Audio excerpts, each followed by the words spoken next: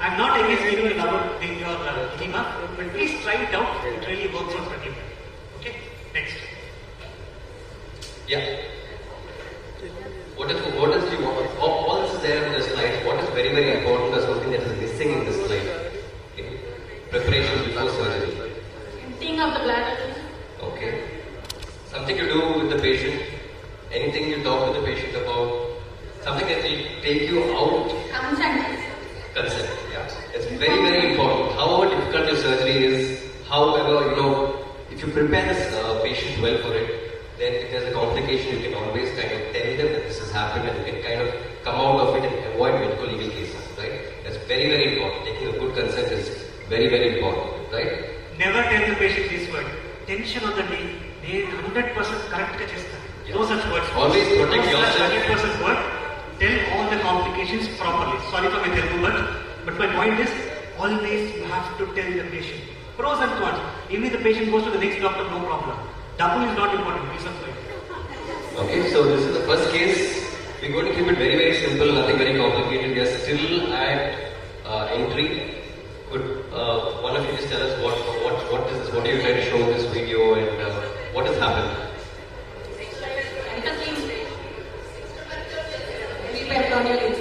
Yeah. Why, madam? Why has this happened? How has this happened? What would you do to prevent this? The false entry of the fourth. Madam, mic close. You're not able to hear. Mic close to you. Yes. Yeah. Please go ahead. Next person.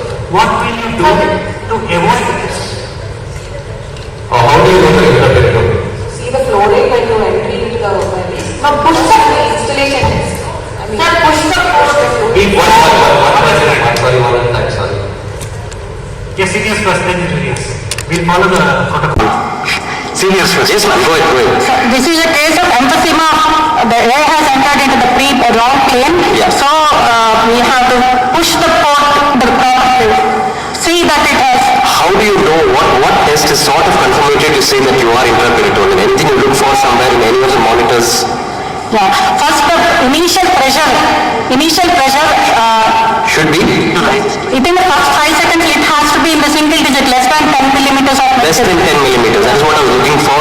Less than 10 millimeters will usually tell you that you are intraperitoneal and you can most of the times avoid this complication. Okay, if you've done this, what next person? Please next. If you've done this, what do you do next? Are you worried about it? Leave it alone. Sir, we only put papas. No, so even if there is like omental emphysema or something, we will try to advance it, push it little, advance it more forward, and then you can actually look at any bowel injury or anything. No, you're not worried about bowel injury as such in this. So we have not reached the bowel. I will come inside. I'm still in peritoneum. Are you worried that this has happened or you want to leave it alone and go ahead with your surgery? We can proceed with our surgery. Exactly, that's what I was looking for. Go ahead with your surgery. So finally, what I tell you is, once you put in the port, never start with carbon dioxide. Put in your scope inside, see for the yellow color thing, and only then you start your thing. That is for those who are doing that program. If you have done a very entry, then obviously only after putting in your scope you know what it is.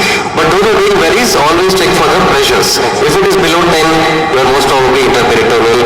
If it is over 10, you are extraperitoneal. And look for other signs. If the abdomen is not distending uniformly, or obliteration of liver dullness. So all these things are what you look for. The moment you put in your scope, do something called as the Greek letter, alpha maneuver, which means you go 360-degree inside the abdomen and see for it. One. Secondly, if there is an extensive subcutaneous emphysema, it is a problem.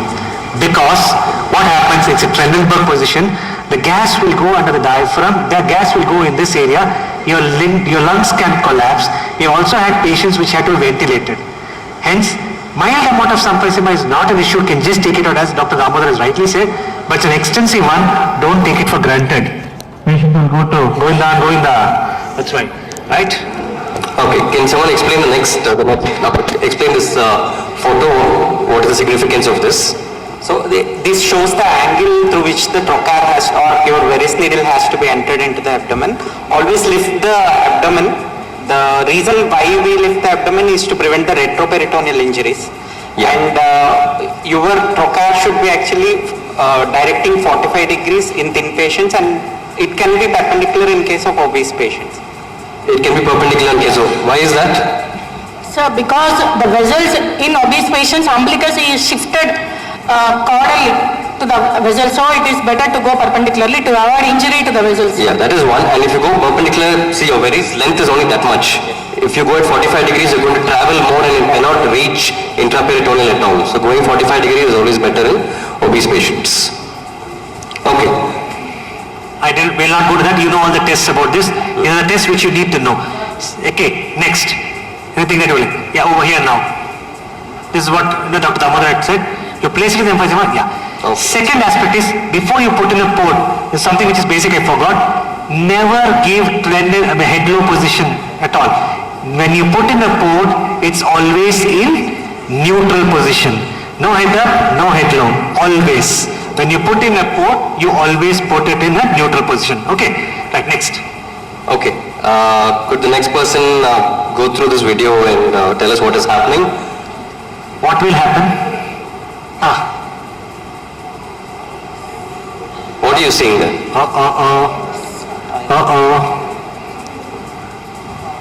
Very worrisome, not so worrisome. There's a bleeding going on from the inferior epigastric. Inferior epigastric. What bleeding is this, madam? Arterial. Bluish. This is most probably venous. Okay. Inferior We'll come down there. What you said is right. You anticipated us, but we will come back. This is the venous bleeding, which you just stop with your bipolar. If you are in doubt, what will you do, madam? You put in a nick, open it up, and then say, never do a blind coagulation. Open it up. This is yours, ma'am. This is your friend? Yes, arterial. Now you tell me, ma'am, how to proceed about this. And why does this happen?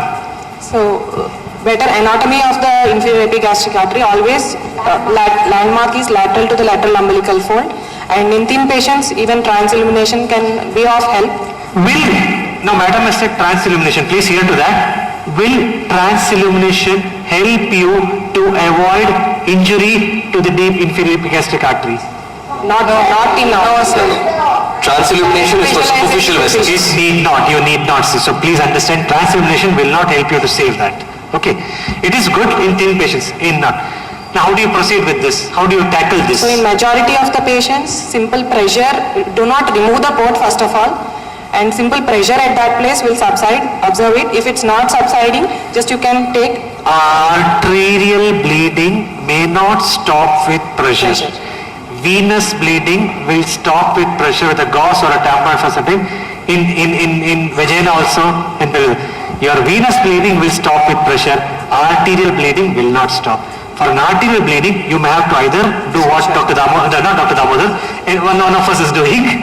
We don't want to say it's a complication. It's one of us is doing, and the other one is you can also take in the suture. How will you take a suture, ma'am? What is the instrument? The suture passer we use. Yes, port closure needle or mochi. Our cobblers. Nowadays nobody goes on the road to get with cobbler, but earlier, no, for our chappal repair we go. No, that's the same thing which we followed, the cobbler's knife. Okay. Now this is again the anatomy. This is what you're talking about, transillumination. This is for the superficial vessels only. Okay. How do you avoid the deep one? What do? You have to look at it. You have to look for the pulsations. Yes. Right? You either put your trocar lateral to it or medial to it. Yeah. Okay. We covered this. Okay. All of us who do laparoscopy see this sometimes. Anything to worry? Yes, you're right. Divya, yeah, you're right. Subcutaneous. Loudly, only I can hear. Subcutaneous ecchymosis. It is an ecchymosis. Do you have to worry about it? Unless it's very extensive, it is going to the back, you don't worry. Tell the patient, don't worry, it will heal off in 6 weeks down. Just examine the areas around. Sometimes I've seen that this can even seep into the labia. Absolutely. Then you have to talk to the patient, keep it under observation and see if it is increasing in size. Just examine a little lower. Once we have heard of a patient whose hemoglobin was 4 gram, we all missed it because it was actually the bleeding which is going till the buttocks, which we didn't see. So please, these are all very rare things, but we have to always open our eyes. We have discussed this.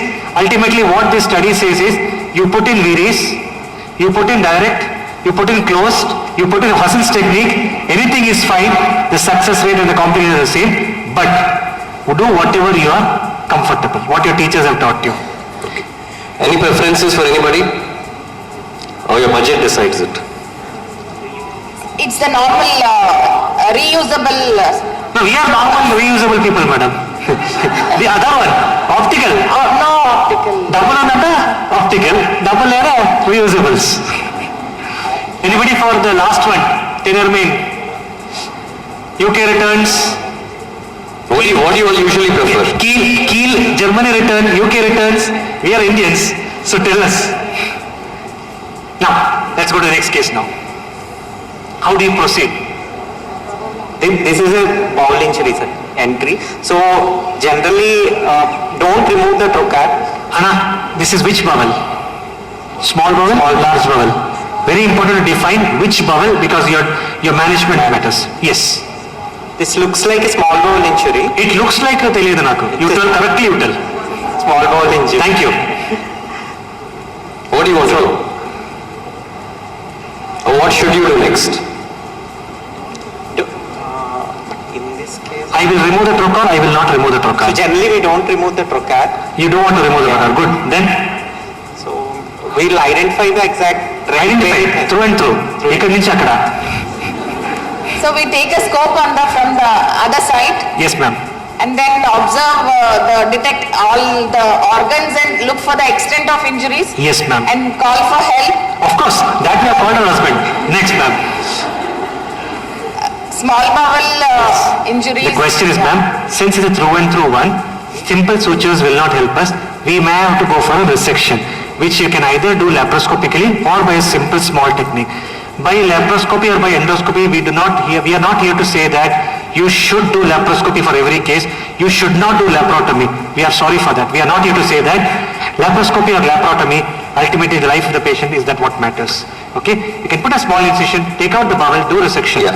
That is what we are here to say. Advantage with small bowel is you can make a small incision, take it out and repair it and put it back. You don't have to do a full laparotomy versus a large bowel, right? So most bowel injuries occur at entry, small bowel more than large bowel. But now because of endometriosis, I think we all like playing with the large bowel. So incidents of large bowel injuries are also on the rise. So be careful about that. Okay, let's go to the next case, right? Madam, the same case which we showed now, madam, we did an ileostomy. We were very happy. We have done correctly. Very good surgeons we are, madam. We have put a drain. We have put a rise tube also. But 3 days later, this patient has come with pain and bulge at the port site. What could be your diagnosis? See, we have kept a trap. We have kept a trap, madam. Don't fall into the trap. Okay. We have kept that there is an injury, there is an intestinal obstruction with pain and bulge at the 5 millimeter site. Hint? Got the hint? Port side hernia. Herniation. Yeah. How will you treat it? So Laparoscopy. No, that you are doing. Now in that, what do you do? We have to look the color of the bowel. Very if correct. there is any gangrenous area, and then maybe we have to go for excising and resuturing, or if the bowel wall regains the color and if the tissue Madam, is why did this happen, madam? if we extend the 5 mm port, if we remove the trocar and the 5 mm instrument after the deflation of the Usually after which, what kind of procedure does this happen?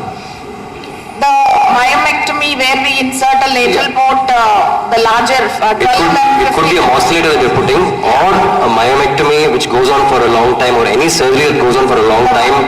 You're struggling a bit, you're trying to do something, because maneuvering your port for a long time, it enlarges. That 5 mm becomes 1 centimeter sometimes, and then you can. Has it happened to anybody here in the auditorium? Has it happened? even with momentum it happens. Momentum, it happens very, very common, because what happens when we take out the drain site also? Yeah, drain site And any momentum. patient, once you remove the drain site and the patient says pain for a long time, remember that there will be some amount of momentum. Now this particular incident happened to me with a 10 mm. I always close it. I close it with one suture in the middle, always, all my life for 14-15 years, done lot of cases. But it happened to me even with the suture, which means that the mistake was, as Dr. Damodar rightly said, when you deflate, always deflate under vision and keep it tight once you deflate. Never tighten it before you deflate. Please understand. I hope you understand. When you are tightening it, don't tighten with the abdomen distended. Because when you tighten with the abdomen distended, it is tight. Once you deflate, your suture side becomes loose. Hence, keep it tight. Once you deflate, tighten it again. Tighten it again so that there is no gap in that. Very small practical points, but I had a patient who had to lie down for 15 days in the hospital because of this. My mistake. My bad luck. Okay, can someone just tell us what you're seeing here? What is this? This is the UV fold of peritoneum separated. Bladder. Yeah. Is it an injury or have you seen this, any of you, before? It takes a lot of skill. They've entered the right space. Yeah. It's actually the cervix anterior wall very thinned out. Maybe in previous. it's a thinned out vagina, and then they've held the valsalum such that.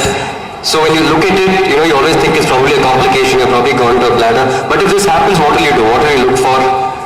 What are the things that run in your head? Can you say it again? What are the things that run in your head when you look at this? It's first thing we think of is the bladder injury. Whenever we see something.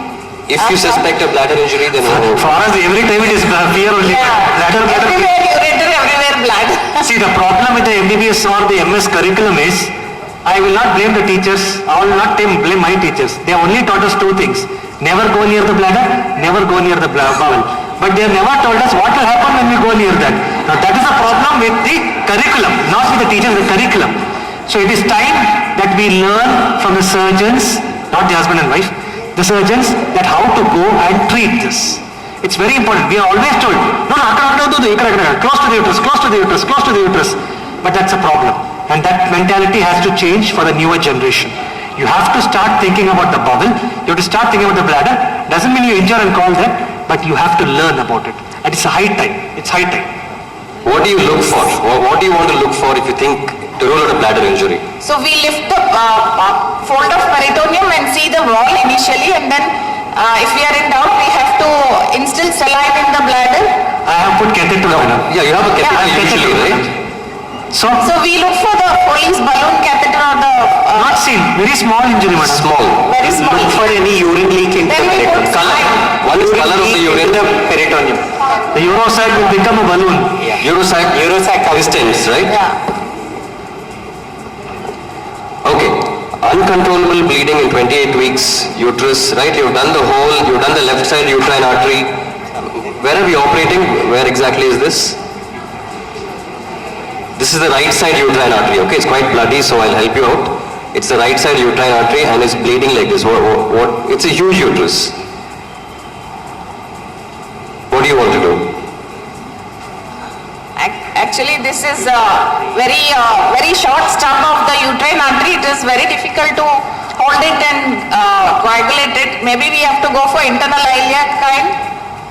Okay. We have I mean, there are various things you can do, yeah. Yeah, pressure. Initially, we'll give pressure to stop the bleeding. Okay. And laparoscopy, it is the left hand that matters. Go inside, catch hold of it, then you start thinking, because your bleeding has to stop. Holding of the uterine artery. Okay, first stop the bleeding. Stop Right? the bleeding, yeah. Okay, so we went and stopped the bleeding. But it is But it didn't stop. there is a risk of ureteric injury at this time. Where is the ureter here? Where is the... Are we far off, close by? It is close by actually. Yeah, it's just close by into the lateral pelvic wall. Yeah. So usually what you can do is apply pressure, coagulate. Does anybody do the uterine artery, ligate the uterine arteries? Any of you? No. Okay. That's a practice that some of them do. Maybe... But at this stage, it is all very difficult to do ligation with the stitch or anything.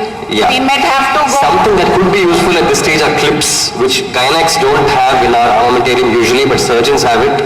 Applying a clip in this area could be useful. What is a surgeon? You all use clips. That's very good. Great. I'm happy that You are using titanium or metallic or a titanium or a plastic. Metallic is better. Metallic is better. Why is metallic better? Metallic is better because it can occlude nicely. The plastics have to be skeletonized and only then applied. So in an emergency situation, it's always nicer to have metal clips which you can apply. Just out of curiosity, this bleeding that you saw, was it an arterial bleeding or a venous bleeding? Arterial bleeding. In this, the importance of that? No, more often than not, it is the venous ooze which actually causes a lot of issue here, because we always take care of the uterines, but we always tend to forget or not properly coagulate the two veins which lie just below the artery. It is not one vein. There are always two small veins just below the artery. We do not coagulate pretty well, and that is why if you're using a harmonic artery, it doesn't act well. Hence, bipolar is very, very important. Coagulate with bipolar. Whatever I'm telling you is a practical aspect of it. Coagulate with bipolar, the bleeding doesn't. Okay? The harmonic doesn't act well on the veins because the veins cannot oppose. The veins will not oppose because there is no tunica media in that. Okay? That is why.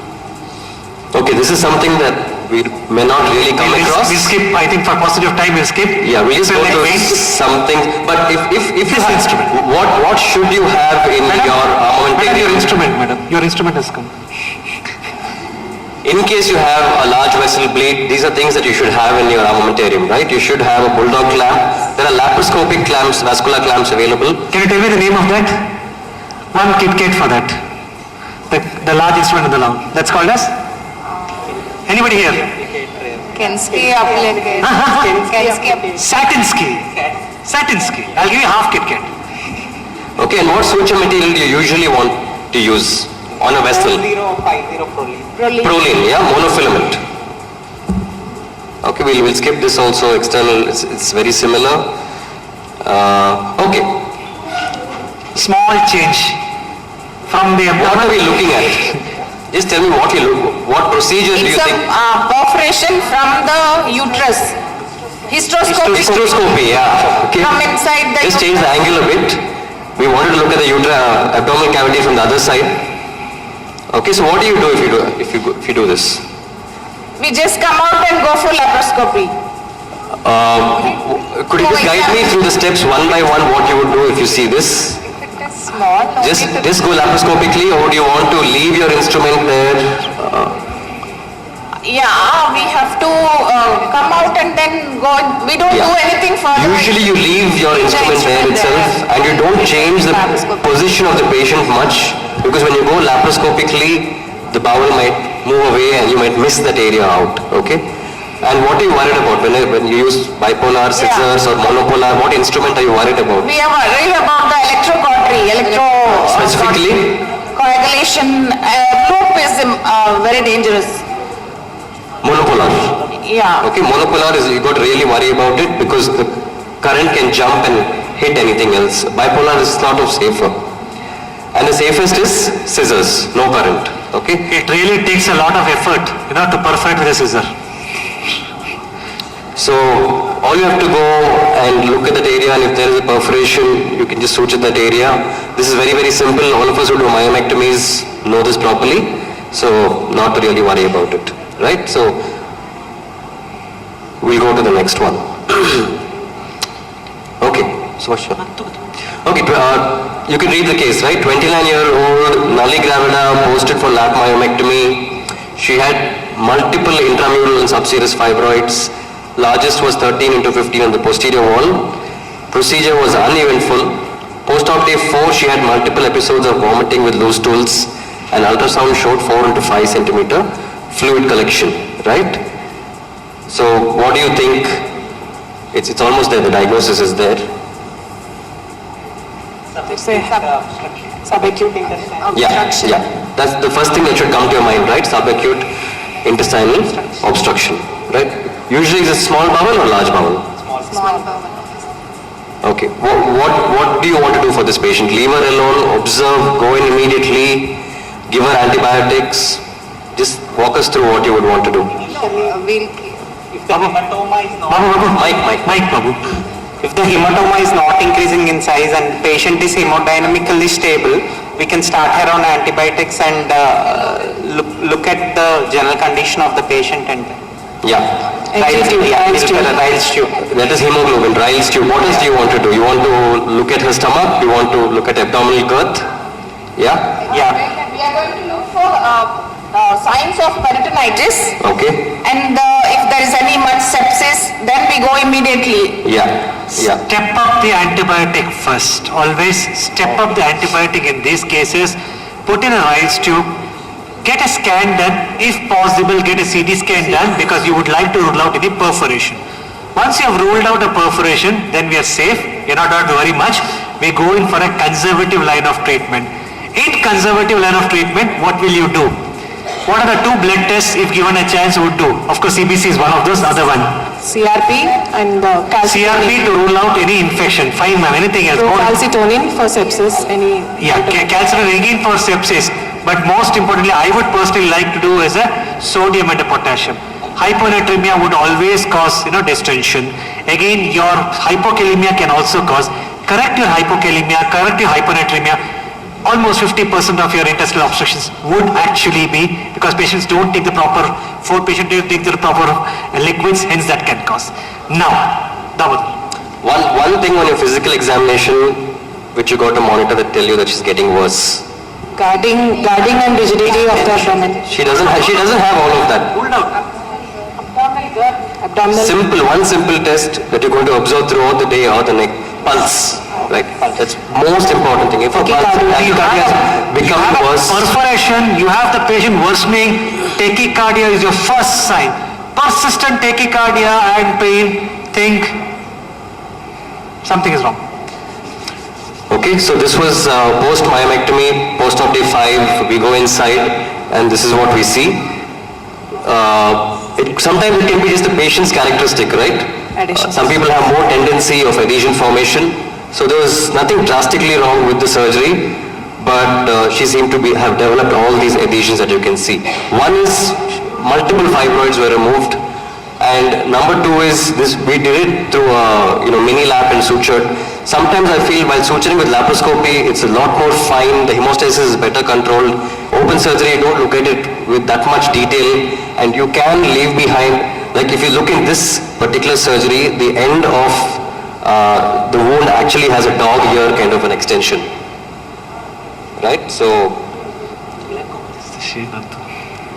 anyways, yeah, that's the bowel loop that is attached. Are we doing correct, madam? In this case, are we doing correct or should we do something? What is one instrument that is your friend in such dissections? Absolutely, suction. It is the best dissector as far as I am concerned. Not even a harmonic. Right, so all we had to do was go in and separate this out. Can you see that little bit of oozing from that corner over there? That could have just been the reason for it, right? So after giving a vasopressin injection, always look for all this. Open surgery, we don't have the time for all this, but in laparoscopy, we have the time to oscillate and come back and then see if there is some oozing. But in open surgery, I think we're in a hurry to finish quickly and get out, so this could be the reason. The idea is to say that you can have even post-operative bleeding and in the post-op. So think in terms of a post-operative bleeding when the hemoglobin is coming down for the case. Okay, what techniques in myomectomy would you use to reduce this kind of a complication? Proper suturing technique. What sutures? What sutures? We use wheel. Yes, perfect hemostasis. Then? Madam, perfect hemostasis looks very perfect on paper. In reality, very difficult, madam. My sister will always scold me, what sir, there are RBCs, leave them alone. So what do you do? You're suturing. Anything to your suturing technique with your suture material? Barb suture. Just because you have barb, please understand, just because you have barb suture doesn't mean that you are saved. Your sutures should not be exposed to the bowel is more important. Use your baseball technique. Yeah. Okay, all those things will help you to reduce your adhesions. Doesn't mean it will stop your adhesions. Okay? And please believe me, adhesions are an inherent property of any individual. All those sitting here have done your own cesarean sections, which means the first CS you did, second surgery. Many of the patients will have no adhesions, some of the patients will have adhesions. It can be first stage, second stage. So basically what I mean, adhesions are an inherent property of any individual, so don't blame yourself for the adhesion. It is the patient's problem, not our problem. Okay, we're just focusing on myomectomy now. So this is again another patient, 34-year-old with large myomas, 15 to 10 centimeters, 9 into 10 centimeter, underwent lap myomectomy, mini lap for myoma retrieval. Post-op day 5, she had a small collection of 5 into 6 centimeters in the anterior wall of the uterus, right? Patient was discharged on oral antibiotics, but patient returned with severe pain in the abdomen, increased frequency of micturition and defecation, no complaints of fever or chills, right? This is what the myoma we took out. And in 2 weeks, whenever you're in doubt, it's always better to go in as early as possible, right? Because adhesions, the severity of the adhesions become more and more as you give more time. Yes, absolutely. It's well. Yeah. So this was last case was a hematoma outside the uterus. This was a suspected hematoma inside the wound, right? That's very, very dangerous. So if you suspect something like that, it's better to go in very early. This patient, can you see this? Pus. Can you see the pus coming out of, okay, it's all densely adherent. So when you're dealing with large myomas, don't take it lightly. Prepare for the case well and then go in and do the best you can. Take your time to do your suturing and come out. This went on and on and on, and at the end of it, the tissue was so friable. I'll just show you what it looked like at the end. We try to open up the wound and get all the tissue out, right? Can you see that clot, madam? Can you see that very bad tissue that you can see? Very bad tissue, and at the end we had to go for a hysterectomy. It was actually a very sad state, It was a very bad case. Unfortunately, we had a lot of difficulty in convincing the patient also and the relatives. But sometimes, our bad luck and patient's bad luck, of course. First is patient's bad luck, then comes our bad luck. Let's believe like that. So always prepare well for surgery, do your suturing well, and act quickly. Don't wait, if you have a doubt, go in quickly. This again, we'll avoid this. I think we'll go into... repeat. Yeah. Okay. This is one case where you have to always remember, when you morcellate, this is the importance of a camera person. Don't stay in outer space and then allow the morcellation in the earth. You come close to the tissue, show what is being held, and then just see what's happening, the fun will come now. Okay? Absolutely. And have a good view like surrounding. Absolutely. Visualize both the tongues of the instrument. Yes, very correct. Never be under that, everything is fine. Okay, can you see what's happening here suddenly? Can you see what's happened now? Bowel injury. Luckily, no bowel injury. Luckily, the appendices epiploic injury, which in turn could have also been a bowel injury later on. Luckily for us, it didn't happen. Okay? So to avoid this, it can be done inside an endobag also, no sir? 100%. After removing the specimen. You can't avoid it because of endobag. Some people are very skilled, they might go beyond the endobag also. But yeah, definitely you can reduce the chances of something like this happening. No endobag, double layer, madam. So simple morcellation. Yeah. Okay. Morcellator related injuries, yes. Opinion of endobag. The future is, I think we're all going to have to start using endobags. I think that's what it has come to. We're not going to get into the details of this, but just tell us, we just have 4 minutes left. What injury is this? Wow, so nice. It's a ureteric injury, we can see the urine spurting out. Yeah. The surgeon should have been very, very good surgeon to do this. Okay, which level of the uterus, of the course of the ureter is this? Pelvic into the broad lateral pelvic wall. Yeah. In the broad ligament area. Okay, how do you avoid ureteric injury? I'm not going to ask you how you're going to repair this. How are you going to avoid? What should you do? Preoperative recognition of high-risk factors like cervical fibroid, broad ligament fibroid, severe endometriosis. Then we prepare accordingly. Maybe we ask for help of urologists for... do you do a preoperative stenting? Yeah, we do in some cases preoperative stenting. What are the some cases that you do and some you don't do? A large broad ligament fibroid, severe endometriosis, very large masses. They are difficult for ureteric identification. Like once we go inside, we look for the course of the ureter. If it is in a normal anatomical course, there is less risk. And if we can see the ureter throughout the course, like in the pelvis. Yeah, I think difficult cases like endometriosis, it is wise to dissect the ureter rather than stent the ureter before surgery, because while dissecting the ureter, you might, one is if you stented it, you may not be able to feel it sometimes. Yeah. And the other thing is, while dissecting a ureter, if it is stented, it might injure the ureter more. So Even if there are stent is there is a risk of heat coagulation by the bipolar one. So yeah. But at least you can feel for the ureter. If you have, in short, you have enough of length, you can do ureter anastomosis. You don't have a length, you do a Boris flap or this thing. Again, for urinary tract infection, I will not go much. Previous to illness is very, very difficult. Last 1 year. I want you to critically analyze and find out my fault here. I want you to find out my fault here. What have I done wrong? I'm a very good surgeon.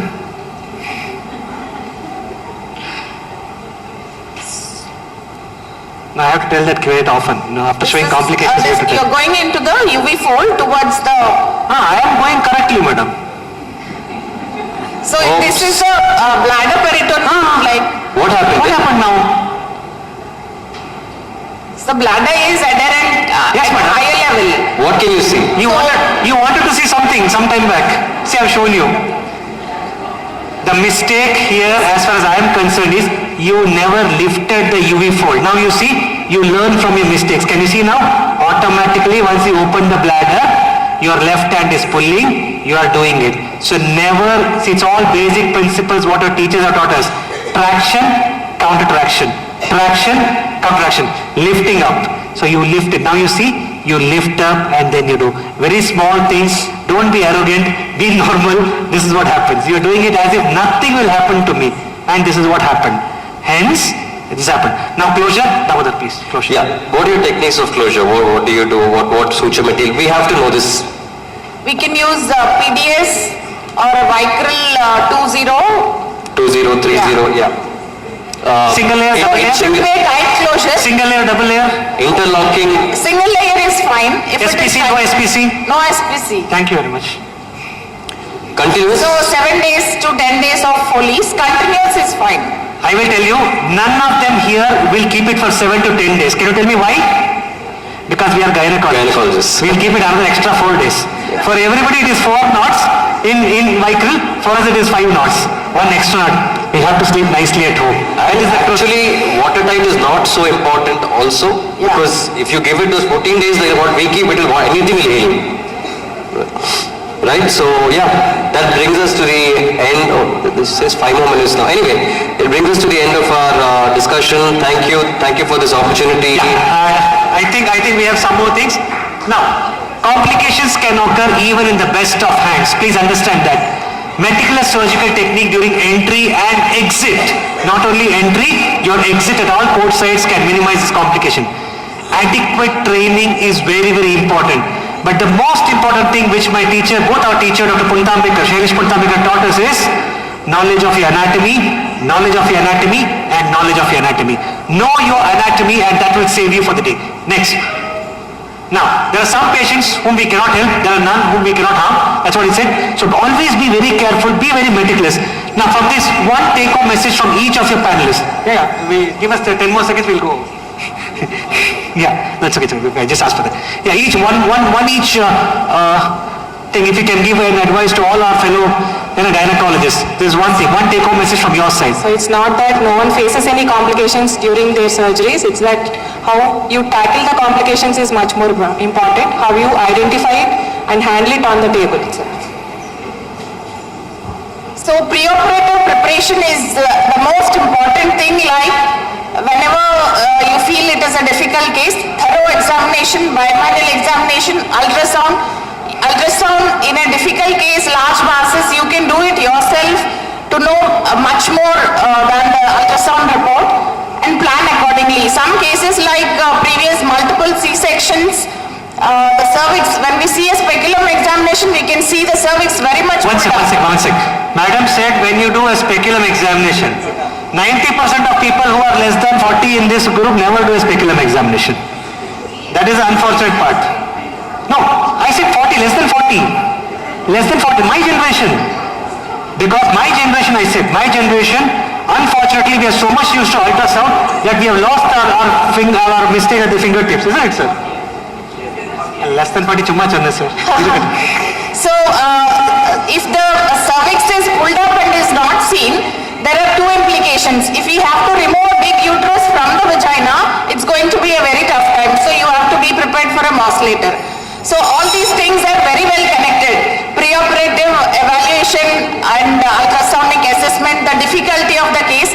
When it's a difficult case, we have to be very much meticulous, prepare well, and also intraoperatively need a lot of care. Yes, ma'am. Your take on that. Last word from you.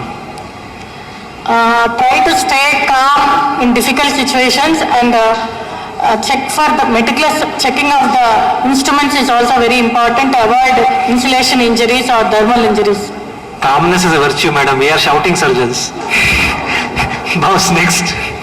Invest in good machinery, advanced like cautery and all, which will actually invest in your education is what I would say. Learn by attending conferences and workshops is what I would say for you. Machines are good, but of course the man behind the machine also matters. Ma'am? So we'll be very enthusiastic to do laparoscopy for all cases, but according to these are not possible. For what case to do laparoscopy and what case we have to open, that should be decided. Ultimately, giving complications to the patient is not the criteria. Patient going safe to her home is very important. So that is my opinion, and proper training before. Of course. I think I will just last 60 seconds I would ask is always I would say, we would like to do, I would always say, never take any decision when there is HALT, HALT. One when you are hungry, one when you are angry, one when you are lonely, and when your T is for tired. Never do your surgery when you are hungry, angry, lonely, when you are fighting with your wife. So always do proper training, do always, good proper preparation is very, very important.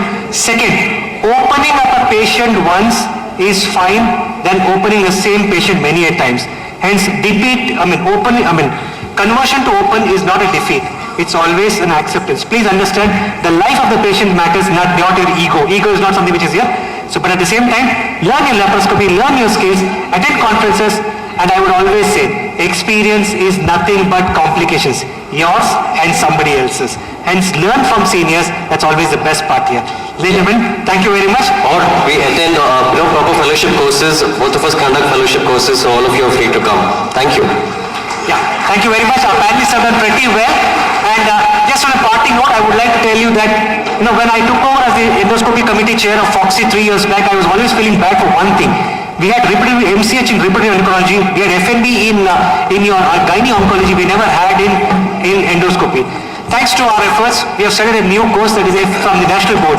We have the FNB in minimally invasive gynecology, which is a 2-year-old course, which we started just last 6 months back. The first course is done in AIMS. So hence for the next era, I think it's time that we go through a very methodical way for 2 years of learning of endoscopy, and that's the way forward. And I would like to thank all seniors here who have helped us in formulating this course. Ladies and gentlemen, we have a photo, and before they throw us out, there are people who are ready to throw us out now. We'll go.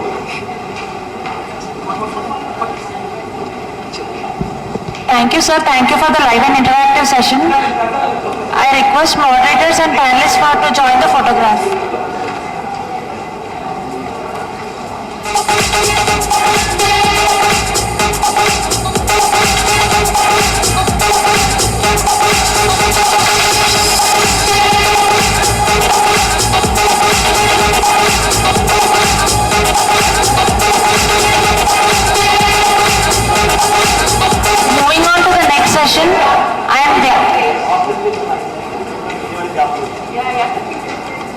Moving on to the next session, I am glad to invite Dr. Suryaprabha Kari Madam. She is from Sri Surya Hospital, Stanapur. She is in clinical practice for more than 25 years with vast experience in high-risk pregnancy. Graduated from MS Ramaya and post-graduation from Bangalore Medical College. Has keen interest in the management of high-risk pregnancy, ART, hysteroscopy and advanced gynecology, raising awareness about cervical cancer and HPV vaccination. Has postgraduate diploma in ART and reproductive medicine.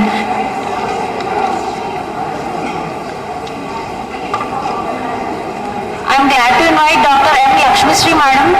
She did her MBBS from Andhra Medical College and DGO Manipal, Mangalore.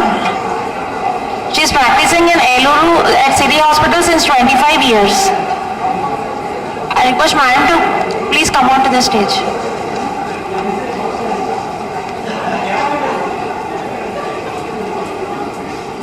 I request Dr. A.L. Satyavati Madam to please come on to the stage. She is the founder and director, Srujana Cosmetic Gynecology Center, Srujana Multi-Specialty Hospital. She is the director, Srujana IVF Center, trained at NUH Singapore, Zheng University for Fertility Technology. Started the first Cosmetic Gynecology Center in AP. Started the first test tube baby center in East and West Godavari districts, Andhra Pradesh. First doctor to introduce blastocyst culture in coastal Andhra Pradesh. First IVF and ICSI babies in both East and West Godavari districts, Andhra Pradesh. Thank you, ma'am.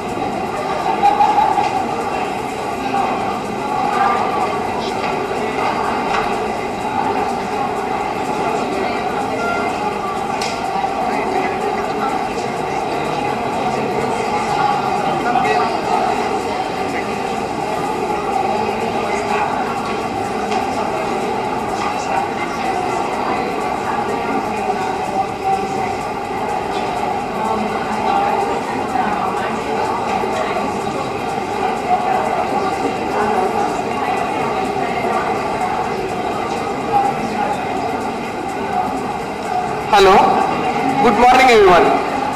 Hyperglycemia is the most common medical condition affecting pregnancy with a global prevalence of 17% and a much higher 25% among pregnant women of India. The profound maternal and fetal morbidities and the transgenerational transfer can be prevented by early universal screening for diagnosis and appropriate management.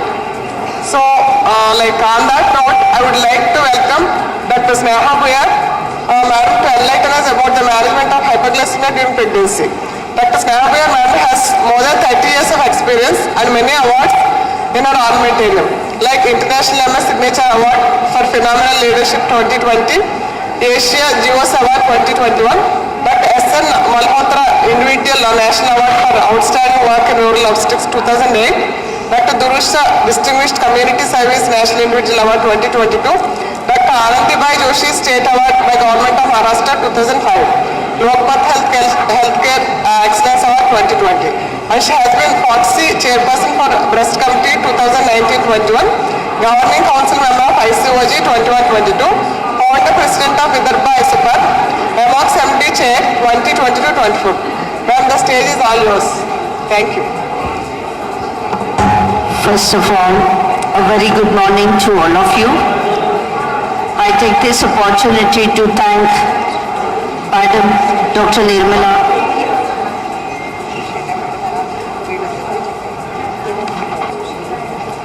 the President, and Dr. Roshni, the Secretary, and the entire team of APCOG and Team Eluru for having me here. Thank you so much, Chairperson, for the kind and generous introduction. We as obstetricians, I'm sure all of you will agree to me that maternal mortality rate and perinatal mortality rate, these are the two parameters by which we analyze our healthcare system and the quality of healthcare. Friends, we have been struggling to reduce the maternal mortality rate, and for the first time India's MMR has come down less than 100, and we are happy. Kerala is less than 30, definitely 19, and Maharashtra is 33. So we are very proud of ourselves. Thanks and congratulations to all of you. But maternal mortality rate is not just the rate and ratio, it's the These are not just numbers and figures, these are women. And we obstetricians have seen their faces in the face of their agony, distress and despair. WHO says more than 8 to 9% of these maternal mortality, they are preventable. And that's a matter of introspection for all of us. And that's the very reason whenever we deliver any talk, it's not only the management of the acute emergency, but we introspect whether this could have been prevented. And that is how I just present before you one simple case scenario. So this is a grand multipara, comes to you as emergency at around 1 a.m. with complaints of she has had one previous normal vaginal delivery, but this time she reports to you with prolonged obstructed labor. You find that there is the maternal exhaustion, there is fetal distress, the liquor is meconium stained, and with initial preparation, antibiotics and IV fluids, you go for cesarean section. The emergency cesarean section is almost uneventful except a small extension to the lateral area that is taken care of well. And this patient in immediate post-op period, that is within the first 1 hour itself, lands up into severe tachycardia and restlessness, confusion. She's not oriented much. Her blood pressure is only 80. When you examine, you find that pulse rate is, pulse volume is very low, 30 pulse. When you examine the abdomen is soft, there is no distension, there are no signs of internal hemorrhage, uterus is well contracted, there is no external bleeding. I'm sure you got the diagnosis as non-hemorrhagic shock, right? Because I'm talking on this condition, you all are getting that yes, it is something related to hyperglycemia. But when the same case when I discuss in my panel discussion of near miss, nobody gets the diagnosis, let me share with you. Because people don't think on that, right? And then when I ask them that what will you do? You will manage them emergency water as a basic ABCD. But what are the basic bedside investigations that can guide you? You will give them fluids, vasopressors, whatever, you will try to stabilize this patient. But simple bedside investigation of blood sugar and the urine dipsticks will guide you that yes, this is a case of diabetic ketoacidosis. So the simple reason is if she was diagnosed to have this during her antenatal period, she would not have landed up into this catastrophe, and that is surely our negligence. Okay, let us admit this. So friends, the prevalence of hyperglycemia in pregnancy is almost 1 out of 6 live births that happen to women, they have some form of hyperglycemia. 84% of them, they are having GTM. Definitely, world is looking at us as diabetic capital, and that is not a matter of pride for all of us. May it be type 1, type 2 or GTM. About 60 million women, they are having some form of hyperglycemia, these women belonging to the reproductive age group, and this will double by 2030, that is what is the estimate.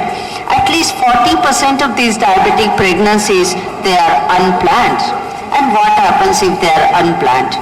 So just before this, how do you label this woman as gestational diabetes mellitus? The hyperglycemia or carbohydrate intolerance of various degrees that is diagnosed or recognized for the first time during pregnancy. She may have it before pregnancy, but that was not diagnosed. The incidence in India is very high, it is almost 27%. So why are we talking about diabetes during pregnancy? Is pregnancy diabetes? Yes, of course. The placental hormones, the human placental lactogen, the cortisol, the estriol, all these hormones, they antagonize the insulin. They interfere with the function of insulin, and that is why they interfere with the peripheral utilization of blood sugar, and that is why there is hyperglycemia. You can see that this incidence of this rise in these anti-insulin hormones is maximum at the end of the second trimester towards third trimester. So in addition to this, the growth hormone, the progesterone, and of course the high calorie intake and the reduced or restricted exercises will add to this carbohydrate intolerance. This blood with very high blood sugar levels will enter the fetal circulation. The fetal pancreas gets stimulated, the beta cells of the thyroid will get stimulated, and of course it will cause more and more of insulin to be secreted to utilize these high blood sugar levels, and the baby will gain more and more of fat.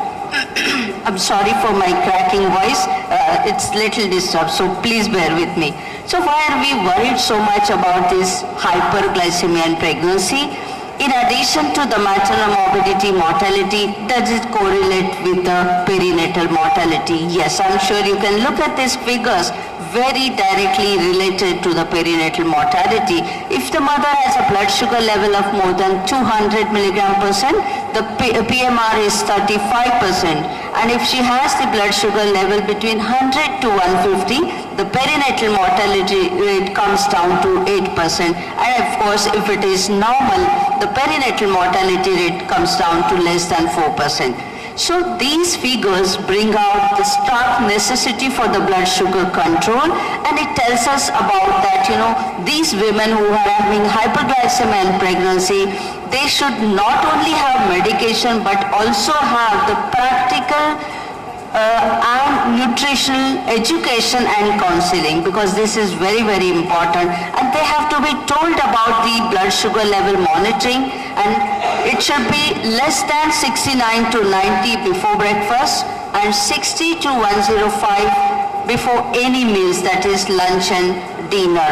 It should never go above 120 course meal after any meals, I would say. And why are we supposed to take care of these levels? Because hyperglycemia is associated with so many fetal complications, right from the birth weight problems, the macrosomia or even fetal growth restrictions, and of course the various complications. I'm not going to read this complicated table, it's there on the net as well.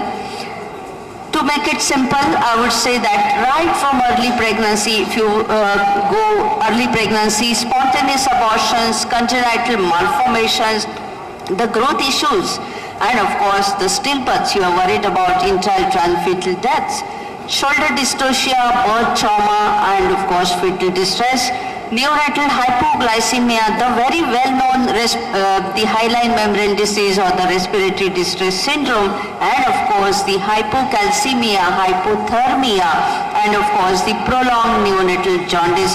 You may also have polycythemia in these macrosomic babies. Long-term complications of obesity, diabetes mellitus, metabolic syndrome, all these also, they happen to these babies. Coming to the congenital malformations, though cardiac anomalies are the most common, you can see all systems are getting affected, and you can have the variety of congenital malformation. So this mother, coming to the mother, so this mother who has hyperglycemia in pregnancy, actually she is very prone for preeclampsia. She is also prone for various complications.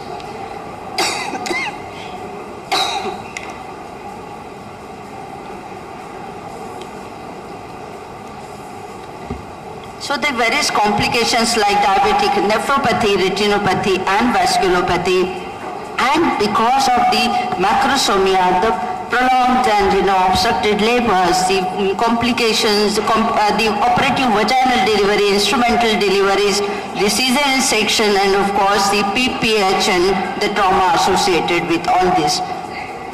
This is the pictorial representation of the same. So the mother and baby both are affected by hyperglycemia. So our aim should be not to miss this right from, even before planning the pregnancy, I would say, but not to miss it during early pregnancy. So screening for hyperglycemia in pregnancy.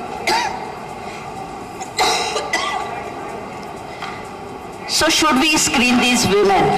And if at all, there are lots of dilemmas about this screening. Should we screen them first and foremost? Why not? I'm sure by this time you agree to me that we must screen because it is associated with maternal as well as perinatal mortality as well as morbidity.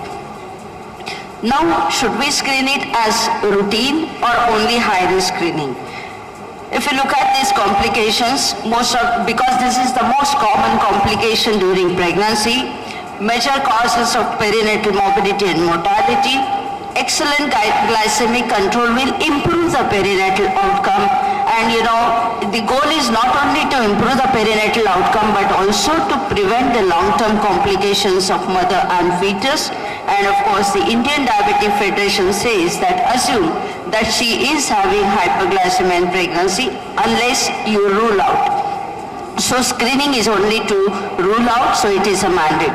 So risk screening, I'm sure 3 decades ago when we were the postgraduate students, we used to have only the high risk screening. Age above 35, obese woman, the one who has family history and the one who has suffered from PCOS, these were only treated. But if you do only risk screening, 30% of these cases were, they were missed.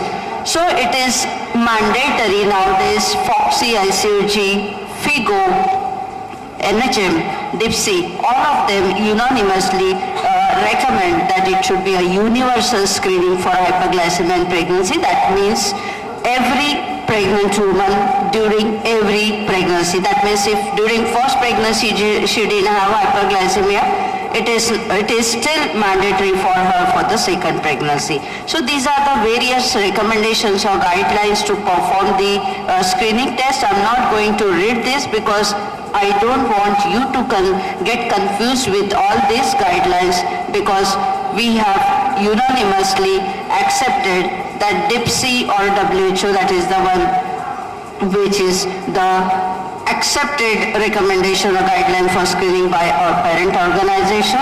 So Indian guideline says that 75 gram of single step OGCT, that is the most accepted method. And of course how to do, we'll go to the details of these tests. NHM also says that this is the one which we have to follow in Indian scenario. So what is the protocol for investigations? Whenever a pregnant woman from the community comes to your hospital, in fact the recommended test is 75 gram OGCT, single step OGCT. The timing of testing is first point of antenatal contact, that is with the very first antenatal visit, and second between 24 to 28 weeks. If at all she comes late, even after 28 weeks, we are supposed to investigate or screen her at that point of time, and then of course repeat it after 4 weeks.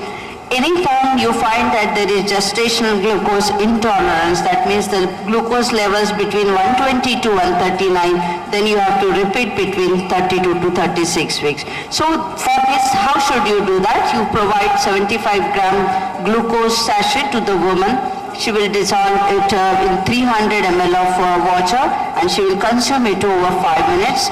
Naturally, during early pregnancy, when you are doing this, the patient may vomit sometimes. So if she vomits before half an hour, you have to abandon the test and call her up some other time. If she doesn't vomit or vomits after half an hour, then you can continue with the test. You note down the timing of consuming the oral solution, and then 2 hours later you take out her blood sample for plasma glucose level. How to interpret these levels? The levels are like if she has more than 140, we have to label her as GTM and manage accordingly. If it is less than 120, then it is absolutely normal. We have to just repeat between 24 to 28 weeks. In between 120 to 139, what we label it as gestational glucose intolerance, you have to guide them on their nutrition and repeat at a later date. If the blood sugar level at first testing itself is 200 milligrams, she is a case of over diabetes and we have to manage accordingly. So just to sum up, this is what we have already given you the algorithm. So GTM diagnosed, what next? So once you find that she's screen positive for GTM, sugar levels are more than 140 mg/%, then you have to give her 2 weeks time and ask her to go for what is called as MNT, that is diet modification along with active physical exercise. Now what kind of diet modification you want to give her, that we will discuss in details, but after 2 weeks you have to repeat her 2 hours postprandial glucose level, and if that is less than 120 mg/%, you have to continue her on the same diet and exercise throughout pregnancy. You have to repeat her blood sugar levels 2 hours postprandial every 2 weeks up to 28 weeks, and maybe every weekly after that, just to keep a watch that she is stable. If her blood sugar levels are more than 120, that means your MNT is not helping her, and that is a time when you have to think that you have to put her on medication.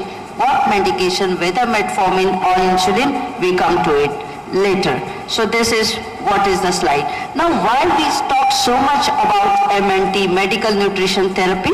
The things are very clear.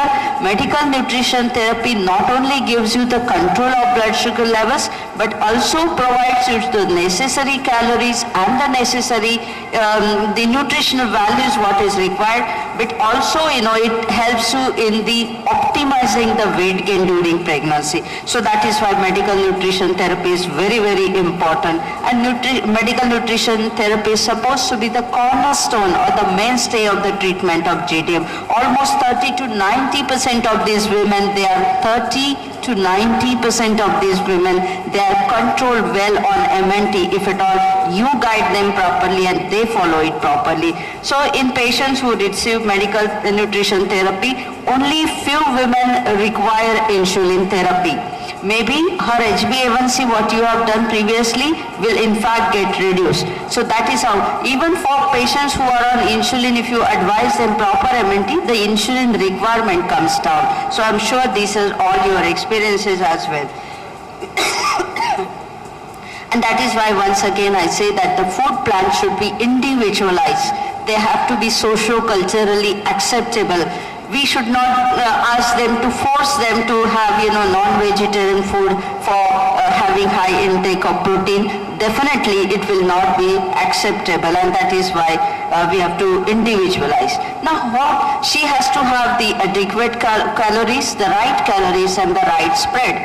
So how do you decide how much calories she should take? She has to, it is according to her baseline weight or gestational weight and or BMI, and of course the level of activity. These charts are there.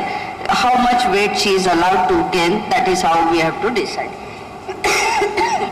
So the total caloric intake and the spread you have to decide only for GTM women or diabetic women.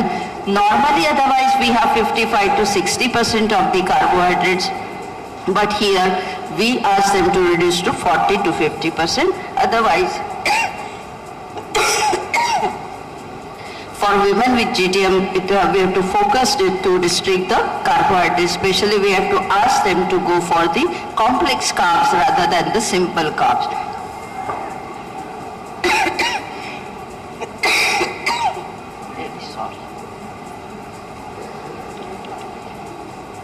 So how do you decide which is complex and which is simple?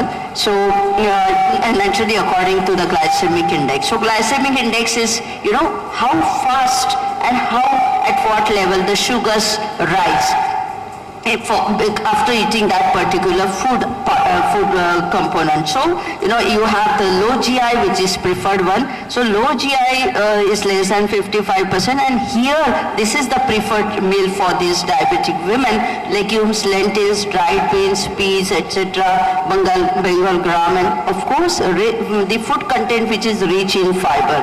Fruits come in medium GI. And of course the cereals like rice, white bread, root vegetables, potato, carrot, candy, all this they are high GI, so they should not be encouraged in these patients.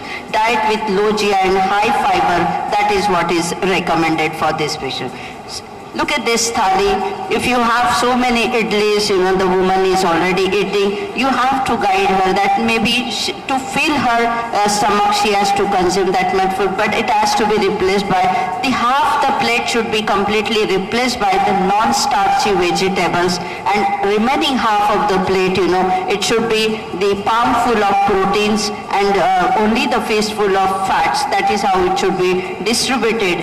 You have to help her in exchange of foods, that is called as you have to exchange the sugar with honey, and all these things also to be considered. When we talk about the healthy fats, the green ones, mono and polyunsaturated fatty acids, they are the good fats. The yellow ones, polyunsaturated fatty acids, they are okay to have, but saturated and trans fats, they are not good. So a strict no. All of you can read this: soya beans, rapeseed oil, mustard oil, walnut oil, fatty fish.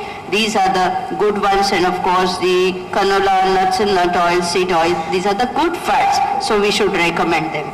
Protein.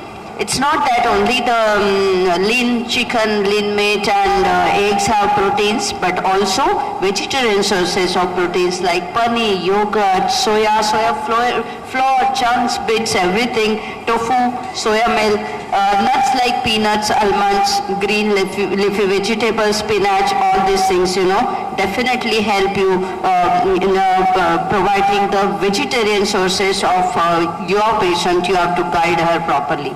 So FIGO recognizes that nutrition counseling is the cornerstone or the mainstay of the treatment of women with GTM, and FIGO recommends that women with GTM should receive the practical nutrition education and counseling. The counseling has to be individualized, as I said, the correct calories, the right spread, and of course it has to be according to the socio-cultural consideration.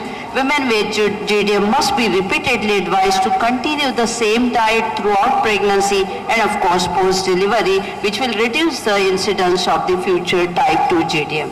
So exercise, not much about exercise because 30 to 45 minutes of exercise, moderate exercise per day, 5 days a week should suffice, and the routine household work, arm stretching exercises and brisk walk is all that is necessary. Now we come to the medication. So according to this slide, if you can see, I'm sure everybody will say insulin is the first drug of choice, and I too agree to this that insulin is the first drug of choice. But when we have poor people, low resource country like India, where you don't have the healthcare provider to guide them, when you don't have the monitoring or assessment facilities at local level, village levels, then definitely these are the women who can land up into complications because of insulin injections. And here it is recommended that metformin is equally safe and effective. What it says that management should be in accordance with the national available resources. Maybe sometimes it is not according to the standard protocols and recommendations, but something is better than nothing. So maybe you have to give a second thought. And this is a slide by NHM, Maternal Health Division, Minister of Health and Family Welfare, Government of India, where it says metformin and insulin therapy is the accepted medical management for pregnant women with GTM, not controlled on MNT. So insulin is the first drug of choice, but metformin can be considered after 20 weeks of pregnancy. Now why not before 20 weeks? Because it is not studied much and it is not, not proven beyond doubt. But I'm sure practically if you think, suppose you have an infertile woman who is treated on metformin, and if she conceives, you continue her metformin. How frequently do you find the congenital malformations? There are many studies, they have proven that yes, the incidence of congenital malformation is not high compared to the general population, and that is why studies are coming up. Even the recommendations are coming up that insulin and metformin are equally safe and effective. So now when would you start directly or only insulin when you will prefer? Naturally, whenever you screen her, if the sugar levels are more than 200, she's over diabetic, you have to put her on insulin. But whenever you have fasting blood sugar level more than 120, that is also a time where you have to put her on insulin. Of course, MNT failure is an indication. If you find that she is at a socio-economic status where she can take care of her management with insulin, yes. So about the monitoring, I will not go much into detail. All of you are expert and experienced obstetricians. All of you know what is to be done for the maternal and fetal evaluation. So I will skip every trimester. You have to see that the mother is well controlled and whatever routine evaluation you are doing for her, of course for fetus, especially because congenital malformation. So of course the biophysical and biochemical test you will be doing. So I skip these 3 slides, but yes, this is the most important slide.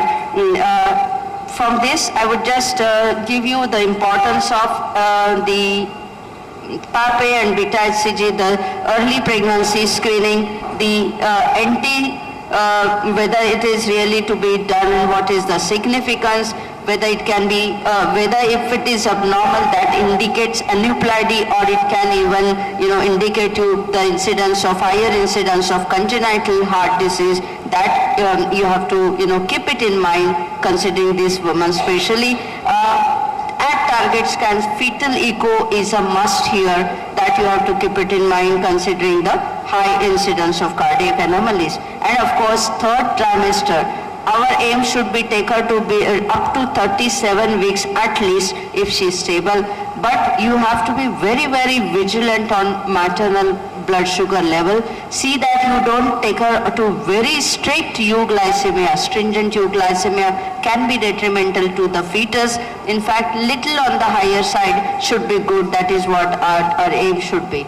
Now when we start insulin to this woman, that is the last few minutes I would take. So insulin, you have to decide that this patient is to be put on insulin, and what insulin? It is a human insulin mixed start, that is 30:70. And of course if you have the blood sugar levels between 120 to 160, 4 units, 160 to 200, 6 units, and more than 200, 8 units. That is what you initially start with. Single day therapy, and you monitor. Initially I'm sure ideally it should be a 7-point testing, but yes, 3 pre-meal and 3 post-meal, and of course a very late night, that is 2 a.m. around, that is what is recommended when you start it. But once you are sure, practically this is not feasible. So 4-point testing is good enough, 1 fasting and 3 post-meal after every meal, that should suffice. But then once you stabilize this woman, every 3rd day doing the blood sugar is good enough. Now how do you say that the patient is stable? If you have your fasting blood sugar of less than 95 and postprandial of less than 120, that means your patient is stabilized on this particular dose of insulin. Now suppose you have the postprandial blood sugar level of more than 120, then you have to increase 2 units at breakfast to your dose, whatever you are giving as a single day dose. But if you have fasting blood sugar levels going above 95, then you have to add 2 units at dinner. So that is how you have to split this, and maybe you have to increase the dose accordingly. Once you stabilize this woman, every 3rd day you keep on testing the blood sugar levels, 2 hours postprandial. Continue the same, the MNT plus insulin, and you continue the monitoring, stringent monitoring, and decide when you can deliver this woman. Your aim will be, of course, if at all you don't have macrosomia or any growth complications, if the mother and fetus both are stable, wait up to 39 weeks at least, and depending on the weight. If it is more than 4 kg, of course, well controlled, you will not have that. So if you have average size baby with a well controlled mother, you wait for normal labor, spontaneous labor, or maybe 39 weeks you induce her and then follow accordingly. If you have a large size baby more than 4 kg, definitely you go for elective cesarean section. The question comes in between where you are 3.8 to 4 kg.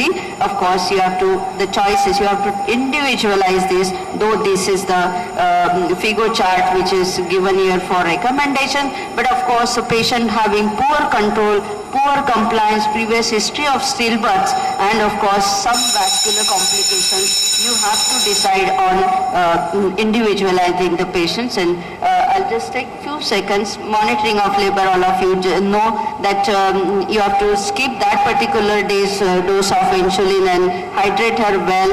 Of course, you have to monitor every hourly, keep the blood sugar levels around 105, and then you titrate the dosage of insulin as per the sugar levels. If you have elective seizure, skip that particular dose of insulin and monitor and titrate. It is the same as normal vaginal delivery. Postnatally, the diet should remain the same. The MNT should continue. Weight reduction, in fact, is recommended. Contraception is the MSC type 2 is intrauterine contraceptive device preferably, and then you have to go for GCT, postprandial blood sugar level immediately after the say third day, and then of course 6 weeks again you have to go for continued breastfeeding. That is what is the message. Of course, GTM has got profound adverse effects, both mother as well as fetus. It should be prevented rather than treated. Every pregnant woman in the community should be screened irrespective of the risk status at very first antenatal visit and 24 to 28 weeks. As I have already said, prevention should start from the use of dietary fibers, cereals, probiotics, inositol, maintaining low BMI, pre-pregnancy, and avoiding excess weight gain during first trimester especially. Treatment should be with diet and exercise as far as possible, as almost 90% of these women are controlled.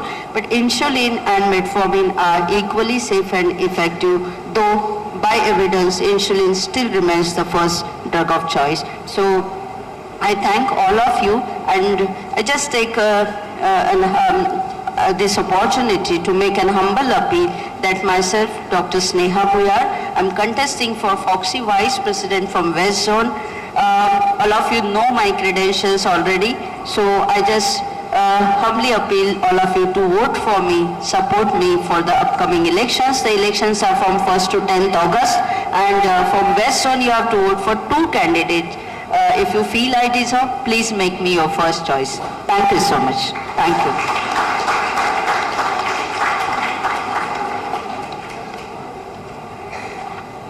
If any question, I'll be happy to answer this. Thank you.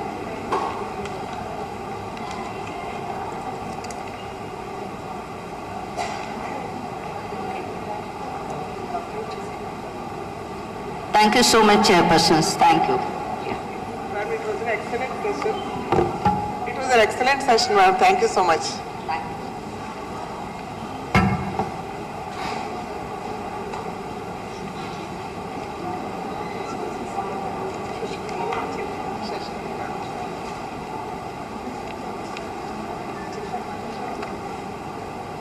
Good afternoon, everyone. Now we are going to start our session on menopause.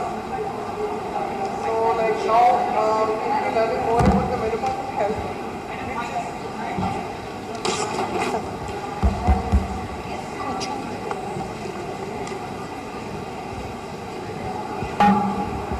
Good afternoon, everyone.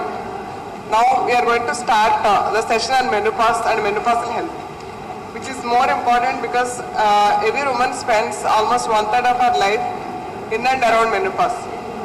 So now, like from now on in this session, we are going to discuss all the issues related to menopause. Now, like coming to our next topic, it is pelvic organ prolapse, which was so much common in earlier years, but relatively the incidence has come down with improvement of socioeconomic status of people, the diet and the exercise patterns. But still, we have many cases presenting with pelvic organ prolapse in our OPs.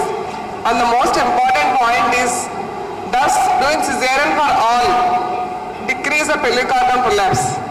Because genital trauma is the most important cause of POP. But studies prove it wrong. Over a period of time, due to the inherent weakness of tissues, the incidence appears to be the same. So who else other than the legendary Shashikala ma'am, who doesn't need an introduction, is here to educate us about the management of POP. I am really privileged to introduce Shashikala madam. She is a consultant gynecologist and obstetrician at Bladder Hospital by Rainbow, past Vice President ISOPAR, past Joint Secretary, Vice President of OGSH, past Secretary, Vice President, President ISOPAR Hyderabad Chapter, past South Zone Coordinator for ISOPAR. Field of interest is endoscopic surgery, vaginal surgery, high-risk obstetrics. Thank you, madam. We welcome you. Thank you. Good afternoon. I thank the organizers for inviting me for this lovely conference. Without wasting time, I go to my subject. Vaginal surgeries for pelvic organ prolapse. So here I am going to talk about back to basics. I am not going to talk about all the new things, laparoscopy and all, only the vaginal route. And before I start, I want to think of Leonardo da Vinci, who is not only a painter and an artist. His science was expressed through art. So he was more of a person with scientific thinking. So he studied the proportion of man and in relation to nature. And prolapse is something where we need to think of how to reconstruct the vagina and bring, that is kind of artist, brings out artist in the surgeon. So these are the various causes for pelvic organ prolapse, all of you are aware of it.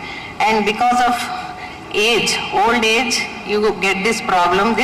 I wanted to put this slide because patient comes with 3rd-degree cervical descent with minimal cystocele and she was advised laparoscopic assisted vaginal hysterectomy. So this, I hope at the end of this talk, you will not think of these kind of procedures. It is a very common condition with the incidence increasing with aging. As I said, as the woman grows older, the incidence goes up to 11.1% lifetime prospect at 80 years of age. With longevity, this will be seeing more and more cases. So we know about the supports of the uterus. We know that the pelvic floor muscles are the primary platform and the ligamentous supports of the uterus are the secondary platform. So whenever there is weakness of the pelvic main support of the pelvic muscle due to disuse, either due to obesity, lack of activity, pudendal nerve damage, muscular trauma due to obstetric causes, it can lead to constant tension on the ligamentous support resulting in pelvic organ prolapse.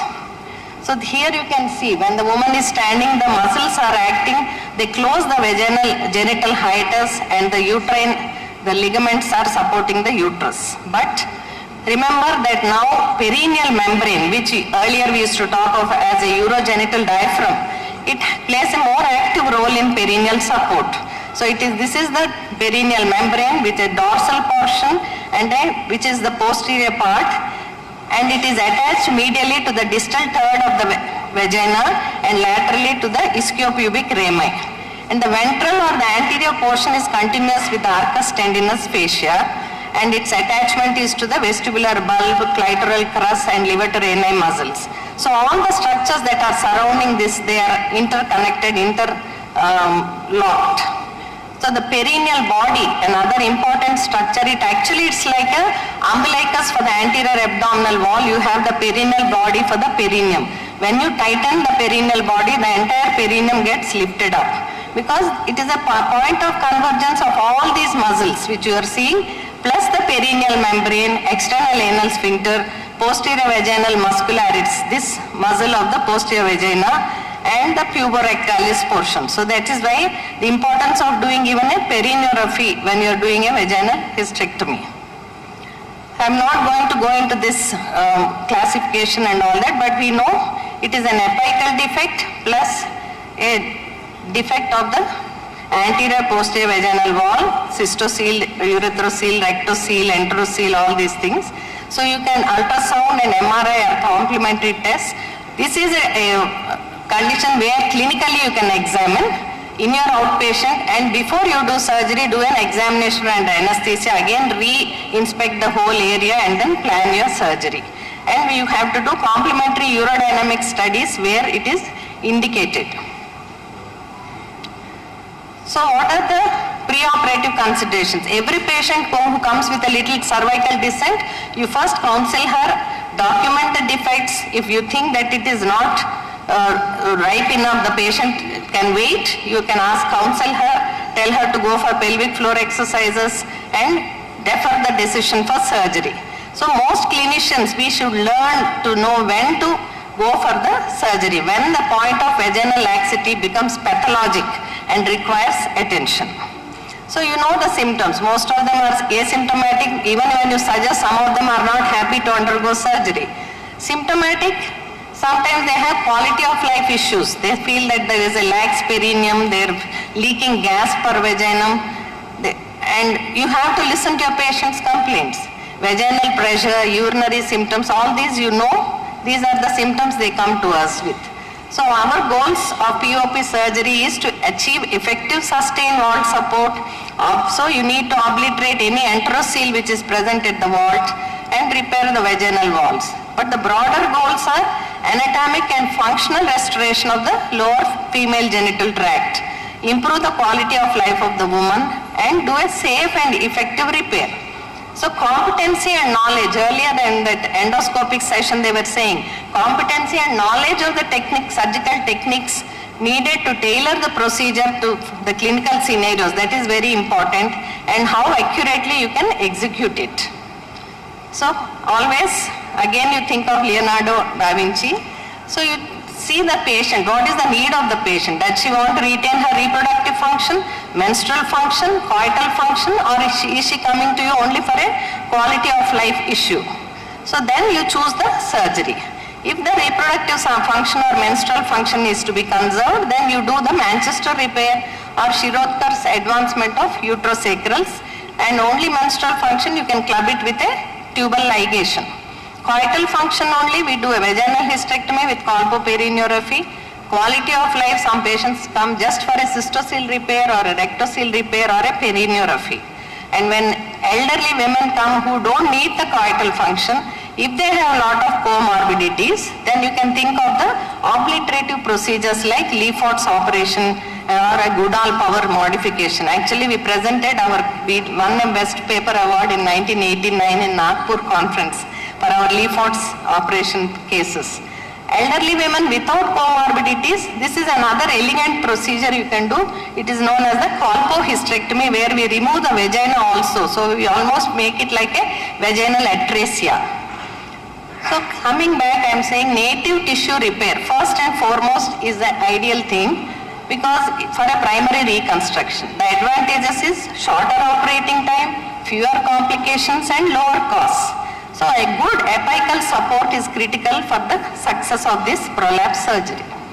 So when you are doing as a conservative repair, apical repair, you go for the Manchester repair, which is a supravaginal elongation of cervix. When it is there, you think of Manchester repair, where we amputate the cervix. So how much of the cervix to be amputated? So if you have a 3-inch cervix, then you amputate 1.5, because normal length is 1 inch, leave a 1/2 inch for involution. Once the uterus goes back to its position, that 1/2 inch will get involuted. If you cut more of the cervix, she can have a cervical incompetence when she is planning for pregnancy. Nulliparous prolapse, actually in India we have more cases of nulliparous prolapse because of asthenia and poor nutrition. 5% are, according to the literature, compared to 1% in the Western world. Here there is no cervical elongation, so no need to do amputation. Because the amount of tissue available is less, you include the uterosacral and Meccan rods and bring it to anteriorly. This is called the modified Shirotkar's procedure. So this is where you amputate and then you put the Stumdorf stitch. So this was a case, actually patient was advised laparoscopic, posterior cervicosacropexy. That is the length of the cervix she had. So we advised her to, and she was a young patient, had 1 child. So we went for the Manchester repair. So that is the uterosacral bites we are taking. And the length of the cervix, see, we measure the cervix length and then cut the redundant cervix here.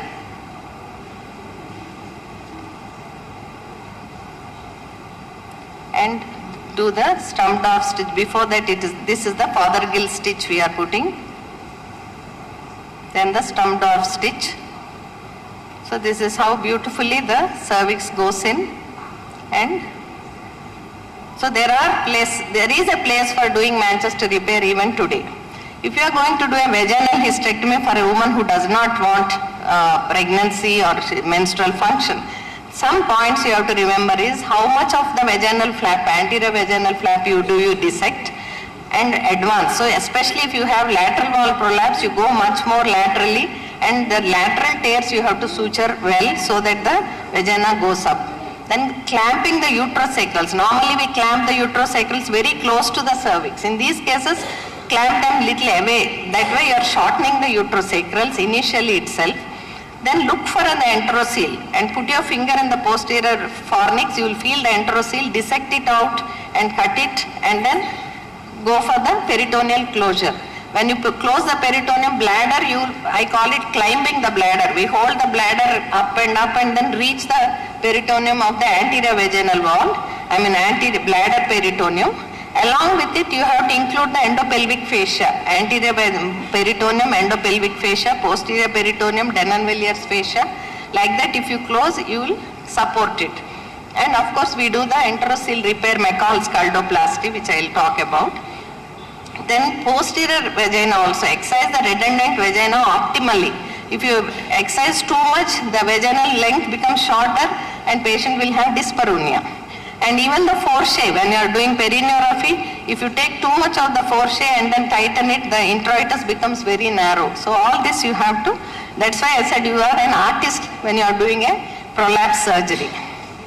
So for reconstruction of the anterior vaginal wall defect, see, if you see, the defects can be anywhere, lateral, midline, posterior. So when you dissect out, you can see the cut areas. So you identify them and suture. This is the dense fibrotic tissue behind the vagina which you are suturing and supporting the anterior vaginal wall. Then you push the bladder up and suture it. For posterior vaginal wall also you can have lateral, transverse, midline, depending on the tear you suture either vertically, transversely, then again bring the rectovaginum, pararectal fascia in the center and suture. Colpoperineuraphy, same thing. So here if you see the suture which you do for perineuraphy, it should go through the fibrovascular layer of the posterior vaginal wall and the bulbospongiosus muscle. Then the superficial transverse perineal muscles, the external anal sphincter actually are basically reforming the perineal body. Then pick up the puborectalis portion of the levator ani and bring it to the center. So it acts like your hammer. When you are doing for Navara Mancham, you are tightening the Navara. That's how it happens. It tightens the pelvic floor. Coming to McCall's scaldoplasty, that is very, very important because the uterosacral ligament suspension is the one which pulls the posterior vaginal wall up and obliterates the posterior cul-de-sac, elevates the posterior vagina, involves one or more internal or external McCall's sutures. Internal sutures always we use a non-absorbable suture, external one we use the absorbable. So that will hold the uterus up. Sometimes you may have to do a cystoscopic surveillance to check for the ureters. So if you see here, the ureters, distal ureter is very close to the uterosacral, whereas towards the sacrum it is 3 centimeters almost, intermediate it is about 2.5, but when it comes to distal ureter it is very close. So when you are taking a bite on the uterosacral, you have to be careful about this. So coming to McCall's scaldoplasty, again shortening, we do the shortening. Here we take bites above the edge where you have taken the uterosacral with a non-absorbable suture, and when you tighten it comes to the midline and it holds, gives an apical support to the posterior vaginal wall. External you can use the absorbable, delayed absorbable suture like Vicryl. The top one you use a Proline. You can also close this enterocele by other methods. See here, once we have done the peritoneal closure, one more layer. So double breasting kind of thing you can do, or you can do a Hallman type of closure where you go posterior, anterior, vagina, peritoneum and all. So depending on the case, if you know the different methods, you can use different methods. Coming to the obliterative procedures now, if the woman is not desirous of even a coital function, you go for the Lefort's operation where you cut the rectangular pieces of vagina anteriorly, posteriorly. All of you must be familiar with this. But how we take the sutures laterally is outside in and inside out, so that as the cervix goes in, you will have two lateral canals where when the cervix goes up, if there are any secretions, they can be drained through the lateral ports. So this is one case where, see, if this kind of prolapse long standing, patient does not desire coital function. So we are planning a colpohysterectomy for her. We planned, so the initial incision will be close to the introitus. There, that's the initial incision. Then we take vertical flaps like that. From that incision to the cervix. It is like, peeling the coconut. The P2 of a coconut, you just pull it, the vagina from all sides. As you do it, you will get these strips of vagina.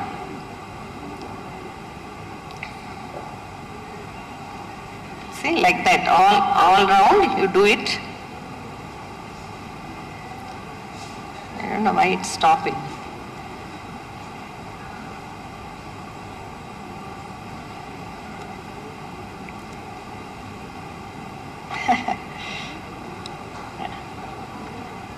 Can you help me? This, I think too much.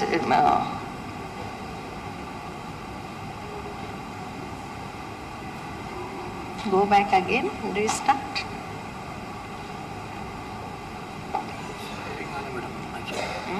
Play out.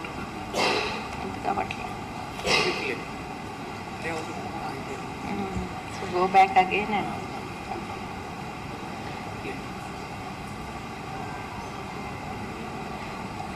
cannot play media, it says. So it's a beautiful video. I thought I could show. Got stuck.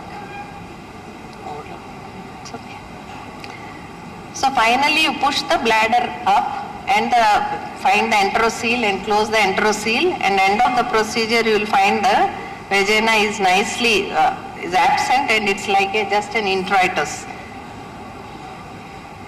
So complications, whenever we do a cystocele repair post-operative, we put a catheter for 48 hours and give mild laxative to the patient, ambulate the patient early and give low molecular weight heparin if they are having other comorbidities or obesity. So if bleeding is an immediate complication, infection, hematoma, neuropraxia. So bladder and ureteric injuries, as I mentioned earlier, bowel injuries also can happen. So late is ureteric kinking and other problems. Recurrence, again if you don't do the procedure properly, then you can have recurrence. So experience is the mother of all knowledge. So how much experience we gain, we keep doing cases, with every case we learn more things. So these are our cases. In the last 5 years we did 66 cases. 37 of them had third-degree cervical descent, 2 had procedentia, and walled prolapse were 11 of them. So walled Mayos was 49, Manchester repair 4, colpohysterectomy 1, and repair of walled prolapse, again depending on what is the content of the walled prolapse. If it is a cystocele, we do the cystocele repair.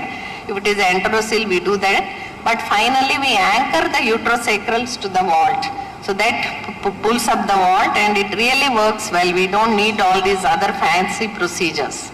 So in conclusion, proper examination, workup, counseling and selection of cases is very important. Preoperative pelvic floor exercises, they are also very, very important. They help in post-operative recovery and healing. We have a few people who do only pelvic floor physiotherapy. So we send them, they do the TENS and stimulate the muscles. If there is a pudendal nerve praxia, they stimulate it and then we can go for the surgery. And vaginal repair is ideal. Knowledge and understanding of pelvic floor supports is important. Native tissue to correct and strengthen the defects so the patient doesn't have this mesh erosions and other problems. And knowledge of different surgical procedures and techniques is a must. And uterine, all this same repetition. So caring without science is well-intended kindness but not medicine. On the other hand, science without caring empties medicine of healing and negates the great potential of an ancient profession. So these two, caring, science and caring, complement each other and are essential for the art of doctoring. So this book I recommend all of you to read. It's called The Lost Art of Healing by Bernard Lowen, who is a cardiologist. It's an excellent book. all doctors must read it. So a doctor partakes 2 cultures. The dominant one is that of science, second that of art of healing, which is indispensable for the full success of the science. Thank you very much.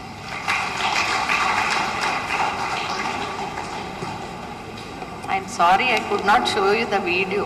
I'll just see if I can open it somewhere.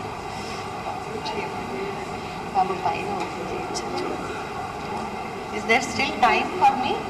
2 minutes if I can. Ma'am, I just have one question.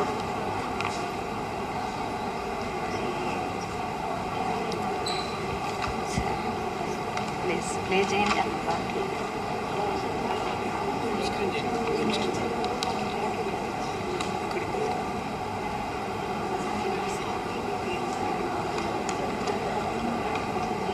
Open in.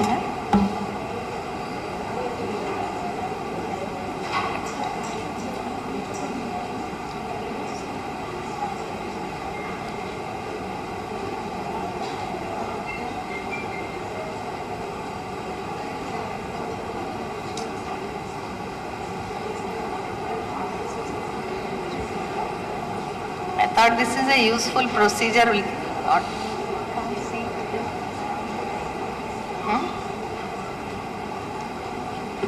అందులో పెట్టావా అందుకని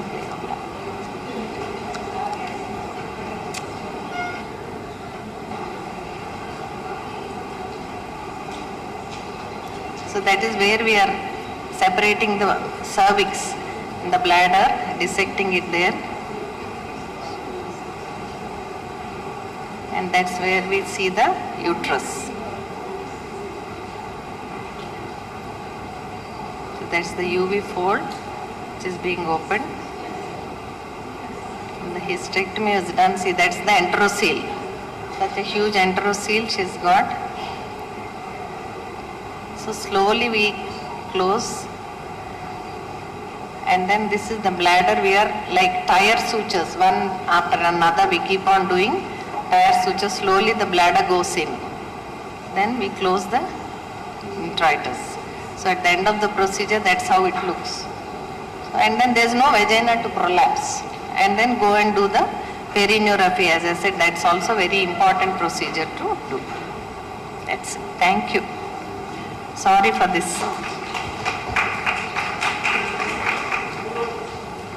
Ma'am, it was an excellent presentation. Thank you very much.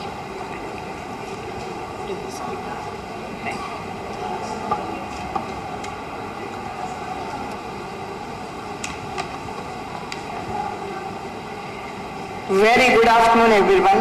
Now I am going to introduce Dr. Susila Pinnamaneni ma'am, who is a senior consultant of OBGYN at Lalita Super Speciality Hospital, Vijayawada, and she was the past president of OBG Society, Vijayawada, and she was the organizing secretary for the first APCOG in 2015, and she is awarded with Foxy Achievers Award in 2023, and she is the author of chapters and articles in various books. Now I welcome Susila Pinnamaneni ma'am onto the stage. She is going to talk about pelvic floor dysfunction and urinary incontinence.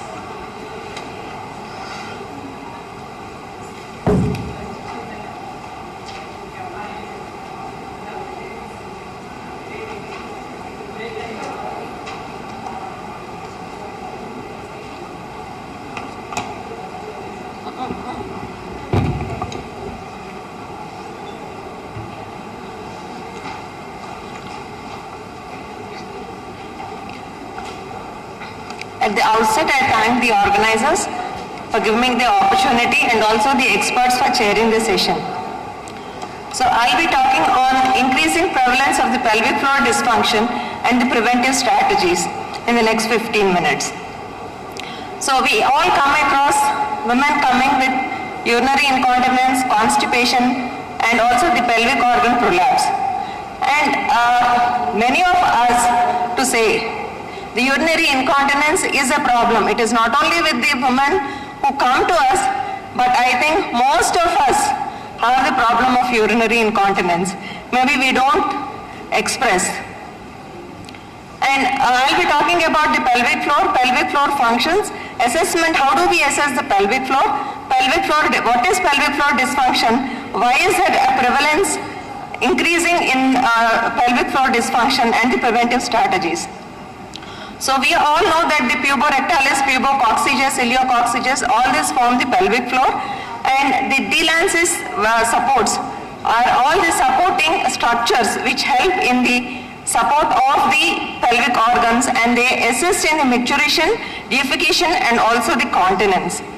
So why is pelvic floor integrity very important? Because the pelvic floor helps in supporting the abdominopelvic viscera during the tonic contractions. It provides resistance whenever there is an increase in the intrapelvic or intra-abdominal pressure like coughing, and it narrows the urogenital hiatus, prevents the organ prolapse, and it helps in the continence. When there is a contraction in the pelvic floor, the sacrum moves towards the symphysis pubis, help in contracting, help in narrowing the hiatus, and also helps in the continence of the urine and the feces. During the relaxation of the pelvic floor and the sphincters, the urination is possible and also the defecation. So the other point is whenever all the functions of the pelvic floor are good, it gives a quality of life to the woman. So these are the main functions what we know. But the other functions which we are aware is the pelvic floor muscles help in respiration. Whenever there is an inspiration, there is a contraction of the diaphragm and relaxation of the pelvic floor. And it is the other way around, when there is expiration, the diaphragm relaxes and the pelvic floor contracts. So this is how it helps in respiration, and also in the posture, maintaining the posture and maintaining the muscle tone in the upper extremities, and it also helps in the gait. So these functions, we usually do not know how the pelvic floor really helps us, but it acts as a postural stabilizer along with the core muscles, and apart from maintaining or stabilizing the trunk, the main important other function is the distribution of the load from the upper limbs to the lower limbs and vice versa. And also in the pelvic floor muscles in the standing position have the highest activity, and during the supine position it has the lowest activity. So adequate sleep is must for relaxing of the pelvic floor muscles. So the proper posture, proper lying down position is one which helps in pelvic floor muscle strength. So the pelvic floor muscles act as a multitasker, not only in the continence and etc., but it also helps in sexual function, childbirth, and lumbar stability. So whenever the pelvic organs function normally and they are at its full function, it is called the good pelvic health. So the pelvic floor function is good when there is pelvic health. So what is a pelvic floor dysfunction? When there is a damage to the pelvic floor or there is weakening of the pelvic floor causing improper function of the organs, it is called the pelvic dysfunction. So this can be compared to the analogy with a spring. When the spring is too tight, it causes hypertonicity. When it is too loose, it causes laxity. So the optimal function is when there is resilience in the spring. So that is what is the optimal pelvic health, what every woman wants to have, without either hypertonicity or without having any supportive dysfunction or incontinence problem. So the normal problems of the normal pelvic dysfunction are the urinary incontinence, fecal incontinence, pelvic organ prolapse. These are all the supportive dysfunctions or hypotonicity, but there is also a problem with the hypertonic pelvic floor, that is the pelvic perineal region pain syndrome. So these include the vulvodynia, chronic pelvic pain, dyspareunia, puborectalis syndrome, and also the constipation. So these are the hypertonicity problems of the pelvic floor. So the pelvic floor dysfunction is the estimated burden by 2050 would be like 43.8 million. So it is going to affect million of the women. It is not going to be a marginal problem but a huge burden. And nearly 1 in 3 women or to 1 in 5 women experience the problem of pelvic floor dysfunction. Mostly it is in the adults, but when it comes to total number of the women, it is almost like 25% of the women have this pelvic floor dysfunction. And after childbirth, 1 in 3 women experience urinary incontinence, and 1 in 7 experience anal incontinence, and 1 in 12 experience pelvic organ prolapse within 6 months after delivery. So all these have a great impact on the financials of the women also. So the symptoms may be 1 or the symptoms may be 2 or all the 4 symptoms, that is hypertonicity, and hypotonicity can also be there. So definitely the pelvic floor dysfunction is a morbidity, but many of the women do not seek treatment because they accept it as an aging problem.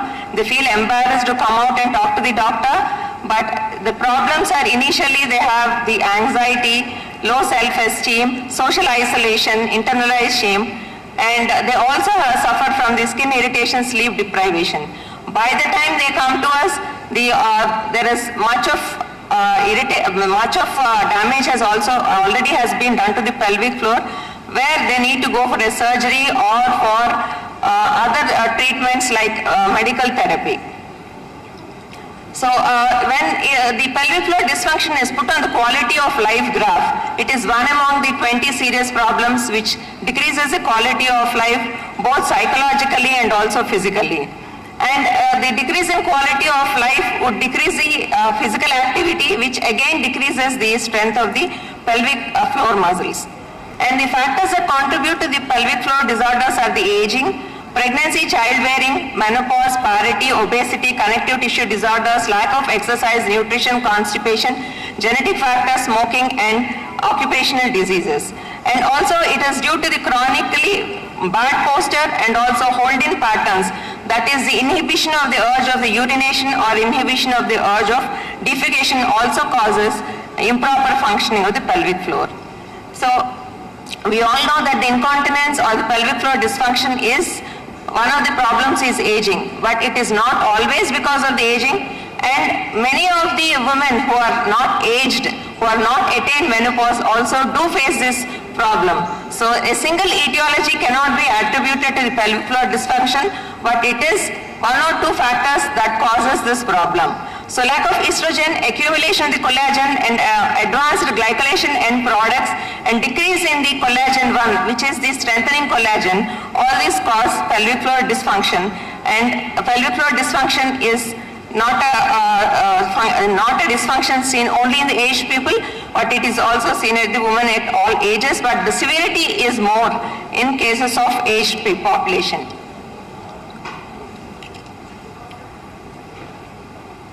During pregnancy, there are physical changes, there are hormonal changes. The physical changes where there is an increase in weight, there is an increase in constipation, and the hormonal changes where the hormone relaxin increases. This causes degradation of the elastin, degradation of the collagen, which are very necessary for the stability and strength of the pelvic floor. So in the childbirth, prolonged labor, big baby, vacuum, that is operative deliveries, midline episiotomy, these are the causes which damage the pelvic floor, while the interventions like maternal position, perineal massage, and coached and uncoached maternal pushing, all these do not have any effect on the pelvic floor. There is some benefit of cesarean section, that is only in the childbirth, but antepartum, postpartum, it is similar to the normal vaginal delivery. It is what effects are there for a normal delivery are the same effects for the cesarean section. The abdominal vasculatures get stretched by 115% and the pelvic floor by 250%. So the stretching is huge, and the women suffer from urinary incontinence, diastasis, pelvic girdle pain, and 50% are symptomatic, 50% are asymptomatic, but most of the women, 99% of them, have the stretch marks. So other one is a physical inactivity which causes the pelvic dysfunction. Mainly whenever there is a physical activity, the strength of the skeletal muscles come down, the revascularization comes down, which affects the strength of the pelvic floor. And we also know that both aerobic and anaerobic exercises help in maintaining the strength of the muscles. So the upcoming problem is with the obesity and the metabolic syndrome, and the excess abdominal weight increases intra-abdominal pressure, and more than 80 centimeters of the waist circumference is one of the problems wherein the muscles, pelvic muscles get stretched and there is pelvic dysfunction. And also the pro-inflammatory state in the case of the metabolic syndrome is other cause which causes degradation of the collagen and weakening of the pelvic muscles. In the respiratory problems like chronic cough, there is weakening of the abdominal muscles. Whenever there is weakening of the abdominal muscles, the pelvic muscles also become malfunctioned and the strength decreases. In case of the diabetes, the fluctuation in the insulin level, whenever it is greater, it worsens the pelvic floor muscles, and also the pro-inflammatory state also degrades the collagen and decreases the strength of the pelvic floor muscles. And chronic constipation, when there is an increase in intra-abdominal pressure, causing staining, causing the stretching of the pelvic muscles, and constipation is one of the causes wherein it is hypertonicity of the pelvic floor muscles, and this is referred to as functional bowel syndrome. That is, relaxation techniques are needed to decrease the constipation. And eating disorders, this I0, which is fashionable term used and then most of the youngsters follow, wherein there is low protein content, low carbohydrate diets, hyperestrogenemia, and intense excessive exercises cause atrophy of the muscles, and also the myofascial apparatus, causing damage to the supports of the pelvic organ. And other one is the bulimia. In case of the bulimia, excessive vomiting, use of laxatives also have a negative effect on the pelvic muscles. In case of the gynecological disorders like hysterectomy, radiotherapy, and foci of endometriosis, releasing the pro-inflammatory hormones also cause a negative effect. But in hyperandrogenism, like in PCO, the testosterone is more and definitely it supports the pelvic floor. But in PCO, we have the problems of metabolic syndrome, obesity. So nothing is like preventive aspects of the pelvic floor in PCO. The myofascial disorders like abdominal body posture, low backache, all these also have an abdominal stability and abnormal posture which lead to the pelvic floor dysfunction. Connective tissue disorders, we all know about the Marfan syndrome where there is a lack of the proper elastin and collagen, and the trauma, injury, all these also cause the instability of the hip joints which lead to the pelvic floor dysfunction. The current scenario is a fast life, physical stress, technically induced inactivity, early occurrence of the lifestyle diseases. All these contribute to the pelvic floor dysfunction.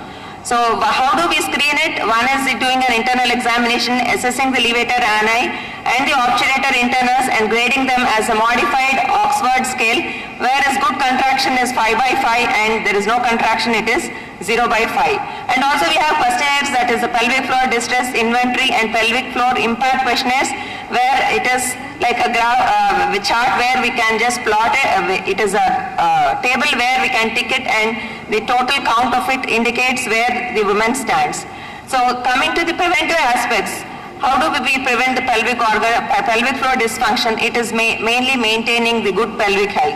How do we maintain the good pelvic health is by proper nutrition, exercise, good posture, good toileting habits, and sleep.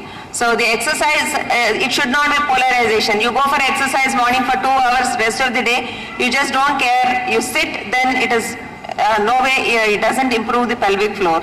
So it is like the day activity throughout the day helps in improving the skeletal muscle strength. And also good toileting habits without inhibition of the urge is what is to be followed. And in the antenatal care, optimal physical fitness, relaxation techniques, postural and ergonomic advice, promoting healthy lifestyle are to be addressed, and the woman has to be prepared for labor and postnatal fitness. So in the antenatal patients, the correct posture is to be followed, that is the earlobe, shoulder joint, the hip joint and the lateral malleolus all have to be in the straight line. So this is to prevent the tilt and also to maintain the center of the gravity, and this type of the posture helps in preventing the overload on the pelvic muscles and helps in maintaining the proper strength of the pelvic floor. In case of the intrapartum, selective use of episiotomic, selective use of operative deliveries is important, and also implementation of the obstetric anal sphincter injury care bundle is one of the important aspects where we have to know the importance of doing it so that the pelvic floor muscles retain their original strength. And the evidence says that the highest incidence of the prevalence of the pelvic floor dysfunction in the first birth, so we ought to educate all our primaries regarding this, and followed by that the multis are also to be taught, because 10% of problem with further deliveries. So all have to be taught about it, and the Kegels exercises are the targeted pelvic floor exercises which we have to ask our women to perform. So it is tightening and lifting the anus, squeezing and lifting the vagina, followed by it is tightening to stop the flow of the urine. So all these steps, one after the other, and combine the three, hold it for 10 seconds and relax, are the Kegels exercises. And other thing is, we can also ask the patient, informing that the two sit bones anteriorly pubis symphysis, posteriorly the sacrum, form the diamond shape, and this lifting the diamond shape, that is squeezing the diamond shape muscle, is a Kegels exercises. And the important thing is, ask to squeeze them and then go for the abdominal exercises. Otherwise, you ask them to do the abdominal exercise first and then contract the pelvic floor. It causes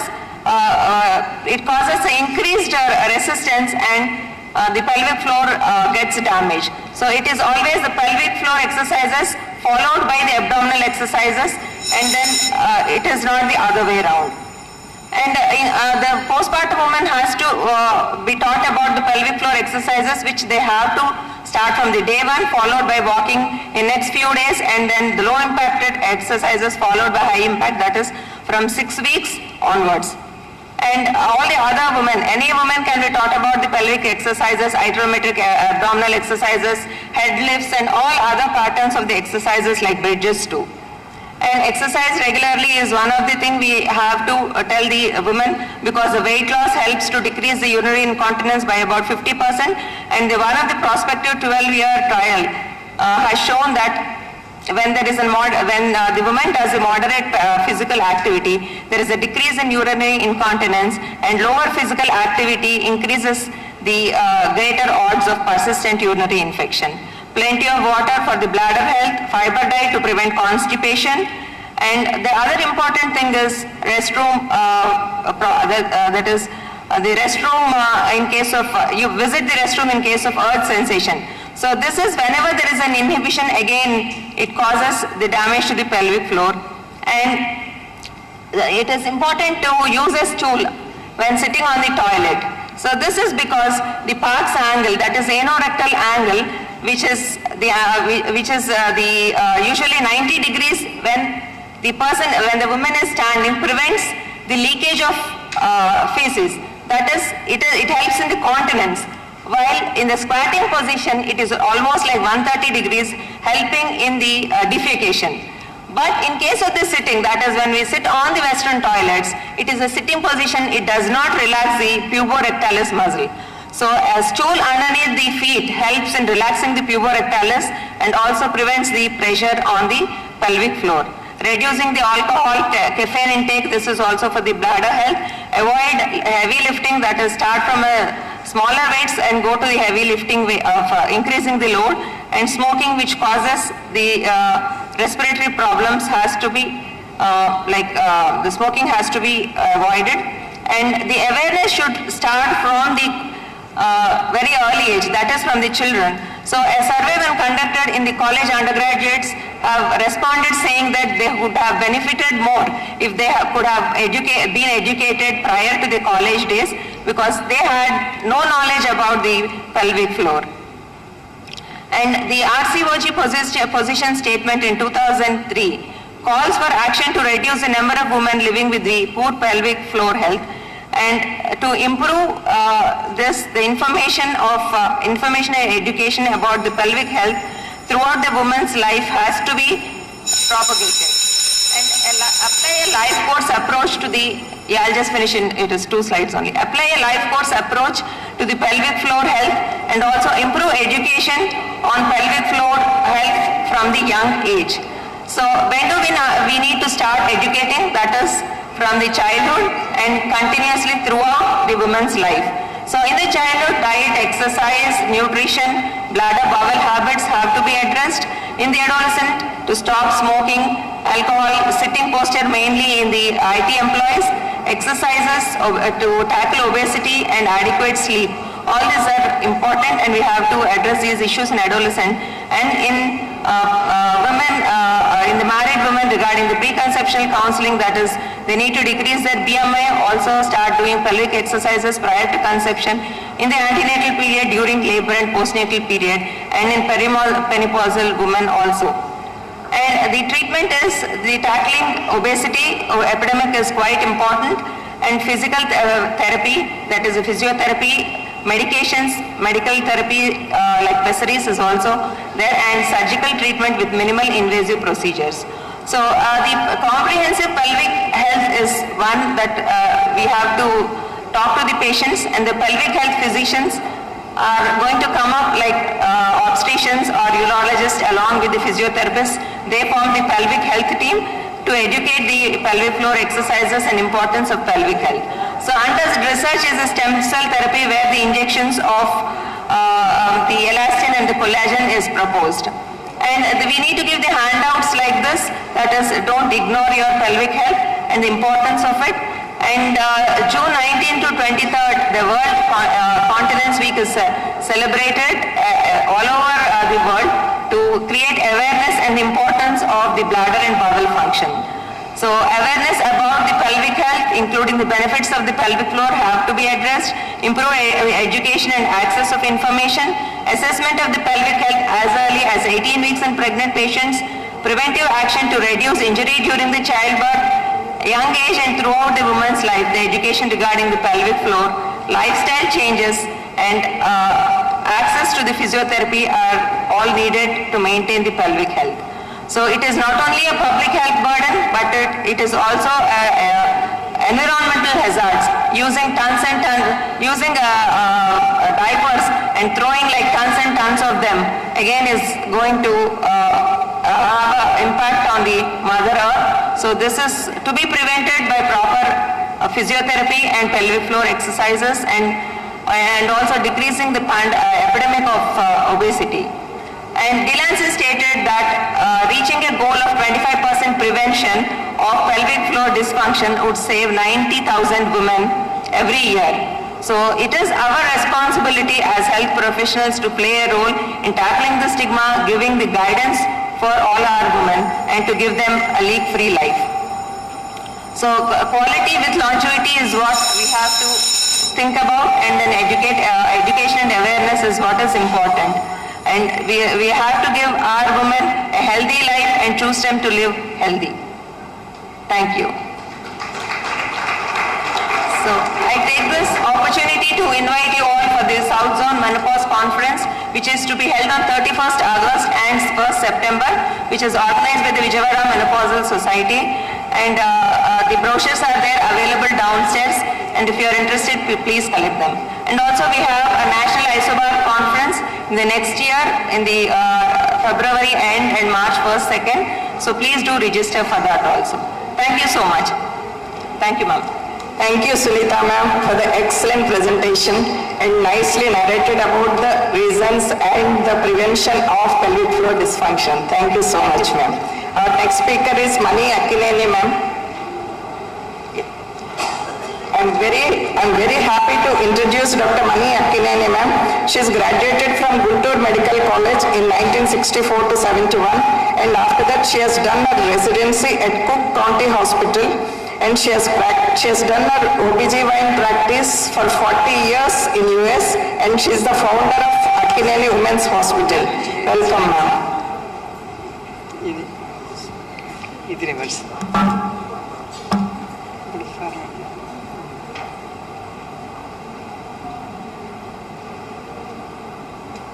ఏది చెప్పండి, ఇది out of ఇది అయింది అనుకుంటా. వేరే చేస్తాను. వస్తుందా మరి? ఇది ఎక్కడ ఇదేనా నొక్కమంది మీరు? అదే ఇప్పుడు నెక్స్ట్ స్లైడ్కి వెళ్ళమంటే ఇందులో రావట్లేదు ఏంటండి? నా ల్యాప్టాప్ పంపిస్తారు, ఇందులో రావట్లేదు ఇది. దట్స్ ఓకే, లోడ్ చేస్తుంటారు, అక్కడ వస్తాను కదా, దీనికి రావట్లా. ఇది ఏమన్నా పైకి ఇది ఇక్కడ రావట్లేదు, దీంట్లో రావట్లా. But that's okay. Forward.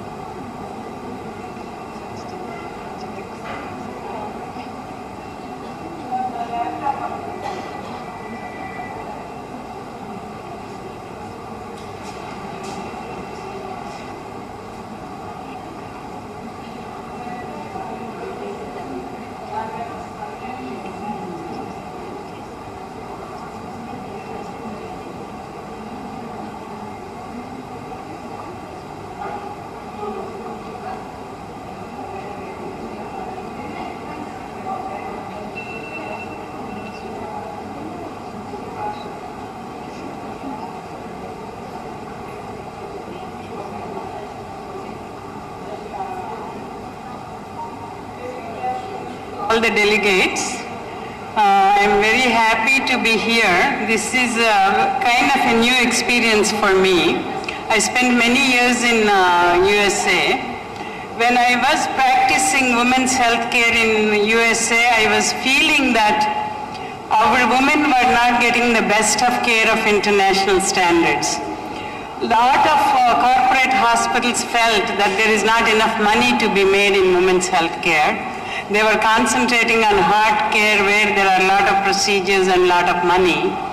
And I was feeling it was neglected. That was my idea to start a women's health care of international standards, which I started as Akineni Women's Hospital, out of passion to serve the women to the care of international. So this menopausal health, I am telling that because we were very cognizant of benefits of estrogens from very early on, before Indian physicians were seeing them on a regular basis and giving hormones. We were doing hormone replacements since 80s. The medicines we were using what was called Prempro, that is a combination of equine estrogen, which is kind of outdated. They were making that equine conjugated estrogen from horses' urine. So now that is taken out and doing a different way to manufacture. Even then, whatever was available, we were giving to the patients. When we look back in the history,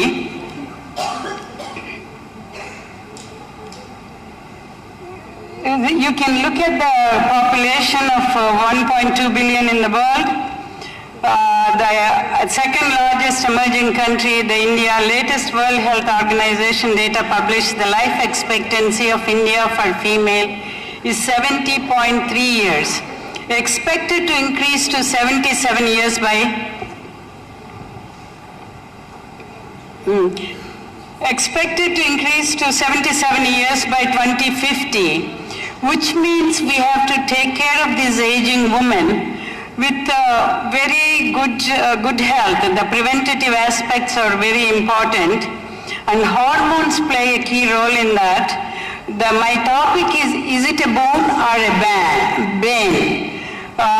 I feel as I have used it very extensively and changed the products as it is evolving over the time, I feel they have to be offered that choice, and it's up to the women to decide whether they want it or not. 10% of Indian population, that is 100 million, is aged over 50 years. Estimated age of menopausal women in India is between 46 and 51. In the world, 1.2 billion menopausal women with 47 million new entrants in each year.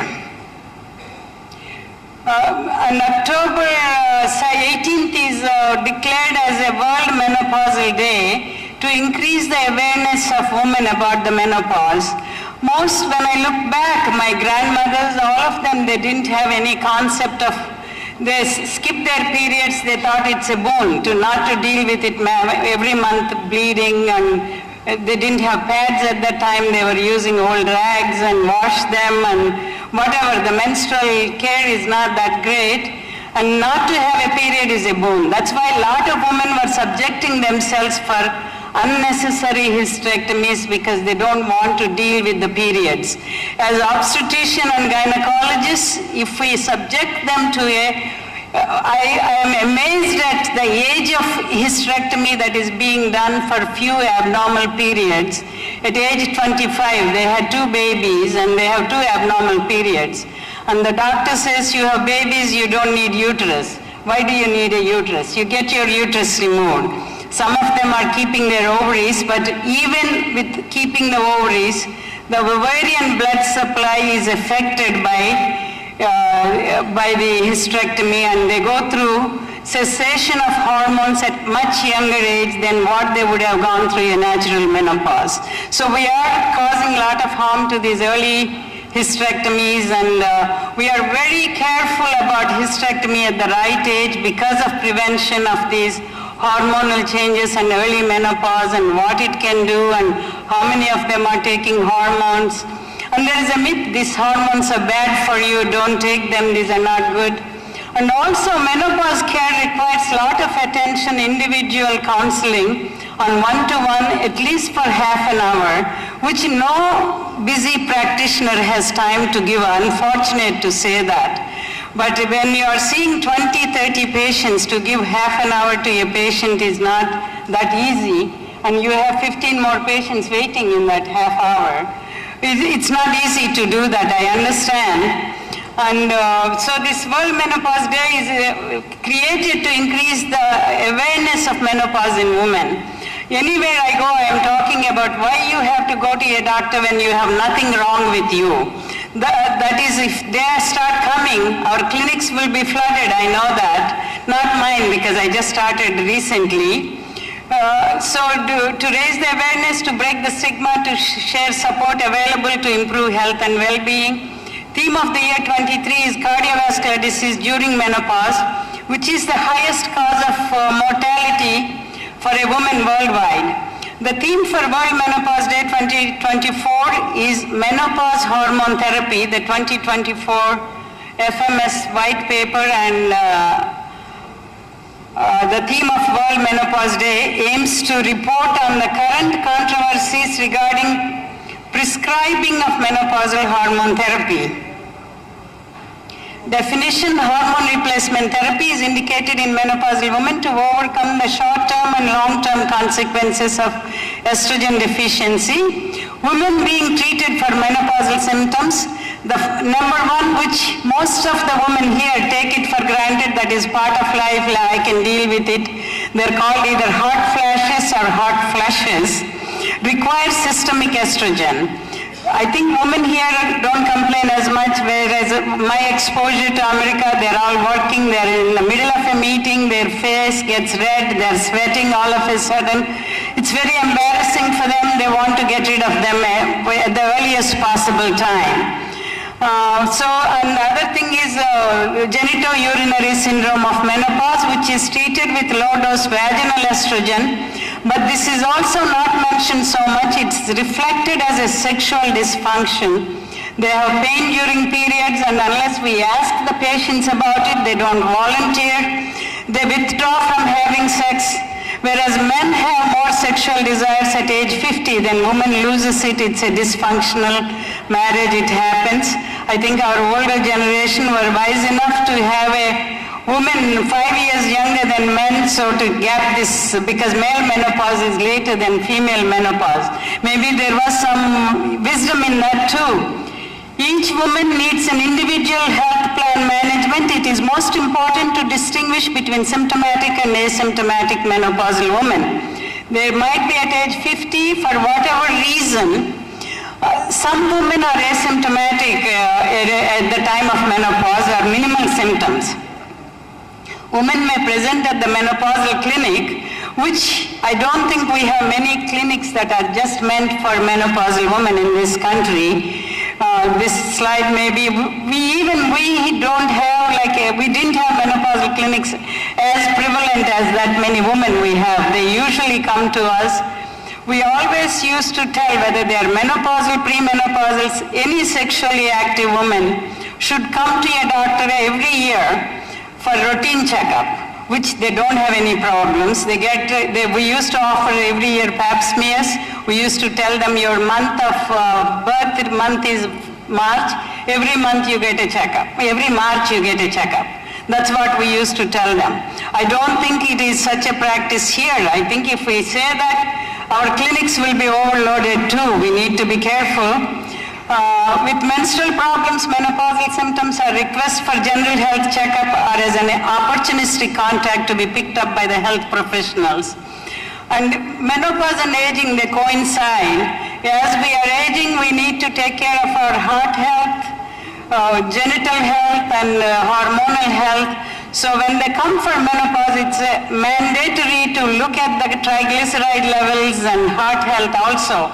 Supporting menopausal hormone therapy stopping it they can be very symptomatic.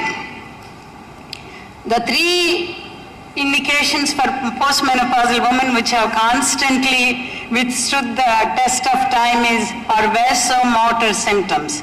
Hot flashes, they get from the neck up, because I used to see a lot of white women, their skin tone gets red. You can see it very distinctively, and sweat pours up on from shoulders up, neck up. Those are hot flashes, sweating, and then urogenital atrophy, dryness of the vagina. The speculum exam is very painful. There could be some trouble inserting the speculum and getting pap smears. And the very important thing that happens after menopause is osteoporosis. Women should be made aware of that. These estrogens are helping the osteoporosis, as well as lifestyle changes.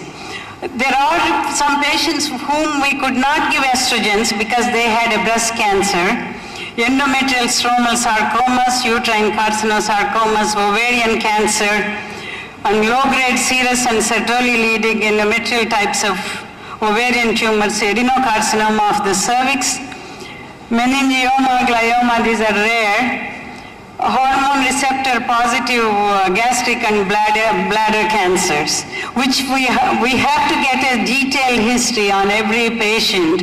Some of our patients don't know this much about positive markers and all that.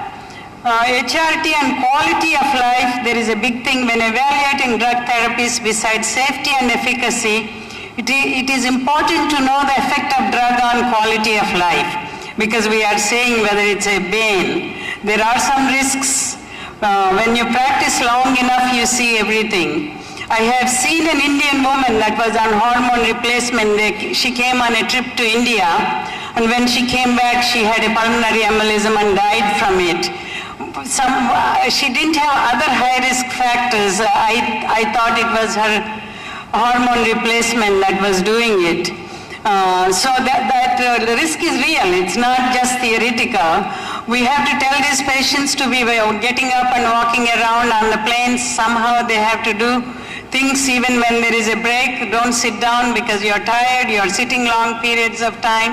Even while you're sitting, do some leg exercises. We have learned from that experience. Even though it happened once in my 40 years of thing, we have to be careful. Some studies show that menopausal hormone therapy significantly improves overall measures of quality of life in symptomatic women at menopause.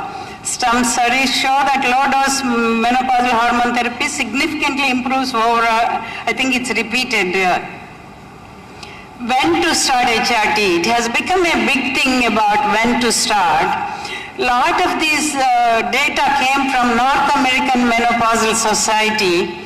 They did studies on women. First one was Women's Health Initiative study. Thousands of women they questioned and followed them over 10-year period. followed them over 10-year period and came with the data. They did some observational studies. People who are on hormones, people who are not on hormones. They did some randomized control studies. They gave somebody hormone, somebody placebo, and did the studies on them. Some of them did studies on atherosclerosis, whether it is improving or getting worse or what is happening with hormone therapy. Some studies measured the coronary arteries, some studies measured the carotid arteries. All of this data has recommended to see when should we give the hormones, is there a time period, or should we give or should we stop. All these decisions are evidence-based, research-based, that is lacking in India. All of us have to be committed to do some kind of data from our patient, from our own experiences. I think from doing this practice of giving away the charts to the patients, it's all very new to me. A lot of charts I can't read, a lot of medications are new to me.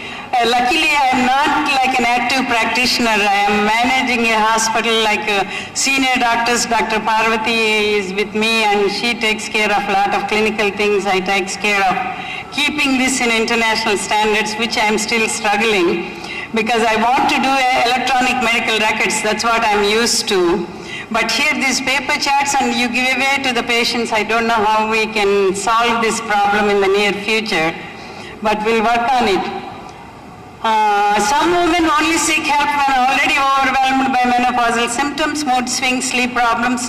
Some of our patients don't even complain about these, I think, believing that these symptoms are inevitable consequence of getting older. But there is no need to suffer through these symptoms or wait until it becomes severe. Critical window theory came up from all the studies that was done in North America mostly. There is an optimal time to begin HRT to get the best benefits. So the benefits are more if HRT is started during perimenopausal periods or within 10 years of menopause. The later times it's not as much, but Alzheimer's disease, the window period is early and within 5 years of menopause.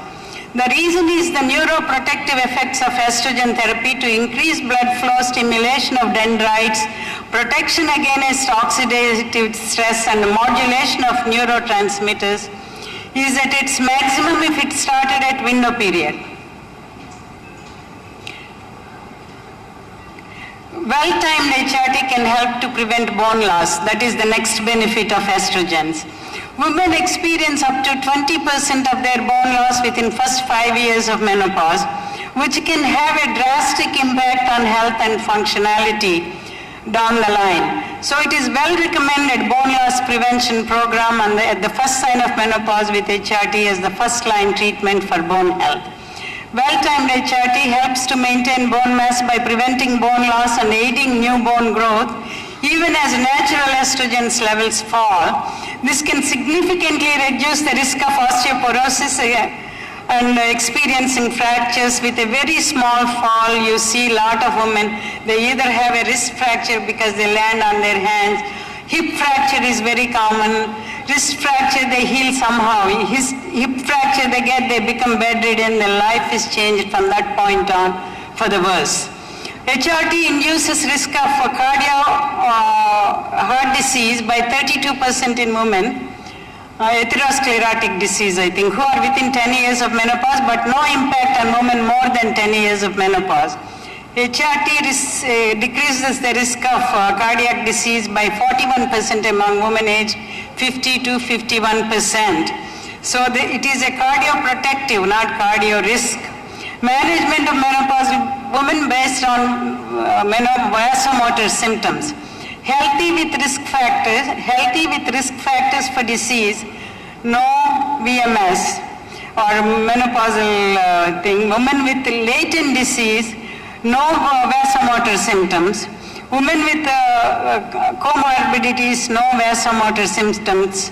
All of them need positive preventative health care, which is regular exercise, increased calcium intake, maintaining their ideal body weight, maintaining their body strength, and doing pelvic floor muscles and skeletal muscles, I look at the woman coming with not so much menopausal symptoms, but low back pain, shoulder pain, neck pain. These are all musculoskeletal symptoms that are, their core muscles are not strong enough. We have not emphasized to them at their preventative checkups at age 30s and 20s what their weight should be, what their diet should be, what their exercise regimen should be. That is all part of life. It is a continuation of lifestyle. In everything we have to institute positive preventive health care, whether they have vasomotor symptoms or not. Healthy with vasomotor symptoms, unfortunately, like I said, women's health care is neglected. These vasomotor symptoms are affecting this many women. We don't even know exactly what causes this, what can we do to prevent it. Only recent research is happening on that. Women with latent disease, vasomotor symptoms. Women with comorbidities, they have vasomotor symptoms. What do? Healthy with risk factors for disease, but VMS, we institute positive risk-benefit analysis is discussed with the patient, and we do give estrogens. Women with latent disease, vasomotor symptoms, institute preventive health risk-benefit analysis before therapeutic intervention. So risk-benefit analysis and discussing with the patient. I don't know how much our patients can make a decision. They'll say, we'll do whatever you want me to do because they trust in you. If we develop that kind of trust, my job becomes easier. I'll tell with my best of knowledge. Then my pressure on me to do the best is also a little higher, because if she says that my job becomes a little easier, we made a combined decision. But some of them say, we'll do whatever you want. Then I have to do the best that I know what it is. Okay. I'm sorry. Benefits of HRT: prevents osteoporosis, reduce the risk of heart disease, improve mental well-being, lower risk of developing diabetes, maintain muscle strength. So I think with all of this, you know what my final conclusion will be. There are two main types of HRT: estrogen therapy, which is used mostly for women with hysterectomy because they have no uterus. They don't need the protective action of progesterone on endometrial lining. Progesterone is needed when they have the endometrium to protect it from the changes. Combination therapy together or sequential therapy is given. Androgens are given in some therapies. In America, we used to give cream and some pills because lack of libido and fatigue, and they just feel very weak, and we were supplementing them. It's not so much common, I think. Tribolone, raloxifene is also given. Bioidentical hormones are big now because of all the things, especially horses' urine is stopped, but even then, bioidentical is better. A lot of people, those hormones are coming from the plant products. Individual approach, personalized assessment at everything of their health. I am doing an echocardiogram and EKG and all these patients before I give. Okay. Shared decision making with the patient is very important. Estrogen therapy is given like either pills, patches, buccal tablets, vaginal creams. Conjugated estrogen is most common, and estradiol, estriol, they're all there. You probably know all about the therapies. Pills that you swallow, these are all different kinds. Subdermal implants, transdermal patches, vaginal creams. Combination therapy, which we have been doing, the one I used, Prempro, is taken off the market.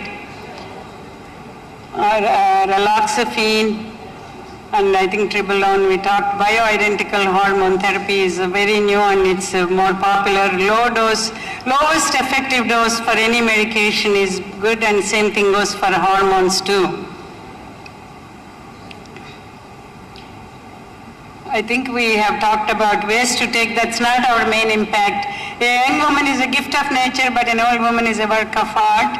We have to keep it that way. We are old and we don't need anything. That kind of thing has to go away from our duration of HRT. Also came from mostly North American Menopausal Society things. They said 10 years after menopause you need them. After that, it's questionable. New data has to come for it. The data now is supportive of only up to 10 years. Then again, after 10 years, you have to sit with the patient. There are my patients in America, they will take forever because they're feeling better and they attribute that betterness to the hormones, unless they see otherwise. Menopausal women should maintain optimal nutrition, ideal body weight, and those are most important, I feel. Side effects are same for anything, these are very vague symptoms. Serious side effects are thromboembolism, I feel. Headaches, breast pain, and tenderness, unexpected vaginal bleeding if they have their uterus. That's a nuisance. And just for that, they'll stop because period means they can go to the temple, they can do this, they can do that. They don't want to deal with this pads and all that. Evaluating CVD risk in females, there are a lot of studies. CVD risk is evaluated in America. India, I don't think there are any studies on Indian women. When you are talking to the patient, you have to evaluate their risk for CVD by their triglycerides, their weight, their blood pressures, and if it is low, MHT is okay. If it's moderate, MHT is okay, use the transdermal, not systemic. And you tell the risk benefits to the patient. High risk, we say avoid. If they're very high risk, we say avoid.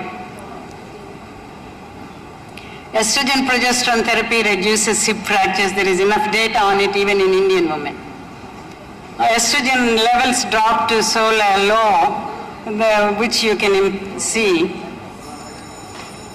Monitoring of patients prior to this, all of this physical exam include pelvic, pap smear, breast, all of these are needed. Any irregular bleeding should be evaluated. Is this my third one? So should I stop? I think most of the topics are done. I can go to the last one.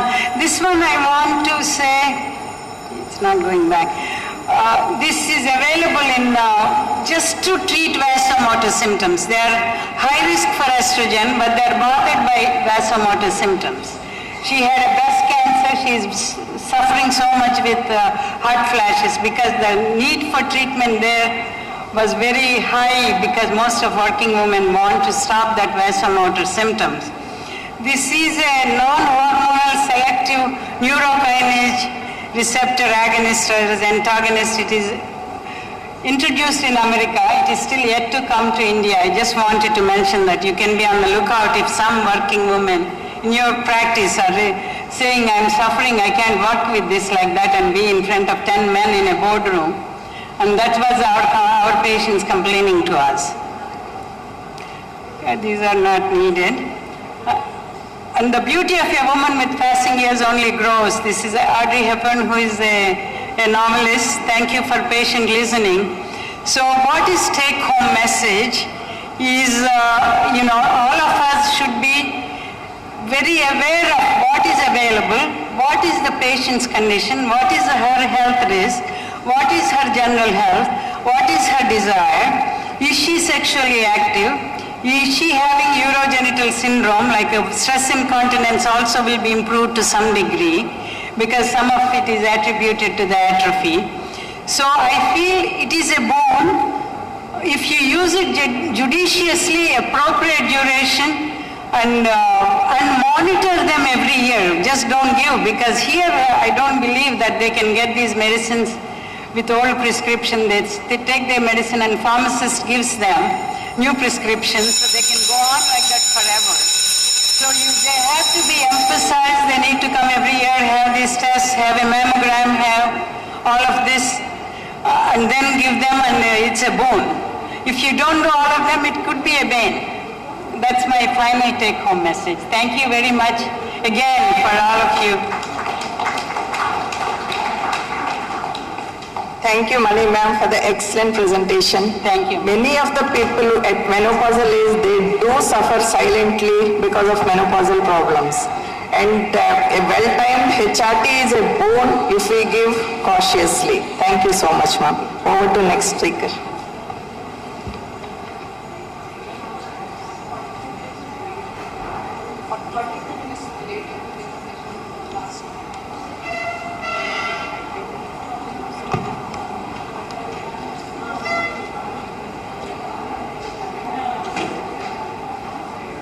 ma'am. Thank you for the session. Please join us for the photograph, ma'am. Chairpersons and speakers, please join for the photograph.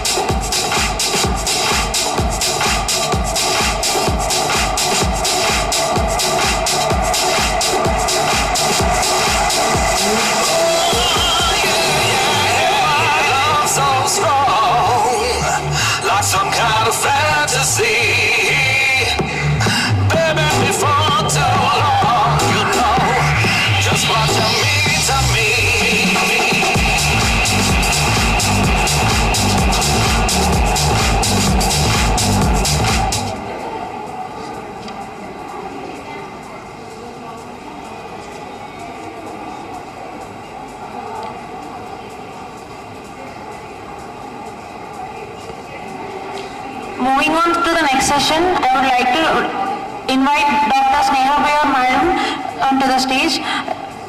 She is a FOXY Breast Committee Chairperson 19 to 21, International MS Signature Award for Phenomenal Leadership 2020, Dr. S.N. Malhotra Individual National Award for Outstanding Work in Rural Obstetric 2008, Dr. Guru Shah Distinguished Community Service National Individual Award 2022, Lokmat Healthcare Excellence Award 2020. She's the founder president of ISOPA, President 2007.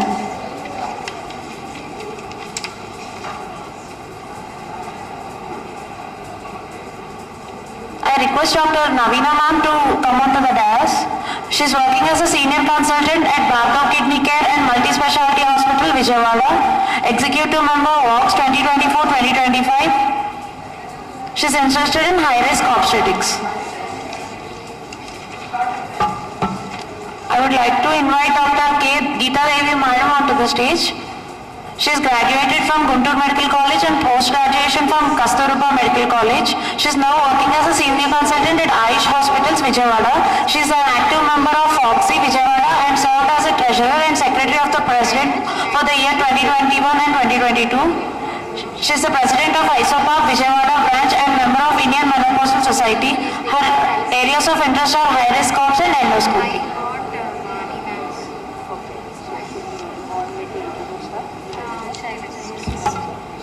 Madam, please start the session now.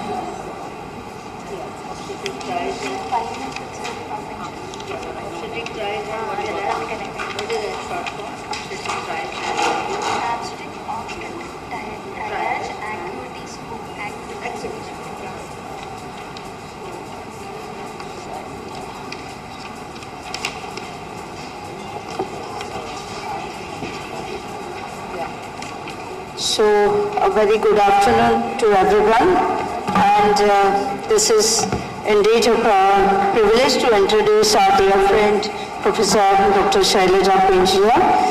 She is a professor at Andhrapradesh Medical College, Visakhapatnam, fellow of ICOG, Joint Secretary of Obstetrics also in 2020. She's presented papers in many national conferences and of course 10 publications in index journals, UG and PG examiner, and she's a faculty in state national conferences as well, a very dear friend, and of course we'd like to listen to you on obstetric triage and acuity score. Over to you, Dr. Shailaja. Thank you very much, ma'am. Respected chairpersons, my senior colleagues, and my dear friends, first of all, I would like to thank the organizers for giving me this opportunity.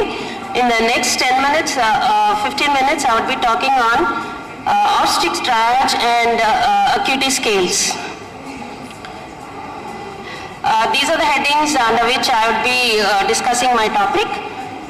So what's triaging? Triaging is a process of prioritizing patients based on severity of their health condition in order to provide necessary evaluation and treatment as efficiently as possible in the shortest possible time.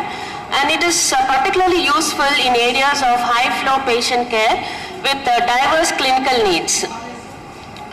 Triage originates from the French word trier, which means organizing or sorting, and this triaging in health has been started way back in 18th century during the period of Napoleon, where the battlefield surgeons would quickly examine the soldiers and determine if there is anything they could do to the wounded soldiers, not to save their lives but to treat them so that the soldiers would go back to fight the battle again. These were the two French surgeons of the Napoleon era who introduced the concept of triaging into the health system. Triaging was first implemented in the hospitals in 1964 when Wienerman published his systematic review on the emergency departments using triage, and now triage has deeply integrated into the healthcare system, and it has become the basis for the care delivery in emergency departments to meet the condition where workload exceeds capacity of the hospitals. We all know that emergency departments are overcrowded, crowded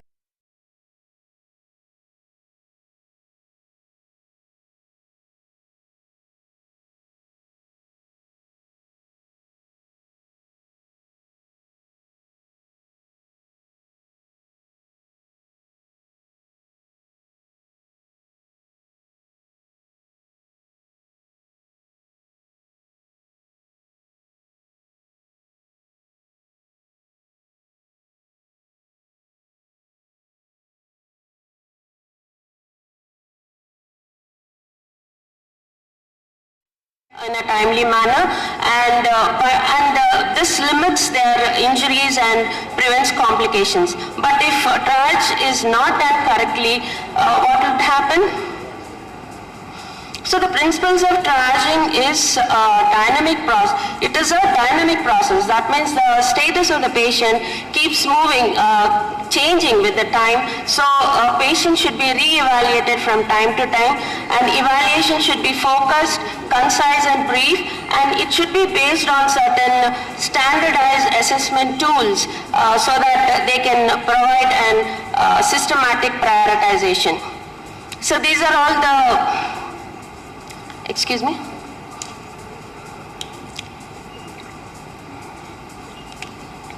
These are all the triaging tools used in the emergency departments around the world. This is the emergency triage severity index, more popular in US, and Manchester triage system, which is popular in the UK.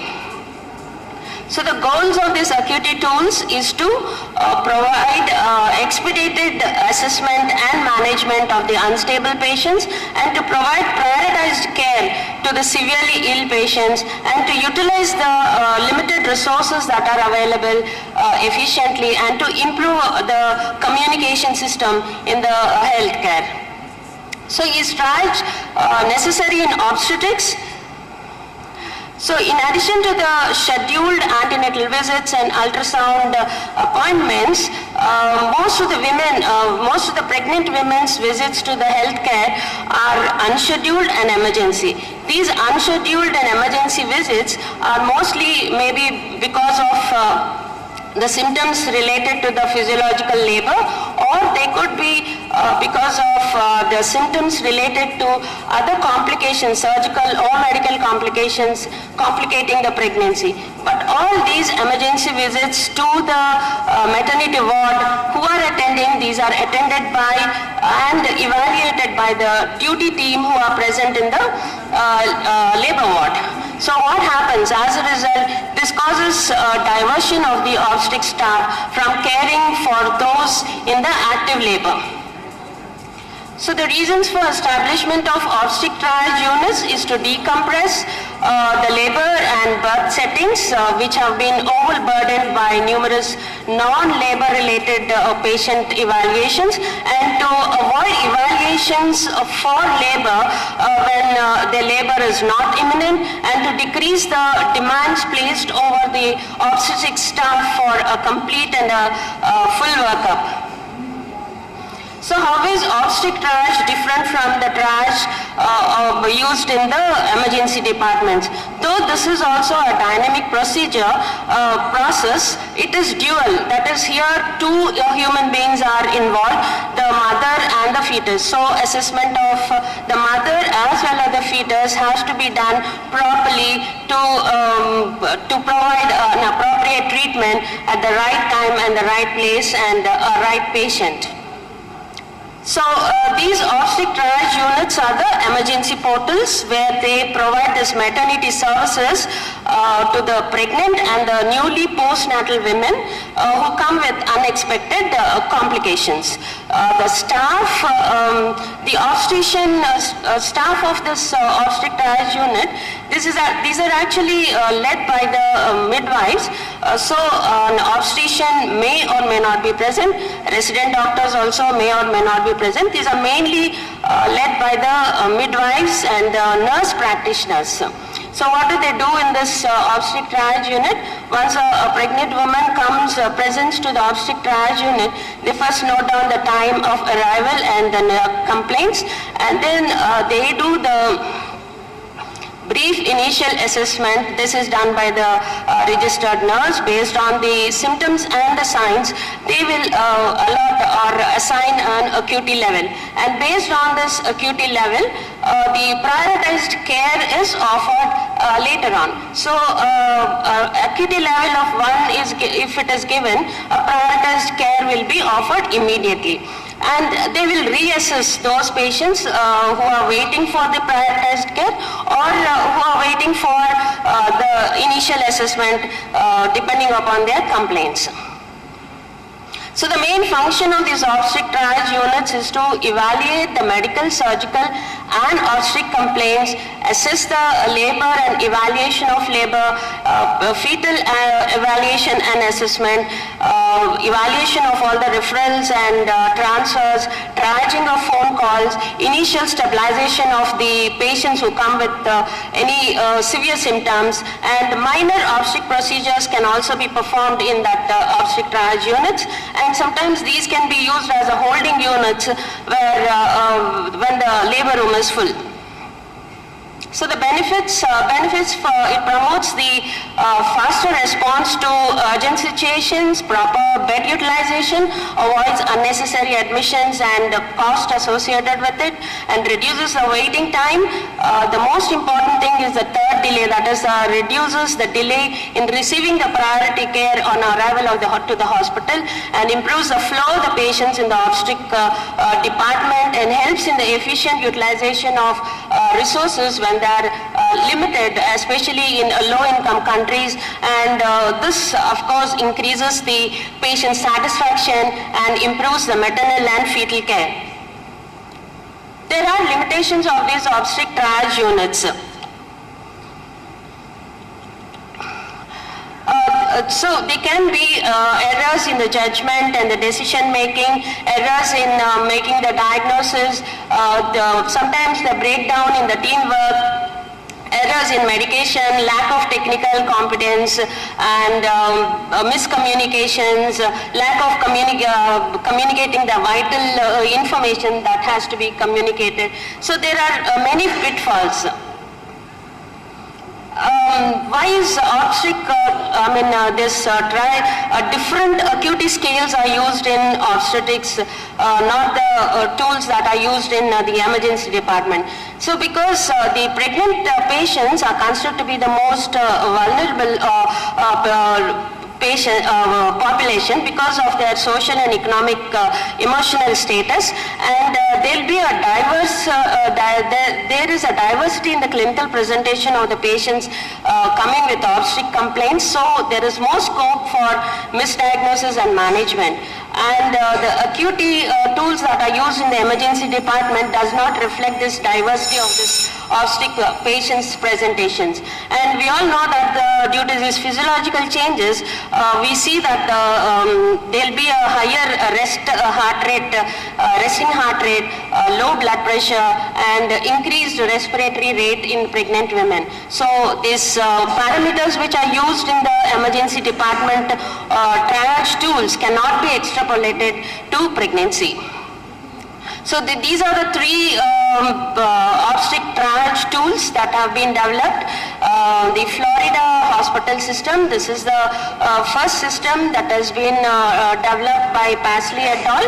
This is a 5-tiered tool, complaint-oriented and color-coded, but these have many drawbacks. So when this has been applied in our hospital, they have found out that 83% of the patients were assigned level 2 or 3. And the time difference for the prioritized care to be provided to level 2 and 3 has also no difference. So there is a delay in the patient flow in the department, and this is also not validated for its reliability. And then next one is the maternal fetal triage index. This is developed by the Association of Women's Health, Obstetric and Neonatal Nursing Organization, and this is published in 2015. This is a 5-tiered acuity index. This has been validated and tested for the inter and intra-rater reliability. And in this system, they did not give any time limits for all this waiting time and all that. This is to encourage the institutes who are using this based on their resources available in that particular hospital. And this is now being piloted in all the various hospitals in the US. This is a flow chart of this maternal fetal triage index. The next one is the obstetric triage acuity scale. This is developed by the inter-professional team, implemented in London Health Sciences Centre. This is revised recently in 2016, where they added some acuity modifiers and the fast track areas to increase its efficiency. And this is the first triage tool that has been tested for the inter and intra-rater reliability and validity. And here also, this is also a 5-level acuity tool with color-coded, symptom-oriented, and there are specific algorithms which is easier for the midwives to follow. And the most important thing is there is a good correlation between the acuity level assigned and the hospital admissions. So this is a chart which has to be implemented in the early pregnancy, and this is a chart which has to be used in after 20 weeks of gestation in the postnatal period. And these are the modifiers. These are also known as the maternal early warning signs or MIOs. These are used for the modifying the acuity assigned to the patient.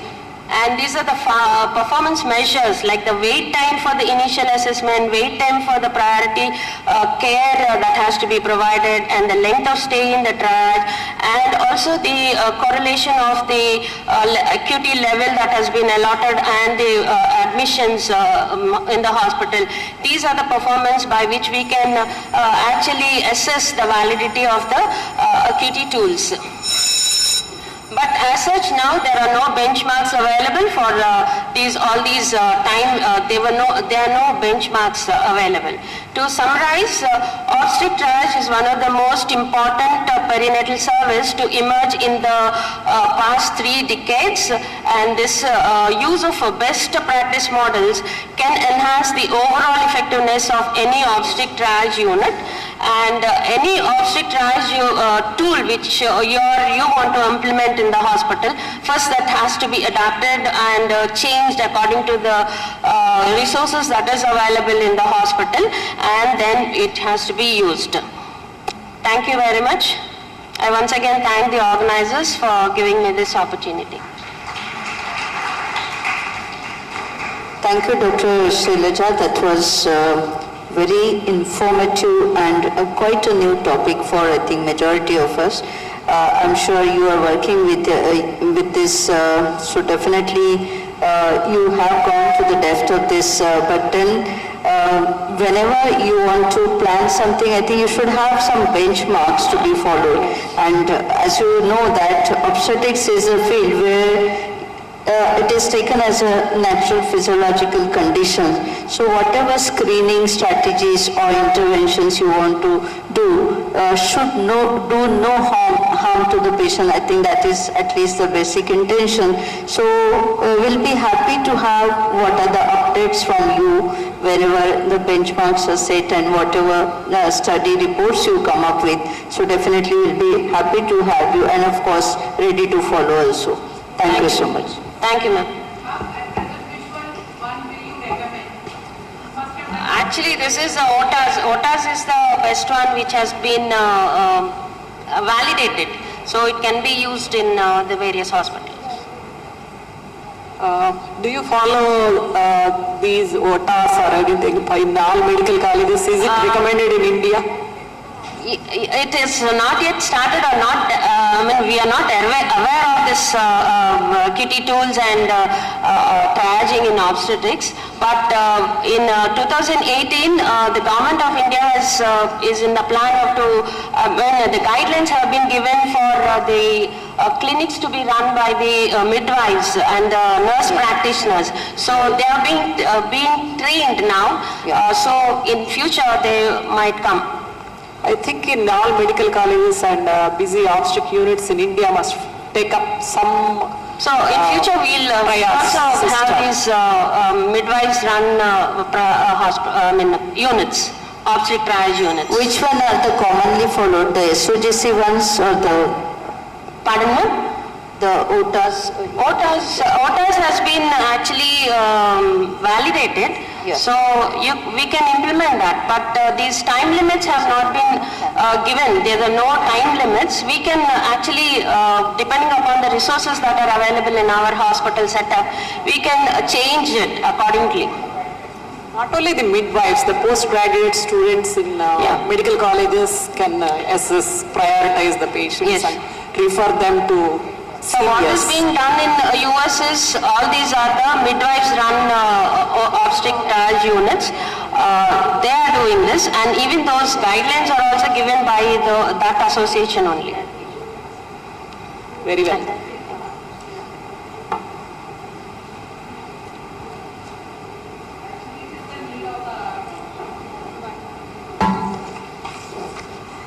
Good afternoon, everyone.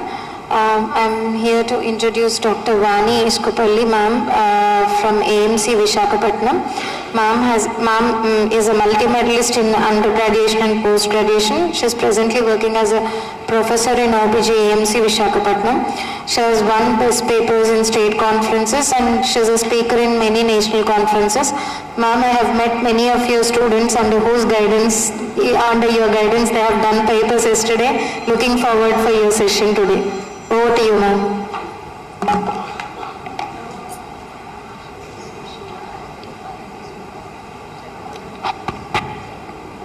So thank you very much, all the chairpersons. And in the next 15 minutes, so let us have an outlook on what is this common topic and rarely spoken in many of the CMEs. Disseminated intravascular coagulation is something like a nightmare to the obstetricians. So me working in the government setup for the past 25 to 30 years, so I know how much it is a nightmare for any of the obstetricians who are on the night duties. In the next 15 minutes, so this is the flow of the presentation. To understand the basics of disseminated intravascular coagulation, to identify what are the important causes of DIC in pregnancy, and to learn from the basics how to diagnose a case of DIC in pregnancy, and to review the maternal and fetal management policies in a case of acute DIC. As already mentioned, it constitutes one of the leading causes of maternal mortality and morbidity worldwide. The incidence is very fluctuating from 0.03 to 0.3% because we don't have the adequate data. So until many years, there was no clear-cut definition also. In 2022, the International Society on Thrombosis and Hemostasis, ISTH, have given a clear definition. So this definition goes as, DIC is an acquired syndrome, that means it's always secondary, characterized by the intravascular activation of coagulation with loss of localization arising from different causes. It can originate from and cause damage to the microvasculature, which is sufficiently severe to produce organ dysfunction. The exact statement I have taken from the ISTH guidelines.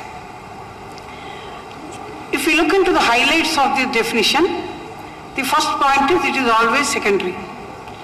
It's an acquired syndrome. And these are the different causes, the 7 important causes. First is the sepsis, postpartum hemorrhage, abruptio placenta, severe hypertensive disorders of pregnancy, retained stillbirth, amniotic fluid embolism, and acute fatty liver of pregnancy. So these are the 7 important causes which can ultimately end up with DIC. The second important point in the definition is, it is a systemic pathological activation of the coagulation system. So normally also, some hemostasis will be happening at the endothelial level. Whenever an endothelium gets damaged, so certain amount of clotting, certain amount of fibrinolytic system processes, so these will happen. But these are limited to the site of the endothelial injury. But what happens in an abnormal case? In an abnormal case, so there is overactivation of the clotting and the fibrinolytic systems. And in obstetric component, there is an extraplacental dissemination of this activated coagulation system, which now becomes generalized rather than localized. The third part of the definition focuses on the microvasculature. DIC is the process which originates in the microvasculature, and we all know the vascular endothelium is the most ubiquitous organ in the human body. Excessive and dysregulated thrombin generation because of the endothelial dysfunction causes microthrombi. These microthrombi will ultimately lead to the organ damage, and this part is also included in the definition of DIC. It is very important for us to look into the pathogenesis. There is a simultaneous or a concomitant overactivation of the coagulation system and the fibrinolytic system, both systems. This will lead to microvascular thrombosis. This microvascular thrombosis in turn will lead to disruption of the blood supply to various organs.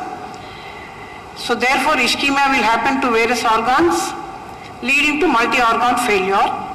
Ultimately, there is consumption and depletion of various platelets and coagulation proteins, which will provoke concurrent severe bleeding. And obstetric DIC more typically presents with bleeding rather than thrombosis.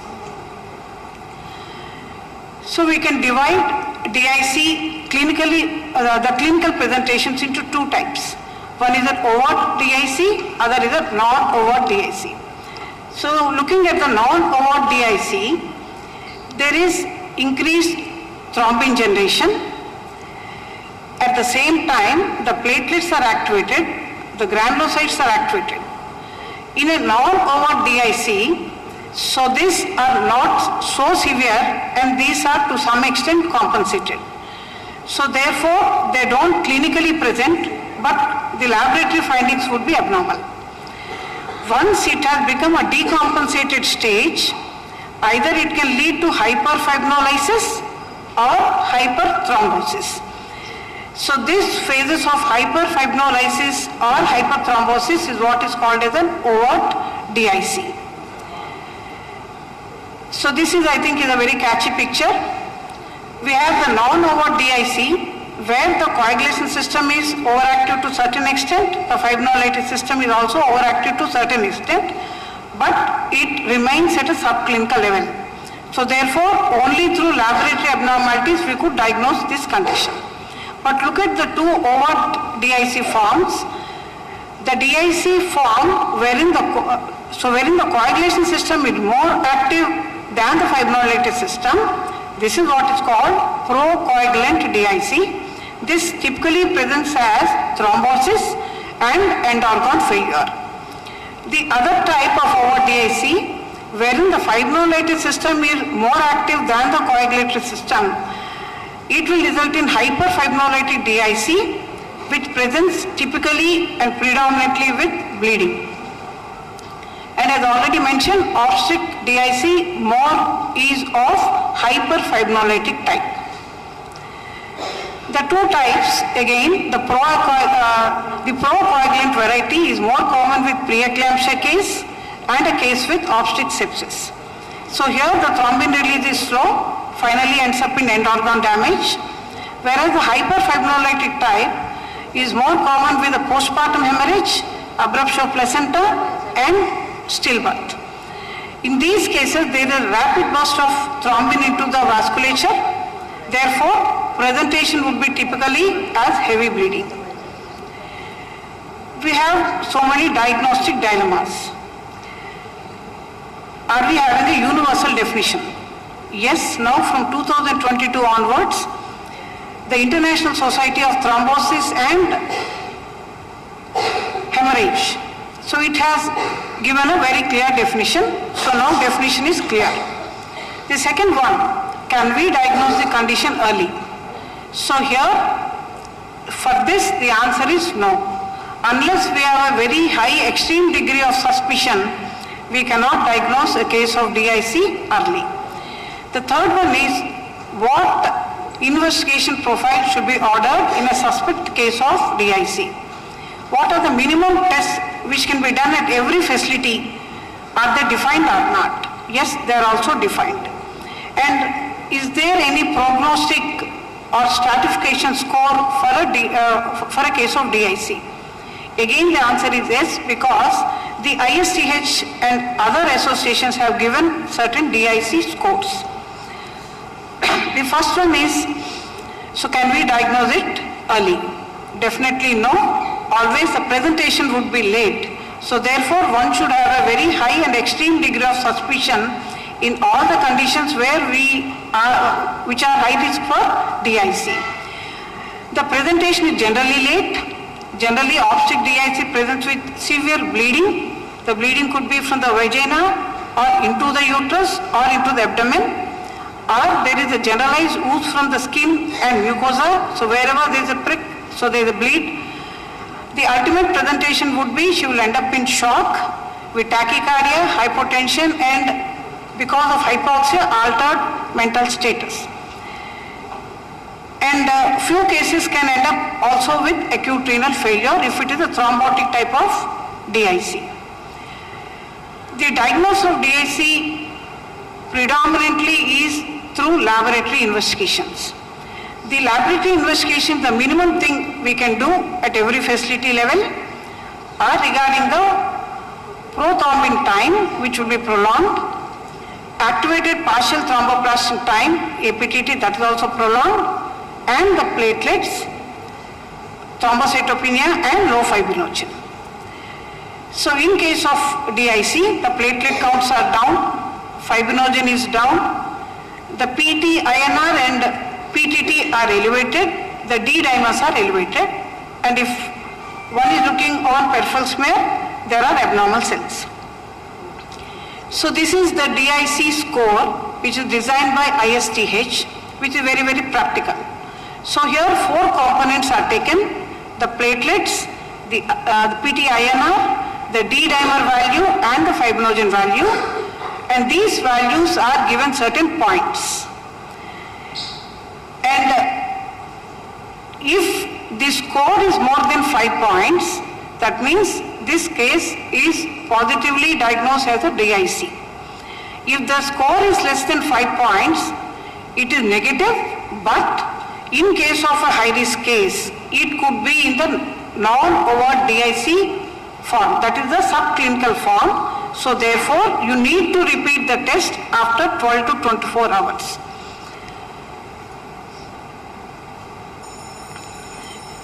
So according to the score, we have different stages of DIC. Stage 1, which is low grade compensated, so wherein the FDPs are elevated and platelets are down. Stage 2, uncompensated but no hemostatic failure. The above findings and platelets are still coming down, so there is decrease in fibrinogen and decrease in coagulation factors. Stage 3 is uncompensated and rampant form. So here platelets are 2 down and there is gross depletion of the coagulation factors and the increase in FDPs. So this is how the case will be staged. So overall, whenever you think an obstetric case is at risk for DIC, like all the 7 things which I have already mentioned, first look at, are there any clinical signs of DIC? If the answer is yes, then it needs prompt and aggressive treatment. By delivering the patient, by administration of the blood products according to the transfusion protocols, repeating laboratory tests and involving a multidisciplinary team. If the answer is no, you still repeat the clinical and laboratory evaluation, apply the DIC score for risk assessment. If the case is low risk, you can close the case at that point.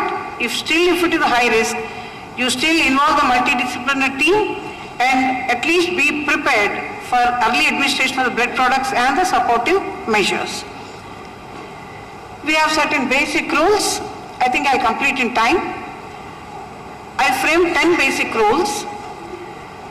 The first thing is the treatment of DIC, you have to remove the underlying condition. So that is basic point number 1. If the DIC is progressing, delivery has to be expedited irrespective of the gestational age.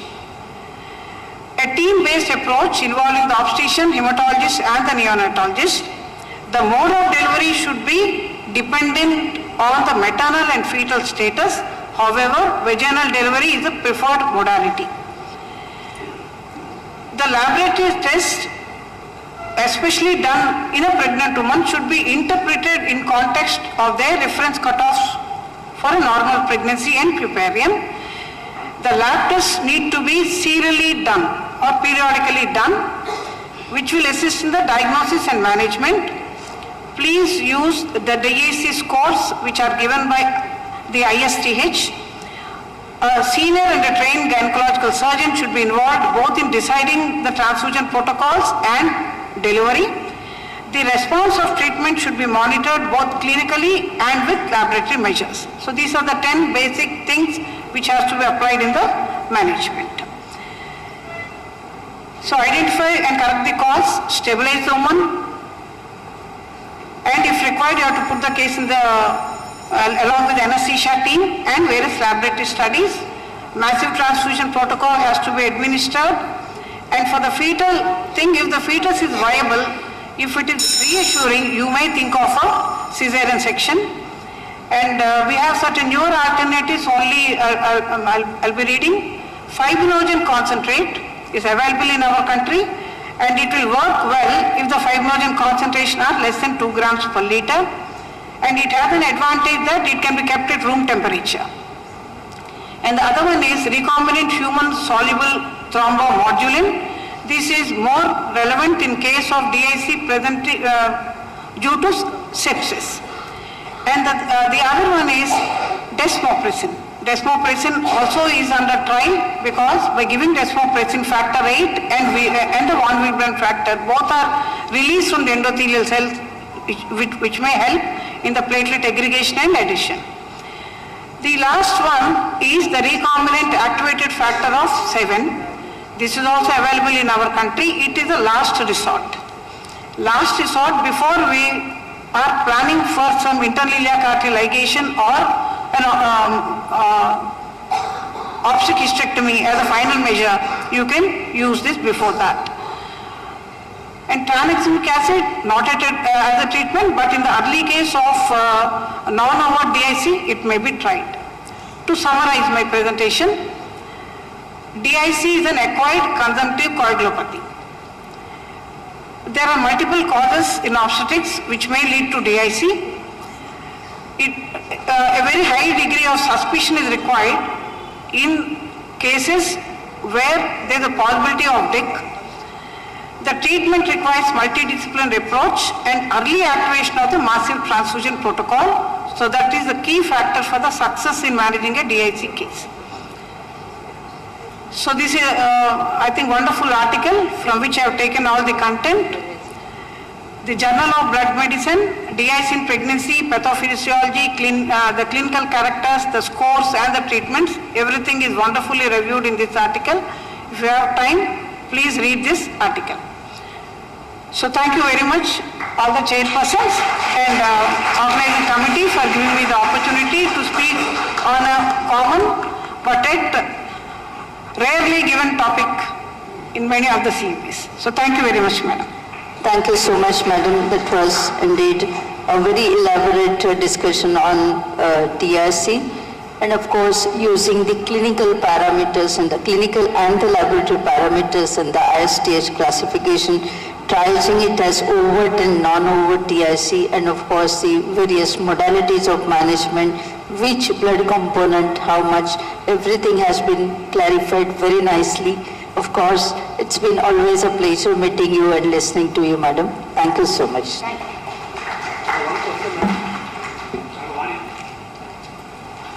Treatment of DIC, stop the process of coagulation further.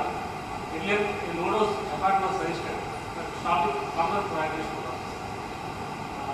Like low-dose heparin. How the present guidelines? Sir, I said overt DIC is of two forms. So one is a thrombotic form and the other is a hyperfibrinolytic form. In the thrombotic form, you can try with low molecular weight heparin.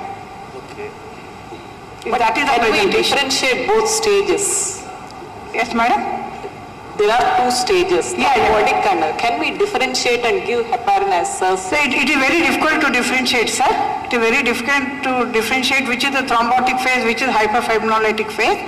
And so generally pre-eclampsia case is generally in the thrombotic type. Rahul, one stabilizer, I think we had heparin or low dose, sir. So when going through the various articles, 0.4 ml. so when I was going through various articles, this is what I found, that if it is in the thrombotic type, so there is some role to give heparin. Okay. So thank you very much. Thank you.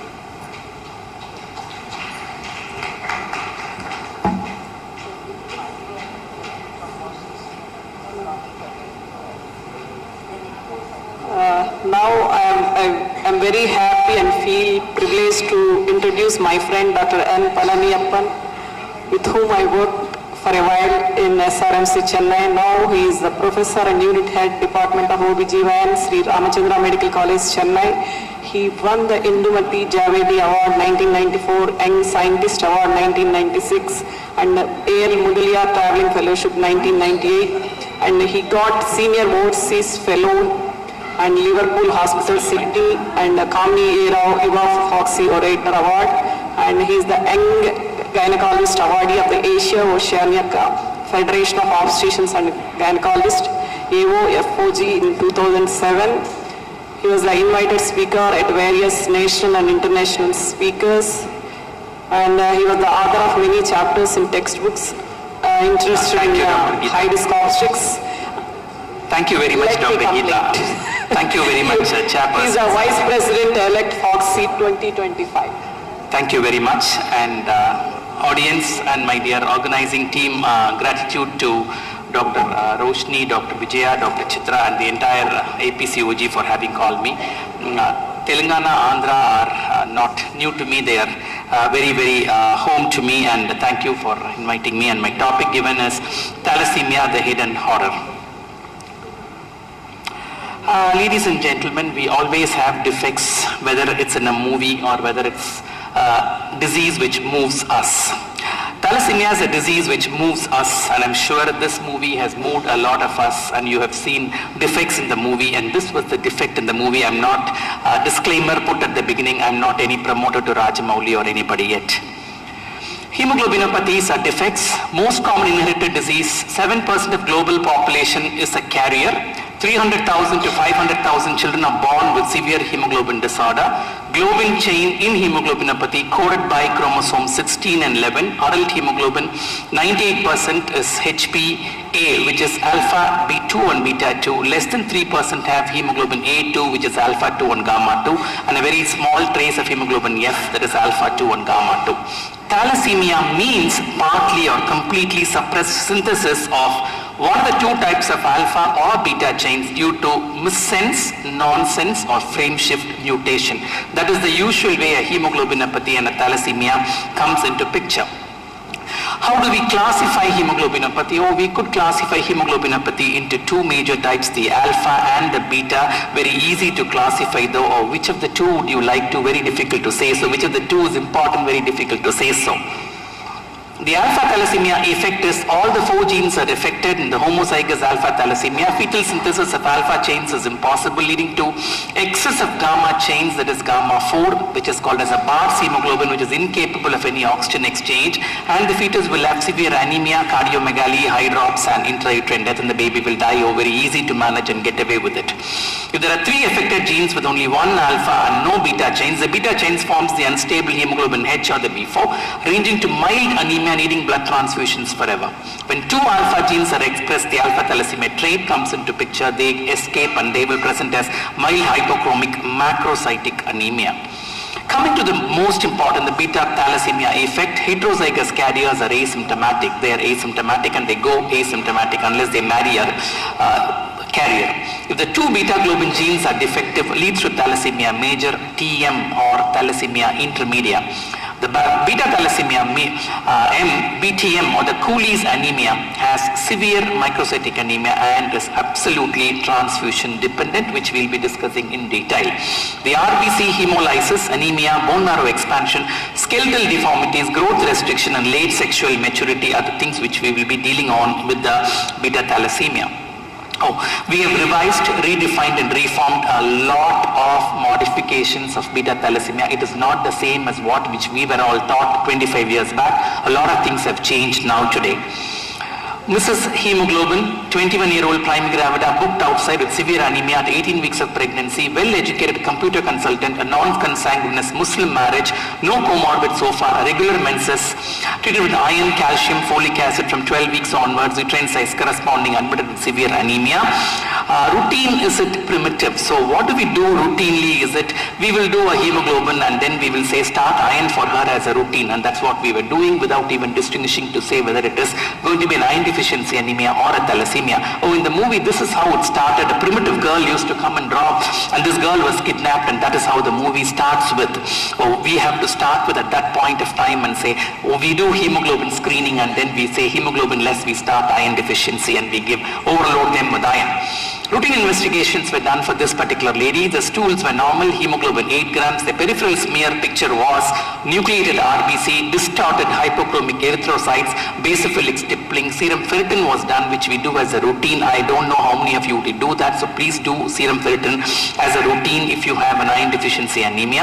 And here in this particular lady, serum ferritin was normal, and we had an increased reticulocyte count.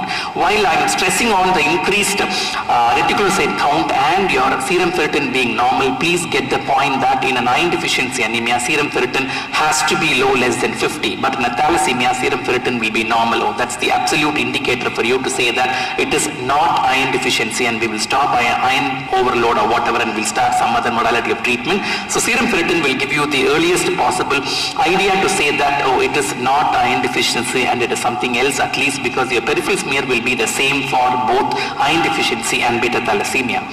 Beta thalassemia, major feat, what are the features you will have, and that is why we diagnosed. We would have a microcytic hypochromic anemia, normal or high iron stores. Please get the point, normal or high iron stores, while your iron deficiency anemia will have low stores. Normal RBC numbers, increased reticulocytes and increased HbA1/2, which we will not touch upon at this point of time. We will come and say why should we do electrophoresis. We need not do routine electrophoresis for every patient because we can diagnose thalassemia even before that. We have three syndromes, the three major heroes of the movie. Yes, three major syndromes of thalassemia being the major is the transfusion dependent, the intermediate severe anemia but not transfusion dependent, the minor one is a mild anemia where you will absolutely put the differential diagnosis for iron deficiency anemia only on a peripheral smear. Screening for thalassemia we will start with and then go back to treatment, or you will do an MCV. What I'm trying to say is in a complete blood count of any patient, your MCV will be a routine test, and if you look at the MCV, you will be able to come to a picture of whether it is thalassemia or something else. If the MCV is below 80 FL, differential diagnosis of thalassemia, anemia of chronic disease and iron deficiency anemia. Or then you will do your iron studies and last you will do electrophoresis. But then please understand, if at 12 weeks your MCV is low, please give a trial of oral iron therapy for 4 weeks. This will confirm IDA, iron deficiency anemia, evidenced by elevation of your MCV. If the MCV is less than 75 FL and the RBC count is more than 5 million, then the chance of thalassemia syndrome is 85%. But to distinguish between IDA and thalassemia trait is of course a puzzle which we will touch upon. We will have something called as a Menzer's index. Menzer's index, patients with hemoglobin above 9 grams per deciliter, MCV divided by the total number of RBCs, or if this is less than 11.5 it is thalassemia, if it is more than 14 it is iron deficiency anemia. Easy test which you could do just with your complete blood count, which any postgraduate will be able to do based on the case sheet record. This is based only on the biological difference between iron deficiency anemia and thalassemia, namely that for a given reduction of MCV, there are that many more RBCs in thalassemia than in iron deficiency anemia. What to do? The answer is only blood transfusion. Blood transfusion, you have to give packed cells. Hemoglobin was checked once in 2 weeks and repeated transfusions were given, and it's very difficult to maintain your hemoglobin for this particular patient, so we maintain between 10 and 11, and that's a great we don't expect it to become 13 or 14. But what happens to when we give maternal transfusion, what happens is anemia can be masked. Poor response to iron preparations, ferritin assessment to be done early. That is why I said we do it at the initial investigation. Transfusion to maintain hemoglobin around 10 grams. And erythropoietin administration could be an alternative, but an expensive alternative, which the hematologist would think in terms of, but she's pregnant and so we have to think in terms of twice before giving erythropoietin transfusion in a pregnant woman. Why should we dream of thalassemia-free world? Because what is very important for the infertologists who are here, a hypogonadotrophic hypogonadism in the baby is the most frequent endocrinopathy in transfused patients with thalassemia major. 51 to 60% of them have hemosiderosis. Please get the point clear, and they will go into hypogonadotrophic hypogonadism if it is diagnosed at an earlier age for a girl baby. Pubertal failure, sexual dysfunction, infertility and short stature. Ovarian reserve preserved only till 30 years and AMH could be used as a marker. Ovulation induction, of course you could do HMG and you could get 80% success. IVF may be a better option, so that is why we need to think in terms of thalassemia more seriously than only anemia.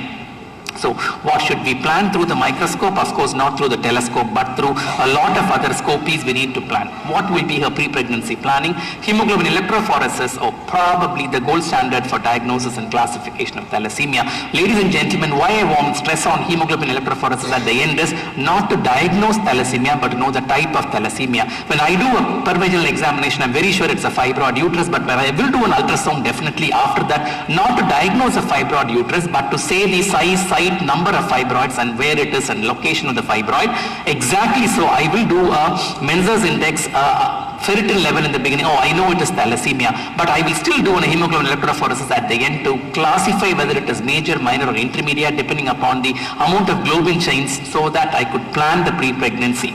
Quantitative hemoglobin A2 by electrophoresis or high-pressed liquid chromatography, where both parents are carriers. Genetic counseling should be offered so as to initiate prenatal diagnosis and possibility of thalassemia major fetus is 25% in a OI conception or whatever it may be. Could be diagnosed by chorionic villus sampling or by amniocentesis when both patients suffer from a certain hemoglobinopathy, a donor gamete, especially a donor sperm can be used. If partner is heterozygous, a PGD can be recommended.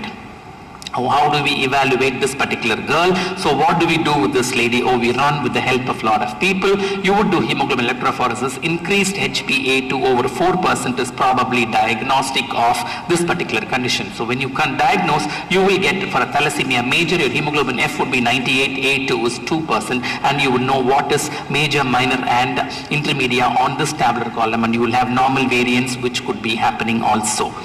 So how do we manage? We have to join hands with somebody. We can't manage the event very easily alone, like what happens in the movie when we have a catastrophe. We have to have a team management, and we need to do other assessments also. So we do a cardiac assessment in a patient of thalassemia pregnancy. Why do we do it? Because that's the leading cause of death. You could have signs of heart failure. You could have peripartum cardiomyopathy, pulmonary edema, of course, a preterm labor. So you will do ECG, echo, 24-hour Holter monitoring, and MRI T2 measurement. And please get the point that your MRI measurement, T2 measurement, target is T2 more than 20 ms. Then that means it is better. Otherwise, we need to think in terms of some failure. What happens is, this lady could have infection. Due to iron overload, imbalance of immune response happens, and so there is a release of free radicals and transfusion-related viral infections, as we know. And you would think in terms of HPV, HCV, HIV, CMV, parvovirus B19, or the usual infections which are blood-related, and we need to be cautious in transfusing blood for this particular girl. It could affect the liver function because of increase in aminotransferases, AFLP HELP syndrome, increased cholelithiasis, MRI of hepatic iron content using R2 technique. So please understand, here again we will switch over to MRI, and you would do a liver iron concentration, and with the MRI you could quantify the amount of iron and say the liver iron concentration of less than 7 milligrams per gram dry weight is recommended prior to conception, and if it is more than 15, that is twice of what is expected, then that would indicate very reduced survival in pregnancy. So it becomes mandatory to do an MRI of the liver and get on and say what is happening to the liver because of hemocirrhosis and overload. Endocrine implications due to hemochromatosis. You could have increased diabetes mellitus. She's pregnant though, so GDM and diabetes. Increased insulin resistance, pancreatic iron overload, she could have diabetes.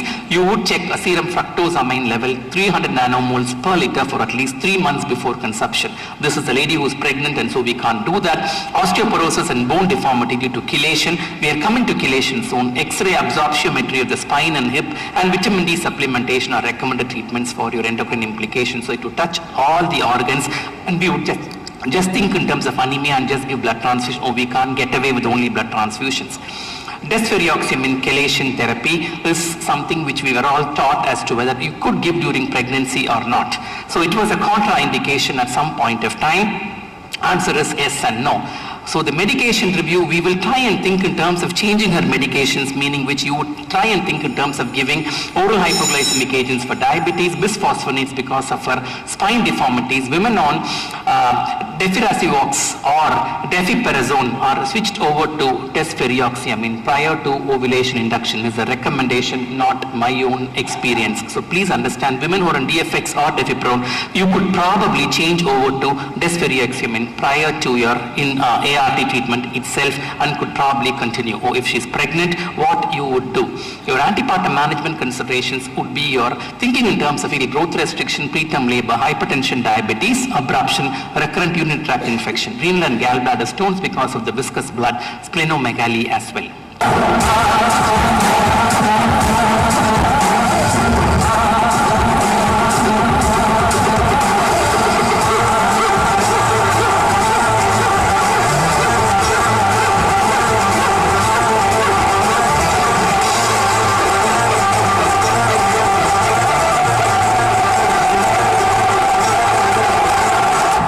Your chelation therapy during pregnancy is like the bows and arrows which we throw across enemies, and that is the toughest job of all, and that music was just to awaken people who are falling asleep.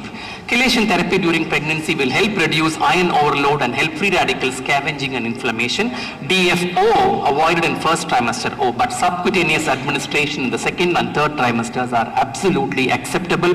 That's evidence from 2011, and there have been enough papers over that, and so we could safely give desferrioxamine after that as well.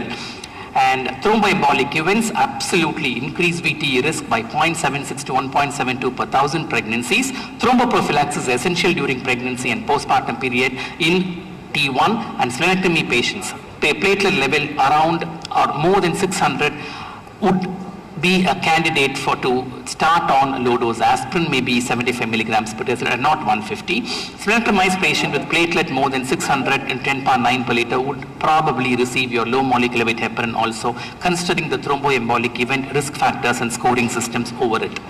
Medication modification, you would of course change lifestyle, diet, avoid smoking, alcohol, calcium, vitamin D, folic acid 5 milligrams per day, and of course yes, stop iron therapy as what we talked some time back. We would, because already she's on the overload, and iron is an absolute contraindication if I would want to say that.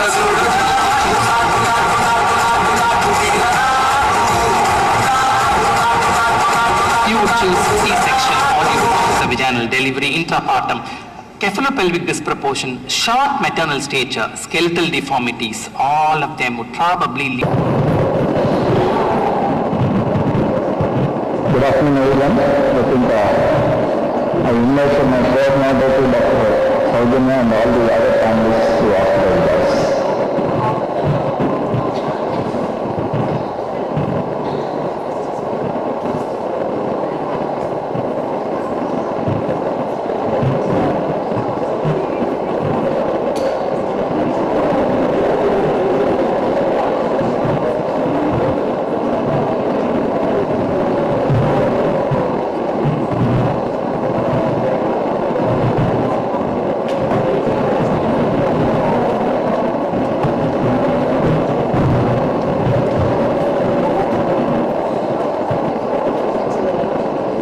Good afternoon everyone. I think this is indeed my pleasure, and I thank the AICOG organizers for doing this opportunity. Now the panelists and other people have already been discussed, and let us go into the introduction. BUG, as we all know that it has been classified by many people, and it used to be from 21 to 34.5 days. And it was found as menorrhagia, oligomenorrhea, amenorrhea. But now it has been changed to a different scenario and different classification. And as gynecologists, we encounter a lot of challenges in treating BUG because of various etiologies and medical and surgical treatment that are available as options, and also there is an inconsistent literature as far as the treatment outcomes are concerned with various studies. And the AUD, can you any one of you take the definition of AUD? Yeah, Dr. Suprita. It is a menstrual blood loss which interferes with a woman's physical, social, emotional and quality of life, irrespective of regularity, frequency and duration of cycle, needs investigation and proper treatment. That is the archaeology, because anything that disturbs the women's regular work. And how do you assess the menstrual bleeding? Previously we go for heavy menstrual blood evaluation with pictorial diagram. Now it's not ideal to, it is different from each and every woman. So we are not practicing this. Anyway, there are a lot of things to assess menstrual bleeding, but it is the subjective information that is given from the woman. But if she says that there is increased blood loss, you have to take care of that, because she is the best person to experience that. And how does it differ from that of the old BUD? Dr. Anwar. You are not audible, madam. I think just hold the mic close. Hello. Could you check it? BUD is exclusion of all the diseases. It is bleeding from genital tract after excluding pelvic pathology and also other systemic and endocrine pathology. It is exclusion of diseases. But now it has been discussed, it depends on the frequency, duration and the regularity and the flow wall. Now this is the one which is the latest thing. And how do you classify? Now I ask Dr. Prashanti. BUD is almost outdated, now it has been classified as So now we are talking about altered uterine bleeding. The mic is not working. So hold it close. altered uterine bleeding, we can classify it as acute and chronic, and various causes for the acute and chronic, and we have another classification also, palm tone classification, where we see for any polyp, adenomyosis, and myomyomas, malignancy, any coagulopathies, ovulatory dysfunction, and other causes. We would like to have more of a practical discussion rather than a theoretical discussion. Indeed, it is almost outdated. Now the FIGO has been classified to AED 1 and 2. You will see the reason behind this is every 5 years we are evaluating again and changing these scenarios.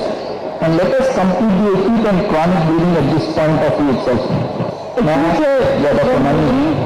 Acute uterine bleeding is that amount of bleeding which requires an emergency intervention and it needs admission into the hospital.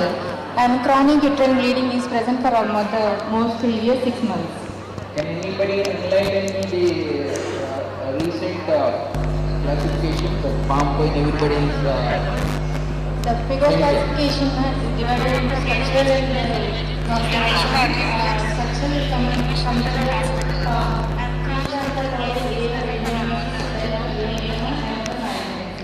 another non-structural becomes coagulopathy, ovulation disorders, endometrial, hydrogenic, and non-autonomous classifications. Like what you see at the point is always the other side of the point, not something that needs a little bit of evaluation. And it goes further, like how the fibroids are also classified under FIGO. We all know about that, let us not waste time.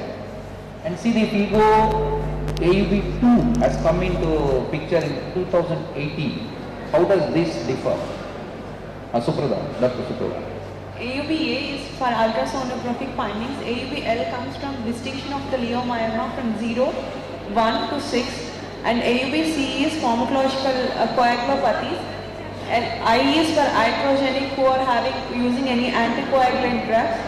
AUB-O is for non-ovulated disorders and is not yet classified. So there is a lot of overlapping.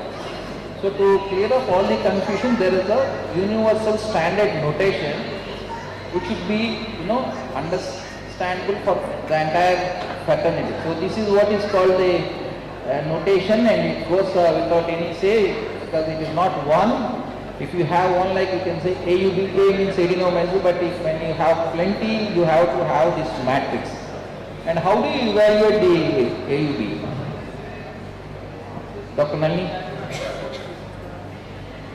Yeah, Dr. Anurag. In adolescent and reproductive and perimenopausal age groups, in each and every case, we have to rule out pregnancy first. After that, we have to take thorough history, menstrual history and reproductive. Later, because we will come to that later. What exactly the evaluation of AUB is?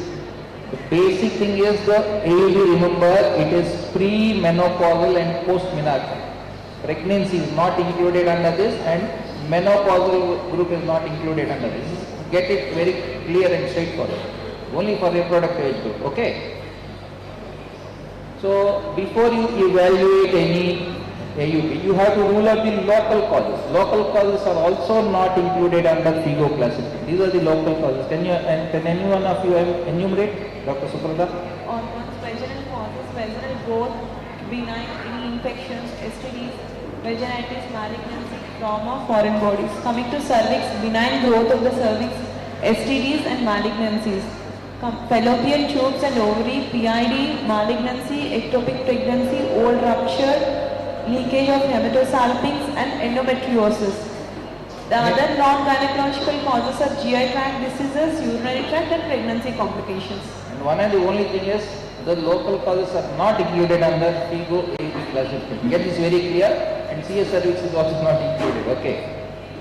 Now coming to the historical thing, what all things that you would evaluate. See, we are going in a common way. What are the things and historical features, investigations that are done in AUB, and we will be slowly defining what is more relevant as far as each part of it is concerned.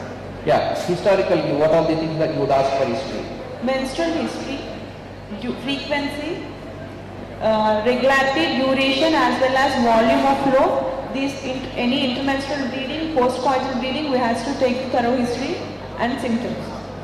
One important thing is even if the patient is not married, you have to take the history of sexual activity. Yeah. What about the next one? Symptoms of anemia should be sorted, sir, like pallor, palpitations, malaise, general weakness. Yeah, signs of anemia, because any AUB can cause anemia, so you have to take that part of the history also. Next, what are the other In the history? reproductive history as well, sir, any previous pregnancies, what was the mode of delivery, was it cesarean or normal delivery, and what are their plans for future fertility, as well as any symptoms of fertility and any current contraceptive requirements, any previous history of sexually transmitted infections, and all this have to be taken, and as well as their history about their pain during menstruation, any discharge, as well as any bowel and bladder symptoms. All these we have to find out, and systemically we have to see any their weight changes, is there any weight changes, and we have to check for their coagulatory history, as well as any history of PCOS, any liver disorders, renal disorders, and other endocrine problems that they have. So since she is an infertility specialist, she is more focused on PCOS and endocrinological factors. Yes, family history, anything that is important? Fast. History is very important. The family history you need Family to take. history of malignancies, any disorders, any Cushing syndrome, like is very important. The basic thing is you have to rule out any thromboembolic phenomenon so that you don't go in and use contraceptive pills, and that would provoke all these problems in future. Yeah, examination, what are the salient features that you would examine? Annual examination, pervaginal examination. What about the investigative part that you would like to see? Can I share Dr. Narayana, who is an interventional radiologist? For AUP, USG is the modality of choice first, and in ultrasound itself there are various modalities like 2D and the transabdominal or transvaginal. Transvaginal is better for abnormal uterine bleeding, and in addition to 2D there are 3D, 4D, and even color Doppler will help to delineate the lesions and then to assess, differentiate the lesions one from other. But the negative aspect of ultrasound is it is operator dependent, but the positive is it can be done multiple times and by multiple operators. If any doubt like multiple fibroids, or if there is any other adenomyosis that is not fitting in, that is not diagnosed by ultrasound, or any other manifestations of adenomyosis like endometriosis, other type, that one in these situations MRI would be of helpful, but and this is less operator dependent. It goes from a simple 2D ultrasound to saline infusion sonography to 3D, 4D, color Doppler study to MRI. Okay. Now coming to the oncosurgeon, Dr. Shailaja, what would you like to see when you come across these kind of cases in your practice, especially AUB during reproductive age? In history itself, I have to rule out any familial origin of malignancies like HLPCC. Sometimes colon cancers may be there in their family, or any breast malignancy or any ovarian malignancy. These things have to be excluded. And in abnormal uterine bleeding, anyway we have ruled out all local causes like carcinoma cervix. We have to look for if she is less than 40 years, if there are high risk features, what just I have told like family history, we have to go for endometrial biopsy. And if any AUP greater than 40 years, better to go for an endometrial biopsy. It's a very clear concept stating that any AUB, if the woman is more than 40-year-old, a biopsy is mandatory. And a woman who is less than 40 years with a positive history of any malignancy in family is a candidate for biopsy. I think let us get this straight, this statement. Yeah, we are going to this case study. 35-year-old para-2 leading to pulvectomized with HMT, and with the dysmenorrhea for the last 2 years, and increased intensity and duration in the last 6 months. And the pelvic examination revealed a uterus of 10 to 12 week size with restricted mobility. And this is the ultrasound picture. Can you throw a light on this, Dr. Narayana? This is a transvaginal ultrasound that is showing multiple cysts, both in the anterior and posterior myometrium, and and there appears that color uptake is there in these lesions, and it is diffuse. So most likely. What would be your diagnosis? Adenomyosis. And do you have any other better modalities than this? You said ultrasound is there. What about saline infusion sonography? In this adenomyosis, saline infusion sonography is not useful. Sir. What about 3D, 4D and color? 3D, 4D will be like, we can acquire 3D, 4D and then we can reconstruct in many planes like sagittal, coronal and all. So, and we can see the cysts and junctional zone, these and all are more clearly visible. And color Doppler will be helpful just as an adjunct to 2D and 3D. MRI? MRI only if you have doubt or if it is not clear, and if always MRI will be useful, but as a second line of investigation, but it is more precise. See, DUB was undetectable cause, but now AUB is detectable. So these are the investigatory modalities, especially the imagiology, with which we will be able to diagnose at least a few conditions beyond doubt.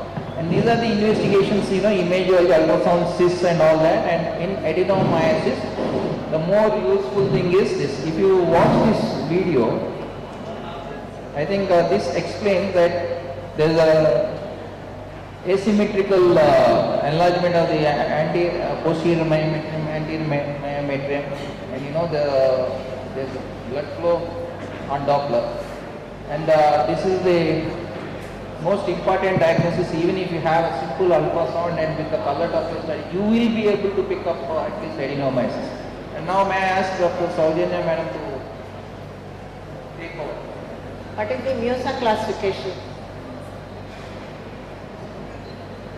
In this, these are the images, like just there are direct signs and indirect signs for identifying the adenomyosis. So direct signs means what is adenomyosis is the endometrial tissue inside the myometrium. So the direct signs will be always any cysts that might be hyper or hypoechoic, or their and transvascularity, and then subendometrial buds and lines are. These three are the direct signs. These indicates that endometrial tissue is present in the myometrium. Whereas the indirect signs are asymmetry of the uterus and the junctional zone thickening. Junctional zone thickening, if it is more than 12 mm, it is indicative of adenomyosis. If it is less than 8, it is to rule out the adenomyosis. But there is a thing between 8 to 12 mm. So in these things we have to take, we can take ratios. If the difference between the maximum and minimal thickening is more than 5 mm, then also it indicates that adenomyosis should be seen. And then the other signs are interrupted junctional zone and thickening of junctions. And the most important thing what he has pointed out is widened endomyometrial junction zone. That is more than 12 mm. More than 12 mm. But this would be picked up only on MRI in the early stages. But usually most of the people would land up with adenomyosis. And these are the MRI pictures. And what are the treatment modalities that you have for adenomyosis? May I ask Dr. Nalini? Since this patient has marked dysmenorrhea, NSAIDs I will give. Yeah, good. You start with low profile, like did not get well. She is not relieved of her pain. Next. Next I will give OC pills, sir, preferably progesterone. What type of OC pills would you prefer? Progesterone based OC pills, sir. Since adenomyosis is estrogen dependent. Did not get well. Mike, this is not for us, this is for the audience. Dydrogesterone of 3 to 6 months over 10 to 30 mg based on the body weight. We can give 10 mg to 30 mg for over a period of 6 months. We can try synthetic progesterone. If it is not going to give effect and relief of the symptoms, we can go for GnRH analogs. Where do you choose this dydrogesterone and GnRH analogs? May I ask Dr. Prashanti? The patient wants to preserve her fertility, where they want to preserve Either fertility. wants to preserve the fertility or to conceive. They want to conceive, Yeah. where they want to conceive, they will use dydrogesterone. So it is preferable. So the treatment modalities vary depending on the patient's situation and condition and desire for plus or minus pregnancy, whether she wants to go for it or she doesn't want to go for it. Danazol do you give? Where they do not want to Danazol, anybody who And takes? because of its androgenic effects, it's not in use today. But there is level of some evidence that it can be given. It can be used in perimenopausal women. Okay, anyway, they are already having some androgens in the body. So there are the people whom you can try, people who do not opt for surgical menopause. What about endometrial biopsy, madam? May I ask Dr. Shailaja, madam? In adenomyosis? There is a coincidence of adenomyosis with endometrial carcinoma in around 22% of cases, so always better to exclude malignancy before going for treatment. Other modalities are there like uterine ablation and all those things may not be useful in adenomyosis. The basic standard treatment for adenomyosis, if she has completed family, everything, what would you go for? Hysterectomy will be the choice. Okay. Now case 2, this is the case and irregular bleeding in 40-year-old lady and intermenstrual bleeding of variable length, and this is the ultrasound picture. Can you comment on this, Dr. Narayana? This is also the transvaginal ultrasound. This is showing ISO to hyperechoic lesion inside the uterine cavity. And this appears like infusion sonography, saline infusion sonography. There you can see inside the uterine cavity there is. So it's basically an endometrial polyp. So which investigation would be better among these things? That in this endometrial polyp, the investigation of choice is saline infusion sonography, and then this delineates the polyp, and then one way to differentiate between submucosal fibroid and this one is the feeding vessel sign. If the feeding vessel sign is seen, then it must be a polyp. You can explain this video. This is the feeding vessel. Yes. Okay. So the polyp would have one feeding vessel. Remember that. The fibroid will have multiple vessels. So this is how you differentiate the polyp. And what would be the treatment of choice in this is ABP polyp. What would be the treatment? Is Polypectomy, hysteroscopic polypectomy. Hysteroscopic polypectomy. Fine. And this is one polyp where the polyp has been taken care with the help of the scissors that is there in the diet. And this is the case where I had this case where there were 60 to 70 polyps. Multiple polyps. Multiple polyps. And how will you manage? This is a case of infertility. With bipolar. Bipolar theory. Definitely you want to remove them first. Yeah, remove them with the bipolar. Remove them. So what modality would you like is different. And what about the chances of malignancy in these cases? Dr. Salida. In premenopausal, the risk is less, sir, not more than 1 to 2%. But in postmenopausal, the risk increases. This is the end result after removing the polyps. No, she is premenopausal, the risk is very less. But this is infertility, so remove the polyps. Any LNG which is used in this case? LNG. We can keep LNG after Short term or long term? Short term. This is a case of infertility. For about 1 year. Short term. What would she say about 5-year LNG if you want to remove it within For about 1 year we can keep. You have to consider that also. Okay, fine. Now third case is this case where woman is with HMB with congestive dysmenorrhea and developed polyuria, urgency and heaviness in the last 6 months, and an ultra pelvic examination revealed 10 to 12 weeks with irregular firm masses felt and mobile. What would be your diagnosis? And this is ultrasound picture. Yeah, Dr. Fibroid. Fibroid. What type of fibroid is this? Intramural fibroid. Intramural fibroid. Now what about this? So this is the myoma where you can have a home study to delineate. So what are the points that you will pick up from this? Especially if she were to be an infertile woman. Mike. We can go for medical treatment to reduce the size of the fibroid because she wants to conceive. What are the modalities? The same modalities like I told you with the primary treatment, and we will see which is best for which, like leiomyoma, which are the best things that among these things. Non-steroidal and anti-inflammatory? Ulipristal is advisable. We will come to that later. Do you use OC pills? No. Progestations? Metroxycyl? We can. Yeah, you comment on it. Do you use LNG in fibroids? If a woman is not planning to become pregnant. If there is distortion of the cavity, we cannot use if there is distortion of the cavity by the fibroid, we cannot use liver. Exactly. She raised a very good point. If there is distorted uterine cavity, LNG is not going to help. The cavity has to be clear, regular. Then, what about uniprostal? How do you give? If she wants. You give it for shrinkage and go for pregnancy. And these are also other things which are used. Sir, my experience is we are not using uniprostal now, only mifepristol we are using 25 milligrams per day for 3 months. Before and after stoppage of that we have to check for the liver function test. Okay.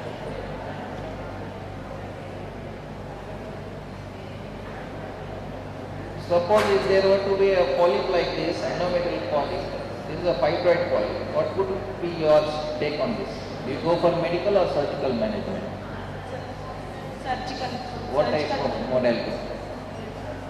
Cervical hysteroscopic dissection of the polyp. What about this one? What is fibroid? Submucous fibroid. How will you differentiate from a polyp to fibroid? The surface of like all that hysteroscopy, the ultrasound has not given you sufficient information. Polyp looks bright and it has no vascularity over the surface. But submucous fibroid has peripheral vascularity, and it is at submucous fibroid it will be pale in color. The basic thing is on hysteroscopy you cannot push the mass. If you cannot push it, that means it is a fibroid. If you can push it, that is a polyp. Okay, this is a practical tip, especially in surgery. Suppose the woman has she has completed a family history, and she doesn't want to remove her uterus. And what would be your take on this? Like these are the cases which is a 6 centimeter myoma, which you can offer a hysteroscopic resection of the myoma. Will you agree? Yeah, resectoscope. Okay. So anyway, there is conventional conservative treatment with medical treatment, hysteroscopic resection, to radical treatment like hysterectomy. Mind you, for all AUB cases, ultimate best treatment would be removal of the uterus, but we are not supposed to do it, and we have to try to retain it as far as possible. Okay. Now there is also an audit going on that removing the uterus before 40 years and all. So these are the MRI pictures where you need to do an MRI for mapping of the fibroids so that you can plan for myomectomy. Okay. MRI is also going to be useful. Madam Shailaja, is there any way to differentiate from a benign fibroid from that of sarcoma? Absolutely, we cannot differentiate, but there are some signs like irregular border, heterogeneous in intensity, as well as central necrosis and hemorrhage suggestive of malignancy. So before going in for myomectomy, at least you be cautious about this. What about the uterine artery embolization? Does it help, Dr. Narayana? Uterine artery embolization for fibroids, it will be more who has completed the family and then who wanted to retain the uterus, uterine artery embolization would be good. Whereas if the patient wants to conceive, then if we compare myomectomy and uterine embolization, myomectomy scores good over embolization. So the ideal patient for uterine artery embolization is a patient who wants to conserve uterus after completing this. There was an MRT case, but it did not pick up well. Okay. Coming to this case, prolonged periods, irregular, and weight gain is there in the last 3 years, and trying to conceive. BMI is 30. I think the C itself suggests that this is the ultrasound picture. What is the diagnosis? PCOS. So PCOS, and this is Can you explain about this video, Dr. Shanti? Is the same video of the same patient?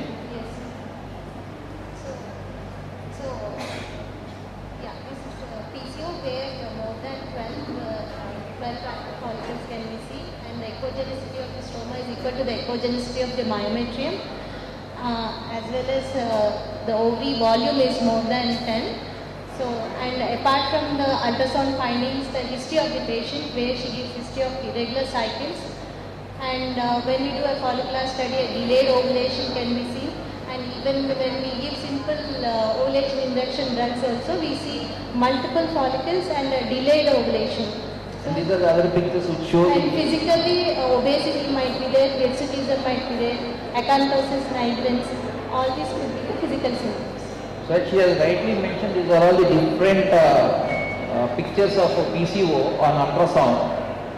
And this is Sono AVC. If you are concerned about the infertility, you may need to do that. And as she has rightly mentioned, and PCO, you have to work it up on low ovarian reserve and hypothyroidism, hyperprolactinemia, and all those things. And what would be the treatment usually for these PCOs?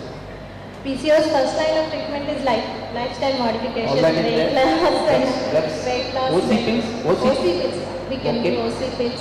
And very resistant PCOS, nowadays we are not advocating laparoscopic ovarian drilling, but then where it is really needed, in such cases it does really work.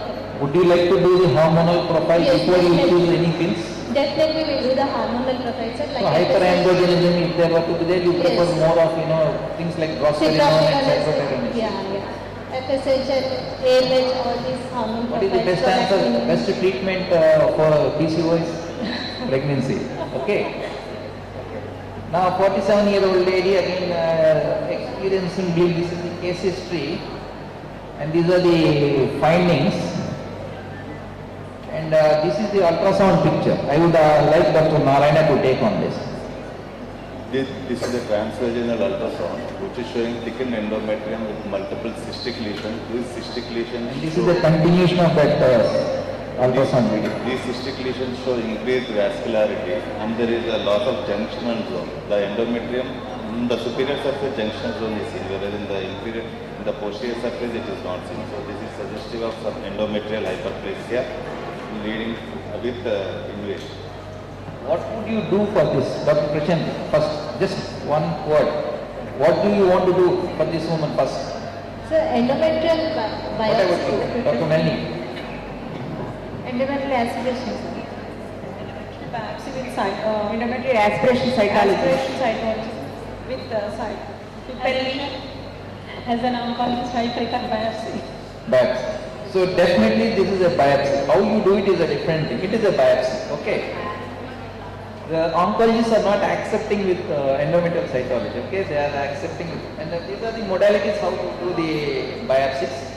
The pickle pipette is found to be good. And how many of you vote for fractional curettage?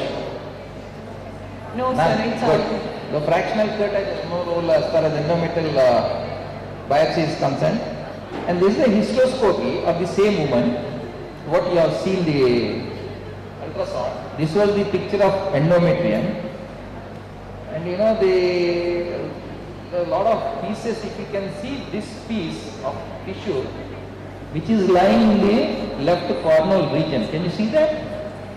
So this is how would you like to do a pipette cytology or biopsy, or you want to go for hysteroscopy?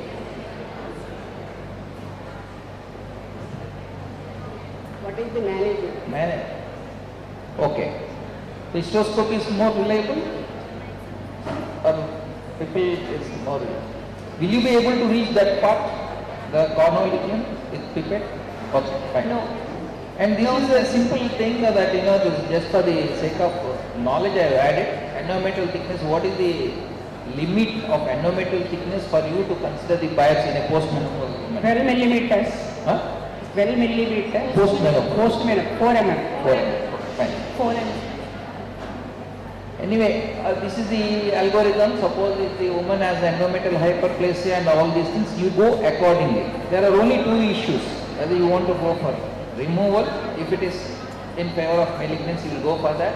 Suppose if she wants to conserve her uterus and want to become pregnant, Then we'll go for LNG or any other things that you want to see.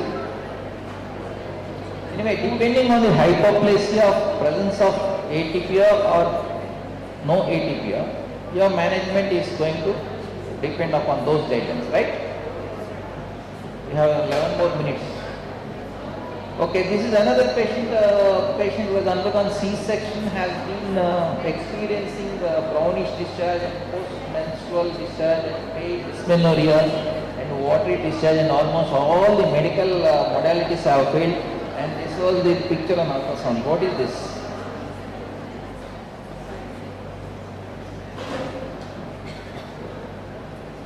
There is a defect at the scar side, and there you can see the thinning of the myometrium at that side. So this is an ischemosity.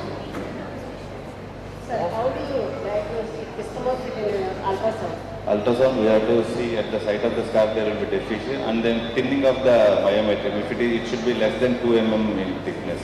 It should be less than 2 mm thickness. Then that is the sign of. There is again grading of ischemosity is also there depending on the thickness of that. I think that is available because of the paucity of the time, and that you can get it from any point. How do you treat this ischemosity? Resection and repair. There are two things, hysteroscopy or laparoscopy. Both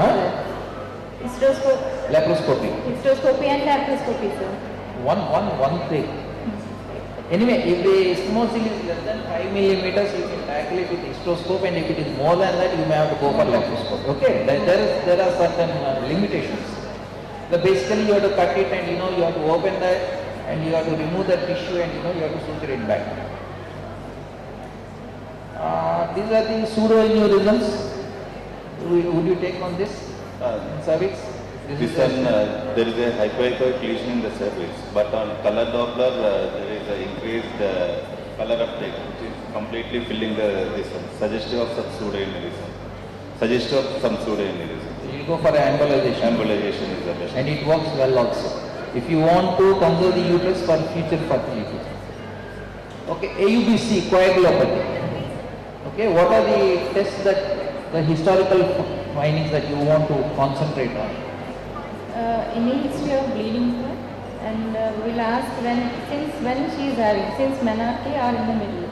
If it's bleeding complaint since menarche, then it's a suggestive of coagulopathy. Any family history of bleeding disorders, any BPH history is there. All that is then what are the specific investigations? See, this is a case of a woman who is on the ecosprin and statins and all that. This is the lady who has come with the heavy menstrual bleeding. And these are the disorders which you may have to rule out and treat accordingly. First of all, what is the first point that you do in these cases? You stop that first, the statins and the aspirin and all. statins, we have to stop it. We have to do coagulation profile. And don't take them directly for DNC. You would have hell, okay? So be watchful on that. Out of all medical management, which we should not give any NSS and IMA. Okay, you see all these frames, you see this is the picture which is not fitting in anything. When you do an ultrasound, you are seeing the fluid in the endometrial cavity, and there are foreign bodies, and this is what is this case? Uterus is retroverted, sir. You can see the uterus is, and this might indicate. Pointer. Go ahead, sir. This might indicate any other sign, any endometriosis. I want gynecologists to concentrate on this. I'll give you a clue on the cervix. Endometriosis. We have to rule out cervix. Previous history. Almost as long as the body of the uterus. In which condition do you see this? Postoperative adhesion. Excellent. This is a postoperative adhesion. Because it's stuck to the anterior abdominal wall, and this is the picture of that case. Every time there is collection, and if you can see that the uterus is at a lower level and the cervix is at a higher level, so it is with a water tank with an outlet at a higher level. So how do you treat these cases? These are the cases which come under AUBE. How do you do that? You just have to dilate it. For that you cannot do anything. Go back if you want to see that. The cervical canal is very, very bad. Steno cervical internal loss, we have to dilate it. We have another 6 more minutes. Now, what is the medical management of acute AUB? First we have to admit the patient. All these things have been done. Which one you will choose first? First is admission. Admission. First patient has to be admitted. Medical management. I will give conjugated estrogen, 25 milligrams every 3 hours. Is it available in India? Not available. IV not. Not So available. Oral is available. Oral. Primary and oral. We are going for these things. The high dose of OCPs and the medroxyprogesterone. Okay. A word about tranexamic acid. Now the guidelines say that this is the dosage that can be given to a maximum limit, and will you combine OCPs and with that of tranexamic acid? Because we should not combine them. The risk of thromboembolism is more with tranexamic acid. But still we are using. But if it is a short time, How many of you are using OCPs with the tranexamic? Risk of myocardial infarction. Honesty, I do it. sir, in acute ALD for 24 hours. Anyway, there is a theoretical risk of higher chances of thromboembolic phenomenon, but they have done a lot of studies and they are saying that you can give it, but give it with a caution, and this is a reference from Foxy Focus. Okay. Now, conservative treatment of AUB, you know about the medical, all these things. The medical is all these things, non-steroidal, all these things we have done.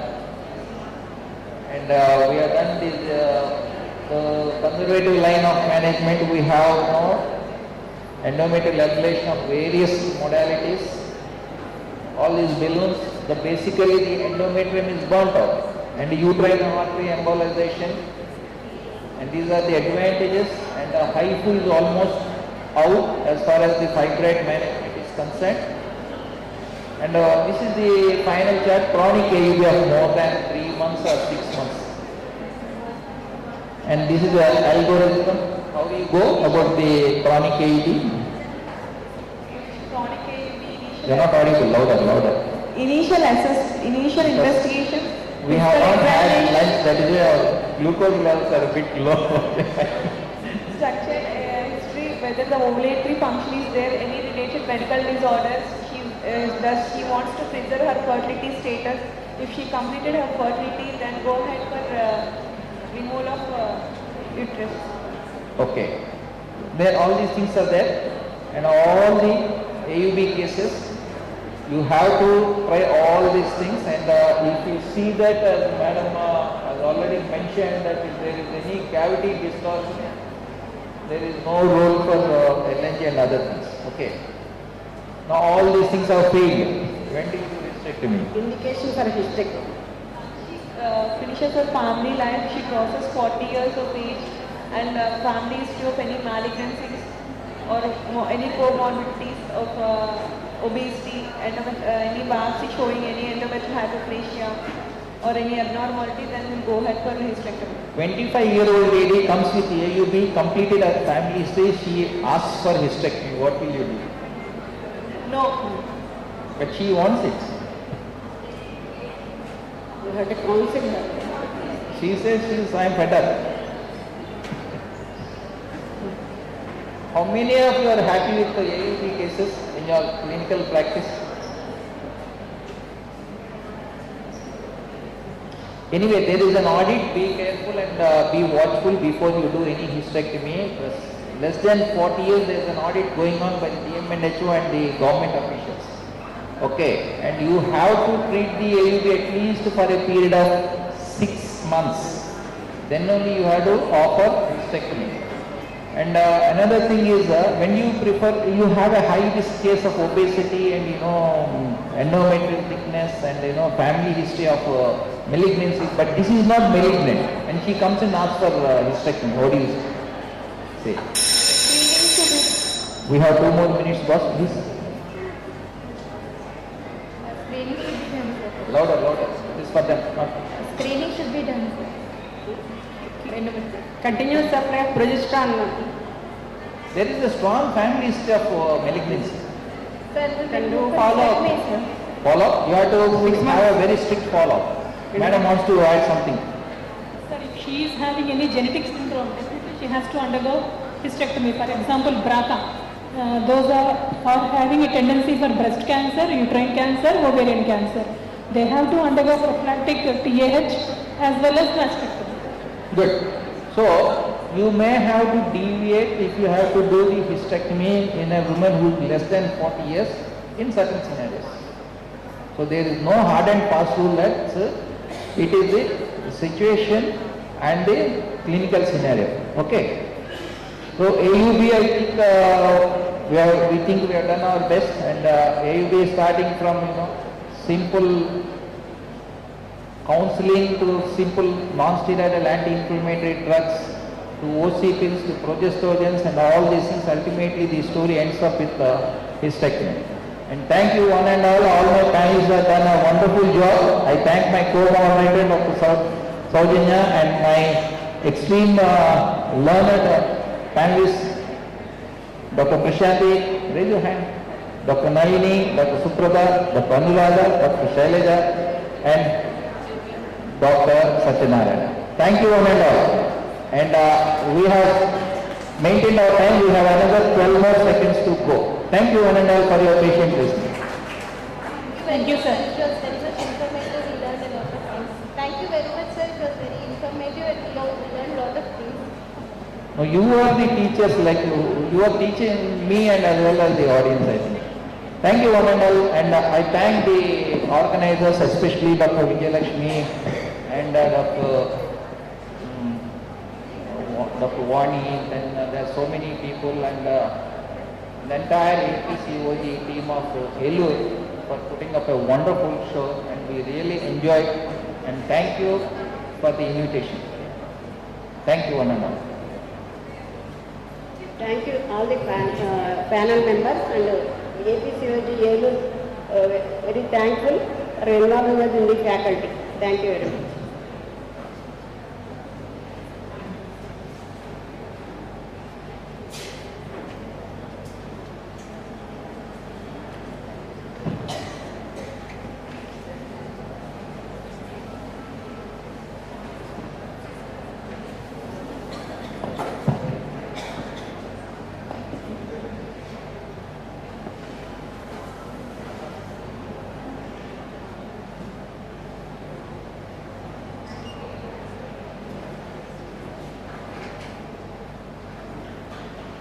Thank you all the moderators and the panelists for the wonderful presentation. Next, moving on to the next session, I welcome the chairpersons, Dr. Smita M, Dr. Pujita M, Dr. Sunita Y. Dr. Smita M, she did her MBBS from NMC Nellore, did post-graduation from Nellore. She is a professor of Obstetric Gynaecological from KIMS Amlapuram, consultant at Shishmita Institute of Maternal and Child Health. Dr. Pujita M did her MBBS from PCOS, post-graduation from Mamta Medical College, fellowship in minimal access surgery from World Laparoscopic Center, New Delhi, postdoctoral fellowship in obstetric medicine from NTR University. She is an executive member IMA Vijayawada, executive member of WOX and treasurer from Vijayawada Menopause Society. She is a DIRA master trainer, member of FOXY, ISOPAC, WALS, IMS Stillbirth Society of India. Presently working as a consultant obstetrician, gynecologist, laparoscopic surgeon at Ankara Hospitals for Women and Child. Please welcome. Dr. Sunita Y. She did her MBBS from Guntur Medical College, post-graduation from Kasturba Medical College, Mangalore. She is a former professor and unit head at Chennai Medical College, Chinnakatani. She's a senior consultant at Kamneni Hospital, Vijayawada previously, and now working as a consultant at Andhra Hospital, Vijayawada. She is an undergraduate and postgraduate examiner. Welcome, ma'am.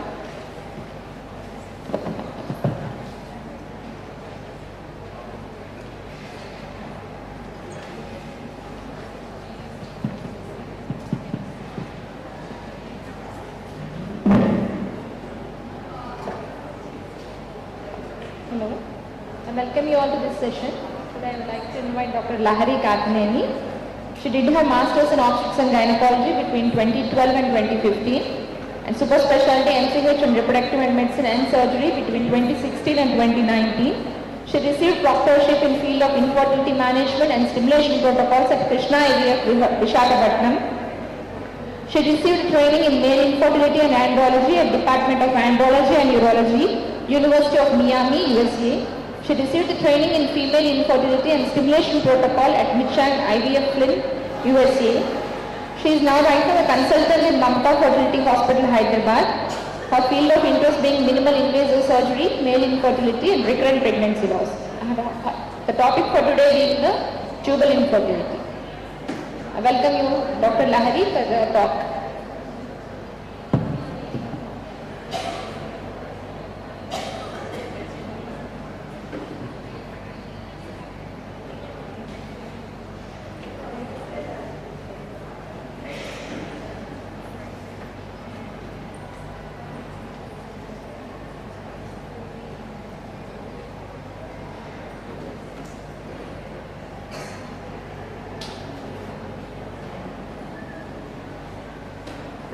Thank you, madam. Thank you for the good introduction. Today I am taking you through evaluation of tubal factor. Coming to the introduction, you all know fallopian tube is 10 centimeters in diameter. It can vary from 6 centimeters to 13 centimeters and it has 5 segments: interstitial, isthmus, ampullary, infundibular and femoral ends.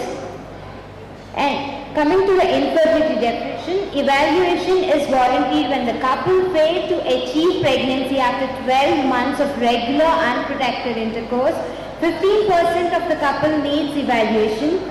Female factor accounts for 40%. In that, tubal diseases accounts for 25 to 30% of the male factor. Among the tubal obstructions, proximal tubal obstructions accounts for 10 to 25%. And distal tubal obstructions accounts for 75 to 90%. Clinical assessment of tubal function is difficult, hence many methods have been suggested, mainly complementary to each other. Now research is moved from purely anatomical approach to functional approach. Only 3 tests are obligatory in evaluating infertile couple. One is ovulatory assessment, second is semen analysis, third is tubal patency. When we suspect tubal patency, we have to check in routine basis where any history of PID, septic abortions, ruptured appendix, tubal surgeries and ectopic pregnancies. Other causes are inflammatory related endometriosis diseases, inflammatory bowel diseases and surgical trauma. Investigations of tubal infertility goes on like this: HSG, what you all practice day in and day out, saline infusion sonography and hypo-C, chlamydial antibody testing and the gold standard, laparoscopy combined with hysteroscopy. The methods to assess the tubal function are phalloscopy, salpingoscopy, fertiloscopy and selective salpingography, CT and MRA. Each and everything will be described in next previous slides. Coming to hysteroscopy, radiological evaluation of uterus and fallopian tube can be done at the same time. Primary role of hysterosalpingography is evaluation of tubes in infertile couple. Other indications are history of recurrent pregnancy loss, tubal recanalization, assessment of patients prior to myomectomy. It is useful in patients whose marital life is less than 3 years and we have to make sure that patient has no pelvic surgeries in the past 3 years. Coming to contraindications. If the patient has complained with acute PID, it is a main contraindication. We should not subject the patient for hysterosalpingography. Premenstrual phase, pregnancy, and sensitive to contrast media, recent DNC, and renal or cardiac diseases. When you do HSG, the best time to perform HSG is 2 to 5 days following the end of the menses. No specific preparation is required. Abstinence is also not required. NSAIDs when we prescribe before the procedure, patient will be very comfortable. Routine prophylactic antibiotic is not required, but as India is a tropical country and the chance of infections will be more, so doxycycline for 5 days is ideal. This is the picture showing bilateral tubal patency on the right side and the left side showing a small polyp. How to perform HSG? By fluoroscopy with limited number of radiography is ideal. Slow injection of contrast, minimal discomfort to the patient is betterly advised to the clinician who practices HSG. Which one is prescribed? Water-soluble dyes are the most common dyes used throughout the world. It decreases allergic reactions. Risk of granulomatous reactions were decreased with water-soluble dyes, and excavation and embolism risks also decreased with water-soluble dyes. Fallopian tube appears very thin, smoothly lined, widened in the ampullary region. Isthmic portion, it's just a piece of portion. The tube varies in location and it will be tortuous in the pelvic region. It should be free spill of contrast into the peritoneal cavity. For one X-ray exposure, it will be 5 garrays of X-ray contrast. X-ray imaging will be exposed to the patient. And these are the HSG images. This is the normal image which shows bilateral free spill with normal uterine cavity, and the left side image shows hydrosalpinx. And these are the images shows bilateral corneal block on the right, and on the left, right side it's a corneal block and left side it's a distal block. And these are the few X-rays showing bilateral distal block and excavation of the duct. And these are the another images showing proximal tubal block, and the right side and the left side one shows distal block with beaded appearance. Usually the beaded appearance we see in tuberculosis. And this is a typical picture with genital tuberculosis. In this picture, endometrial cavity is completely abnormal. We won't see the typical triangle appearance. The cavity looks like exactly like T. So we need to suspect the patient has a past history of tuberculosis, or she has an active history of tuberculosis. And the other X-ray shows a filling defect. If this filling defect is seen, we need to repeat the HSG for better diagnosis. And as India is a tropical country, tuberculosis we see day in and day out. These are the typical features for tuberculosis HSG. Rigid contour with rigid thin piped appearance, small terminal tubal dilatation with rigid tubal contours, obstructions on the junction of isthmus and ampulla, multiple constrictions like beaded appearance, vascular and lymphatic excavations and intravassations of that contrast media is commonly seen. Bilateral corneal block with intravasation of the contrast, puncture, calcification, diverculum in the lumen, tobacco pouch appearance and lead lipid skin appearance are most commonly seen in tubercular patients. The most friendly thing is the sensitivity is 60% and specificity is 83%. But false positives is also detected in HSG. Proximal tubal occlusion is interpreted maybe due to corneal spasm, and peritubal adhesions can be interpreted as distal tubal block. And false positive occurs in distal dilated hydrosalpinx These are the classifications of HSG which is commonly followed. There are 3 categories. Normal one is, we call it as 1, and mild, moderate and severe. When the patency is completely free and the tubal folds are preserved and tubal distension is normal and primary clumping is not seen and peritubal disease is not seen and resistance to flow is normal, this is called normal HSG, and when everything is altered, it is a severe case of disease. We have to keep it in mind, and in this type of cases, laparoscopy along with hysteroscopy will be the ideal method to identify the tubal disease. Coming to advantages and disadvantages. Advantages, uterine cavity, it is easy to identify uterine cavity abnormalities. We can see we cannot see the contour of the uterus, but inside the cavity we can identify the abnormalities, and it is not expensive.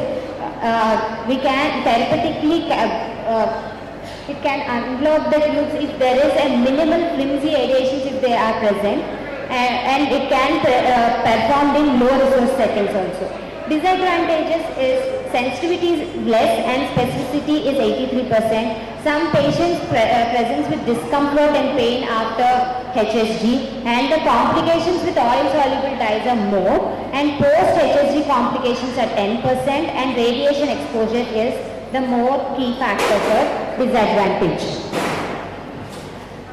Saline sonosalpingography, it is also called saline test. Saline infused into the uterine cavity to enhance the visualization of uterus and tubes. Indication for tubal patency and diagnosis of endometrial polyp can be done in one sitting, but contraindications, acute pelvic infections, premenstrual period and recent DMC history. And this is the picture showing fluid in the pouch of Douglas. So it indicates that 90% that both tubes are patent. And we can observe in ultrasound like waterfall sign that indicates the tubes are open. What are the problems we can face that are difficult to interpret the findings, because one tube is open or 2 tubes are open, we don't know exactly, and the trauma to the cervix if it is stenosed, and site of block is not determined, and it cannot assess the peritubal adhesions, and the findings are subjective, and lot of the clinicians have to undergo training for saline sonography to perform, and false positive results is matched with hydrosalpinx.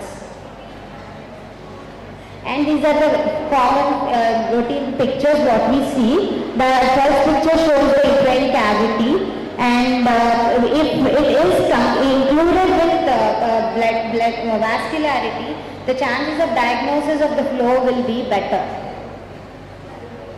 Coming to advantages and disadvantages. It's an office procedure. It is very tolerable. Patient doesn't have pain. Diagnosis, we can diagnose both tubal and uterine pathologies. Cost effective and less time consuming, and no radiation hazard will be there. Disadvantages, tubal spasms, hydrosalpinx can be false interpreted, and tubal block cannot be identified. And hysteroscopy, which is commonly done procedure in the clinics nowadays. Hysteroscopy is similar to that of saline sonography, where contrast agent called EcoVest 200 is used to obtain high echo flow through the fallopian tubes. EcoVest is 200 is a milky substance. It contains of galactose microparticles, which is absorbable, and it absorbs within 5 minutes, and the radiation it absorbs the radiation, so we can detect the tubal patency better. And the drawback with this is it's not FDA approved. Tubal patency. Visual tubal intratubal flow of EcoVest contrast using using D-mode ultrasound. Advantages is comprehensively evaluation of the adnexal architecture and uterine cavity, myometrial assessment and tubal patency. Disadvantages: 10% false occlusion rate and false patency rates in 7% of the patients. Coming to advantages and disadvantages, accurate as HSG, but additional ultrasound in the same sitting is needed, and detection of uterine cavity abnormalities will be better. No radiation exposure is required, better tolerated and less painful. Complications are 4%, but long learning curve is required, and it is difficult to visualize, pill is difficult to visualize, and exact site of the block, we cannot demonstrate the exact site of the block. And coming to 3D versus 2D sonohysterosalpingography, obviously 3D will be more advantageous than 2D ultrasound, better visualization of this pill from the distal end of the tube, small duration of the procedure, but low volume of contrast media is required. The sensitivity of 3D hysterosalpingography for detection of tubal patency was 100% with a specificity of 67%. Positive and negative predictive values were 89% to 100% respectively. Coming to the gold standard, laparoscopy. Gold standard for tubal evaluation. Issues can be at the same sitting we can examine uterus, anterior, posterior, cul-de-sac, uterine, ovarian surface and the fossa and the fallopian tube. In this, methylene blue dye and indigo calamine can be used for tubal patency. Indications for laparoscopy: if there is a block in HSG or any other modality of like SSG or hypoxia, then the next modality we have to go switch on is laparoscopy to conclude the tubal patency. And unexplained infertility, history of pelvic surgeries or any pathology, and marital life more than 3 years. Women who are thought to have comorbidities should be offered laparoscopy and chromotubation. In lab, the comorbidities are PID, previous any ectopics, previous surgeries, chronic pelvic pain according to NICE guidelines. Advantages: at one glance of panoramic view we can see the pelvic anatomy, can diagnose minor occlusive diseases like fimbrial agglutination, phimosis, adhesions and endometriosis. Can see and treat the disease in the same sitting. Adhesiolysis, ablations of endometriosis and cystectomy can be done in the same sitting. Many obstructions detected by the HSG are not real, so confirmatory test in many. This is the picture showing hydrosalpings and adhesions. Disadvantages: it is costly, anesthesia is required, inpatient is required, and no perfect test for diagnosis of tubal pathology. Coming to chlamydial antibody testing, it can serve as an initial screening test. It is a virtual test for tubal patency, can be delayed for few months if the test is negative. The pathology is for 7 to 12%. In chlamydial antibody test is abnormal, then HSG is recommended, but laparoscopy as early as possible. It's a non-invasive and inexpensive test, but sensitivity is 21 to 90%, specificity is 29 to 100%. But limitations are there with this procedure. IgG antibody variation in the test accurately due to different assays. In the gut, the chlamydial pneumonia may cross-react with the pulmonary antibodies present in the uterine cavity. Coming to the uterine architecture. Thalassemia. It is used to characterize normal and abnormal pathological changes documented in the endotubal lesions like debris, adhesions, stenosis and polyps. Laparoscopic cannulation is performed hysteroscopically under laparoscopic guidance by dilatation coaxial catheter and non-hysteroscopically with linear eversion cannula. And this is not routinely performed, but this is the scope. We have to put a port in the abdomen, and we have to put the scope and through the hysteroscopic guided, and these are the pictures showing laparoscopic. And coming to advantages, proximal tubal obstruction can be corrected betterly with laparoscopy. Demonstrates the ischemic plug. It can demonstrate the ischemic plug and can reverse the proximal tubal block. Improves the visualization, less bulky, less traumatic instruments, better correlated with tubal pathologies, and changes the course of treatment in 52.4% of the women. Disadvantages: intracapital pathologies are thickened endometrium, interferes the hysteroscopic osteal axis, and suitable for selective indicated rather than for routine clinical applications. Salpingography allows virtual interpretation of ampullary mucosa during either laparoscopy or laparotomy. Abnormal adhesions, loss of mucosal folds, debris, foreign body, and abnormal vasculature can be seen. Agreement between HSG and salpingoscopy is 89%, but not routinely recommended. These are the pictures showing salpingoscopy and fertiloscopy. There are 5 procedures included in this: hydropelvicscopy, dye test, salpingography, and microsalpingography and hysteroscopy. In this, all problems can be addressed in the one sitting: tubal patency, evaluation of tubal mucosa, evaluation of peritoneal environment, which may explore the oocyte retrieval mechanism. And MRI is another method to identify the tubal patency, but the tube is not visualized clearly in the MRI, so this test is not accurate and the tubal works are not identified in MRI. Coming to conclusion, women with comorbidities should offer, without no comorbidity should offer HSG. Hysterosalpingography, contrast sonography can also be considered in those women. Women with comorbidities should offer laparoscopy. Further research is needed to a certain level for fertiloscopy and phalloscopy in infertile women. If a patient present with you with history and ultrasonic evaluation, if the patient is less than 35 years, no comorbidities on scan, the duration of marital life is less than 3 years, then advise HSG. If bilateral spill is present, then you can plan an ovulation induction cycle or an IUI cycle depending upon the semen parameters. If the patient's age is more than 35 years, assessment of comorbidities on scan.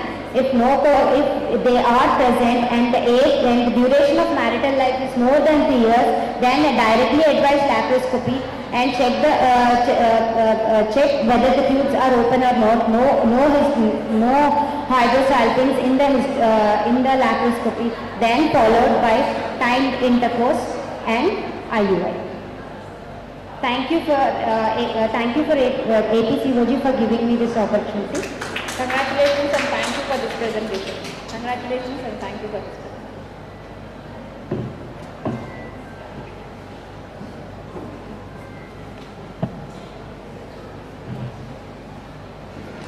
Ultrasound becoming the third eye of an obstetrician alongside clinical examination and history taking.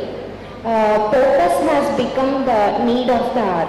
So today I would like to call Dr. Niharika Gupta, a professional radiologist who has more than 10 years of experience and extensive knowledge in imaging and diagnostic procedures, highly skilled in fluoroscopic procedures, MRI techniques and using radiographic equipment. She performs ultrasounds, MRIs, CT scans, X-rays and portable radiography and fluoroscopic procedures. She had served in diverse caseload including newborns, infants, children, adolescents, adults and geriatric patients. She worked for 2 years in Yashoda Hospitals, Hyderabad from 2013 to 15, and for 8 years she has been working in Apple Hospital, Tanuku from 2016 to present. Over to you, ma'am. Thank you so much, ma'am, for the good introduction. Welcome all and good afternoon delegates. Already introduction is there. So coming to the topic, the PCOS. What is PCOS? It is a point of care ultrasound. Basically I am discussing about the PCOS in obstetric and gynecology practice. So ultrasound means this is the major thing with machine with all the cumbersome probes and all the wiring equipments, everything will be there. But in PCOS, it is the point of care. You can take the probe, wireless probes will be available. You can directly connect it to your mobile phones. So everyone is having mobile phones and in an emergency situation, a gynecologist or an obstetrician will carry the probe and she'll insert it and then she can do the scan herself, she or he. So ultrasound is basically brought to the patient, used as an extension of physical examination. The real-time images can be correlated with the patient's symptoms. The three major aspects are the interventional, diagnostic and screening applications. So it is definitely different from the conventional ultrasound because it is a rapid and quick assessment and performed at the bedside for a diagnostic and therapeutic purpose. So what are the applications? It is mainly used in emergency situations. It could be the life-saving for mother and the baby. It can be done from the 5th week of the pregnancy to the term gestation. It can be used in all stages of pregnancy for a wide range of applications.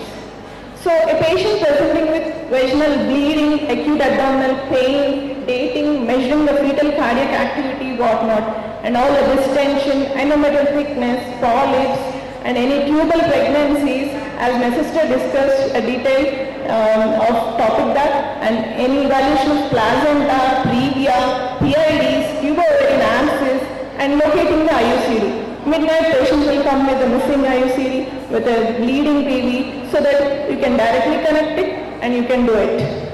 Next, diagnosis with pump. What is pump? Okay, it is the portable ultrasound machine. So in 2018, World Federation of Medicine and Biology, they project focused prenatal scans with a portable scan. It is a newer compact, as I told you. There are two probes like Butterfly company and the V-scan, it is the air scan. So you don't have any other wires. You can directly connect the probe to your smartphone or a tablet. You can do the exam and you can easily take the patient to the emergency procedures and you can do diagnostic and therapeutic purpose.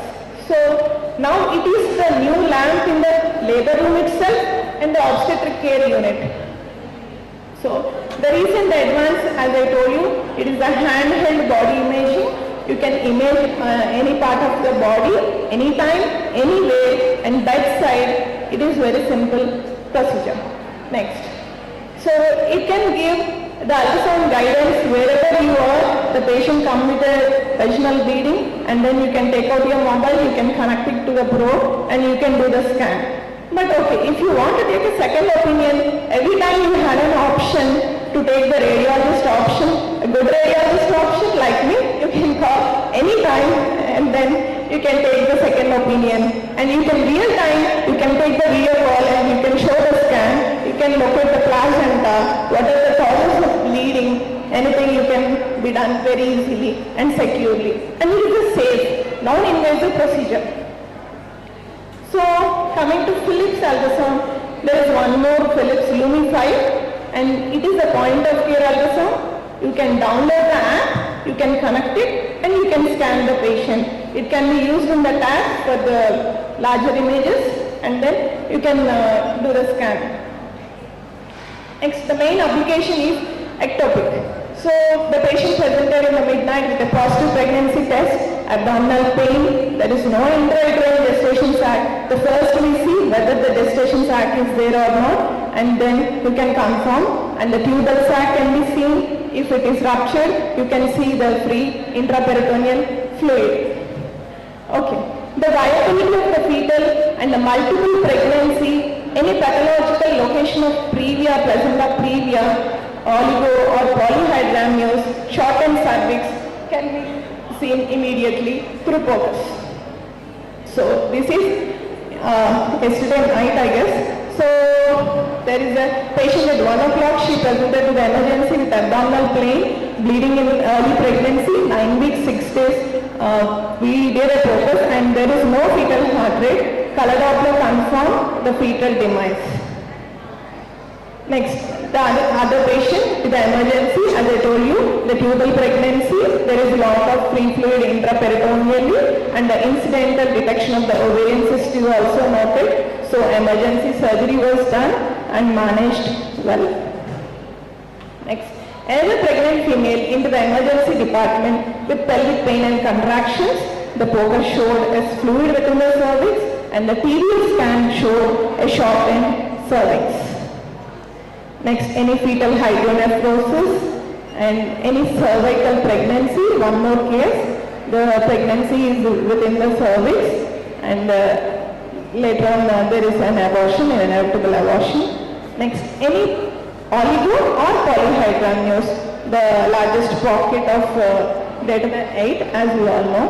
Next, another case in the midnight presented with acute abdominal pain and distension. There is a large ovarian cyst in the midline of the pelvis, so extending up to the epigastric region. So we took immediately her and we managed the case with laparoscopy, cyst aspiration.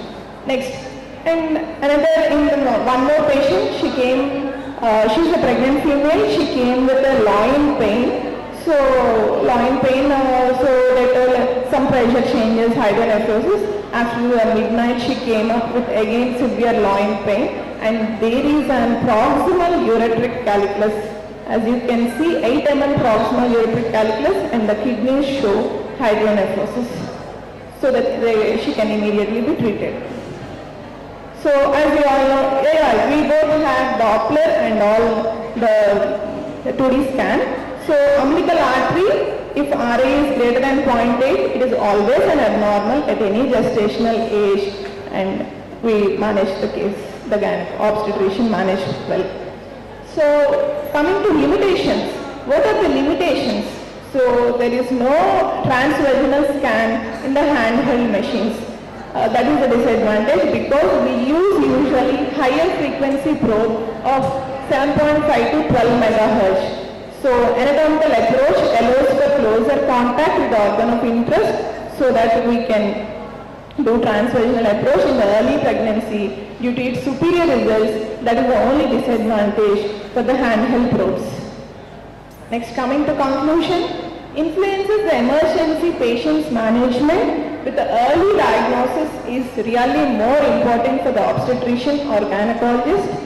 And various potential severe bleeding and abdominal pain, distension, we can save both the mother and the baby. So it is the lamp shine in the labor room. The continuing development of portable ultrasound devices are considerably cheaper. In Philips, as far as till now, it is around 8 lakhs. So the conventional ultrasound will be some 20 to 30. So this we can take and we can download the app and we can easily connect and you can do the ultrasound scan. Next, so thank you very much. Thank you everyone. And these are my team in my friends and my family in Eluru and Tanaku, obstetricians, and I really thank the organizing committee, APCOG, for giving me this opportunity. I'm honored and a special thanks goes to my mother, Dr. Vijay Lakshmi, who is the esteemed faculty of the APCOG, and she is the one behind the topic and she encouraged me a lot. So thank you so much. And my Tanaku friends, all obstetricians are here, so I thank all of you. Thank you so much for your valued time. Congratulations, madam. I would like to add one point here. Sure. You being a radiologist, you will be a bit experienced in doing the detailed procedures as well. But I think focus should be trained for the gynecological PDs. Sure. Yes, yes. So that will be actual utilization of focus in the clinical practice. So the gynec PTs has to be trained in a particular way for this focus, I think. Yes, ma'am. Nowadays, in 2018, this program has started. Yeah. In Armenia, Dr. David Adorian has started this thing. Yeah. But in India, it is still yet to come. So that's why we gave you facility, no ma'am. you can video call us and you can, I'm the Mamalapuram. Take a second opinion. Yeah. Okay. Thank you so much. Thank you. Ma'am, do we have to take the PCAP NDT informations for any these ultrasound, for any machines probe, as well? definitely, because you can directly, you can... And are the probes as good as the conventional? Yeah, they're as good as the conventional. They give the detailed imaging. V-scan probe is a very detailed image. So these can be used as intrapartum ultrasound also. Yeah. Okay. Thank you so much, ma'am. Very informative talk. Thank you so much. Let us move on to the next session. NDVH, non-defense vaginal hysterectomy. It's my great pleasure to invite our distinguished speaker, Dr. Sajna Rogneni, Professor and Head of the Department of Obstetrics and Gynecology at Dr. Pinnamneni Siddhartha Institute of Medical Sciences and Research Foundation. Dr. Sajna was former president for Vijayawada Obstetrics and Gynec Society. We are running short of time, excuse me. Okay, so she conducted many CMEs and live workshops regarding NDVH also. I personally attended so many and they were very useful. I want her to enlighten on this topic. Good afternoon to you all. I want to congratulate OG Society Eluru for organizing this wonderful session, and also I would like to thank organizing team for giving this platform to interact with you all on this very important topic. Non-descent vaginal hysterectomy, also called natural orificial hysterectomy or scarless hysterectomy. Okay? The word non-descent vaginal hysterectomy is being popularized by Dr. Siri Shea, who always believes and says that the way to women's uterus for gynecologists has always been through the vagina, either to examine her or to do the surgery. And WHO also mentions that the vaginal route is the best for the woman or the patient, and ideal when compared to other alternative abdominal route, let it be the laparoscopy as well. But it's hard to know that global statistics analyzed by the WHO are deteriorating to give very high rates of abdominal hysterectomies performed and very low axis for vaginal route for hysterectomy.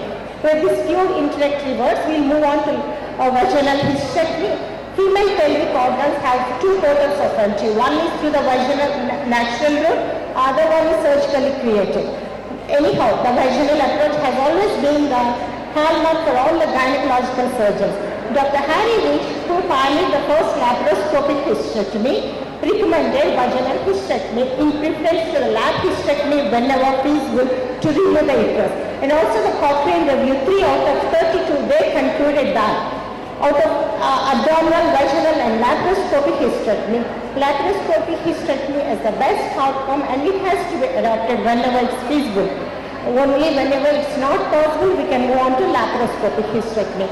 So how did we witness the evolution of non-descent vaginal hysterectomy?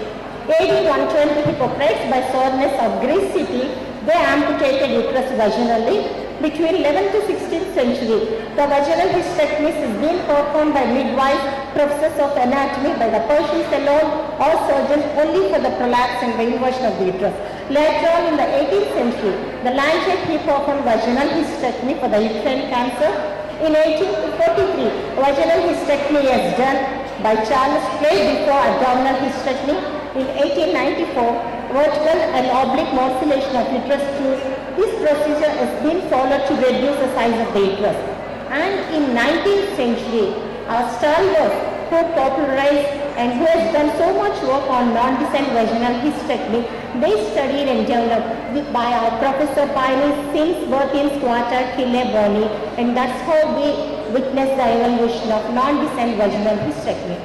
Indian doctors, we are not, the contribution by the Indian authors also is noteworthy. We are not lagging behind at all. The contribution by our pioneers, Dr. V.N. Shirokar Mitra, Dr. Rai Chaudhary, Dr. B.N. Purandare, Dr. V.R. Purandare, they popularized so much and they have done so much work on this vaginal surgery. Because of this, in 19th century, the vaginal gynecologist has been identified as a special branch, and now to add it to that procedure, meticulous methodology of applying plants, infiltration with saline, removal of adnexa along with uterus, extended radical procedures were added by our pioneers Dr. V.N. Purandare, Dr. V.N. Ureter and Dr. Shubham Mitra. In the word, non-descent vaginal hysterectomy is very being popularized by Dr. Sirish Sheth. He was not only doing vaginal hysterectomy for the small uterus, but he followed the procedure for doing for post-cesarean pregnancy and for the bigger uterus, adenomyosis, and also for the fibroid uterus. At this point, we also have to remember the contribution by the Telugu doctors also is not lagging behind. We need to remember our famous Dr. Madineni Gopal Krishna Garu. For the last 30 years, he has been doing vaginal hysterectomy for a long time without any prolapse. So we all know that globally hysterectomy is a well-done procedure. It is done abdominally, vaginally, and also by laparoscopically and robotic. Before deciding which route has to be chosen, we need to consider and include the factors of safety of the patient, cost effectiveness, medical need of the patient. Most of the literature supports that the vaginal hysterectomy is the safest and cost-effective procedure. That's why the gynecologist has to master the skills of vaginal hysterectomy, especially for the first situation. The first one, whenever there is a prolapse, the origin is very close and it's feasible. And second, when the indication of hysterectomy, when all the three approaches are suitable, we can train ourselves adopting vaginal hysterectomy, and it's a scarless surgery. In the first situation where we can apply this vaginal hysterectomy for the bigger uterus and for the adnexal pathology, when we have to do it in a post-cesarean pregnancy as well.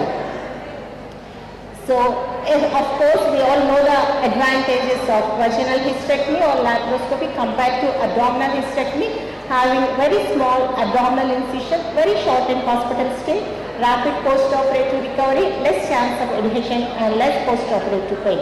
The commonest indications for, sorry I'm going quickly because I want to give time for my co-speakers. So the commonest indications being abnormal uterine bleeding, adenomyosis, uterine fibroids, whether single or multiple fibroids, and endometrial hyperplasia or polyposis. The uncommon indications being pre-malignant condition of the cervix or the uterus, unexplained menorrhagia, chronic pelvic and post-menopausal bleeding. The contraindication, even though the ACOG says beyond 14 weeks, but with our expertise, maybe uterus up to 16 to 18 weeks can be considered, and not only the fundal height, it also the length, breadth and the AP diameter. So the uterine volume more than 250 to 300 cc, that might be a relative contraindication. And post-cesarean pregnancy with restricted mobility and adnexal pathology like vague benign lesions or endometriosis. And uncommon contraindications being invasive CA cervix flushed with vagina, big fibroid, especially the fundal fibroid more than 6 centimeters, less than 90 degrees narrow subcubic angle, positive cervical fundal sheath cell. For the benefit of the postgraduates, if you are trying to hold the anterior lip of the cervix with the valsalem and try to give just little traction, if you are seeing tucking in of the abdomen, it relatively indicates that there are adhesions between the cervix and the abdomen. So ventral fixation of the uterus to the abdominal wall is relatively a strong contraindication for vaginal hysterectomy.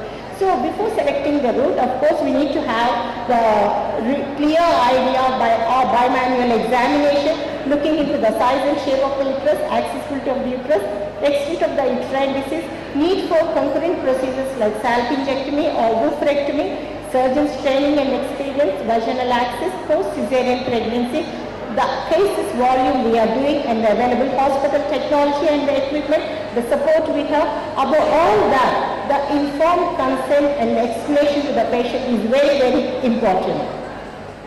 So before preparing the patient for the surgery, we need to have both informed and written consent. It's always better to take video recording nowadays. And if it happens to be post-cesarean pregnancy, always explain the chance of converting it to a laparotomy if we are unable to open the pouch of Douglas, or any bladder patients, maybe we have to put our laparoscopic port to remove the adhesion, and regarding the liable chance of bladder injury. So 15 to 60 minutes prior to the surgery, adopt antibiotic prophylaxis, single dose cephalosporins, first generation. Maybe that's not practical.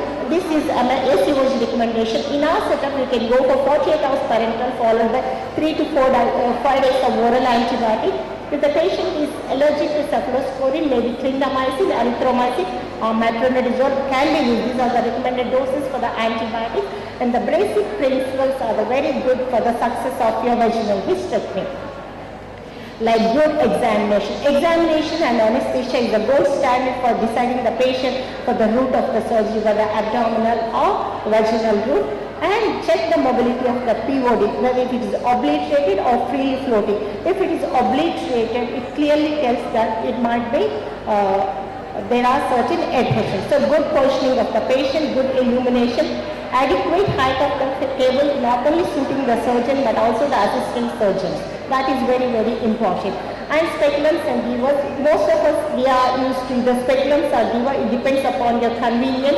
And catheterization. It can be done even without catheterization, but it's always better for the pressures to start with catheterizing with at least 5 ml so that it will be emptying the bladder, and also prevent compression of the bladder so that it prevents injury. We need to have delayed absorbable suture material, round body and cutting needle.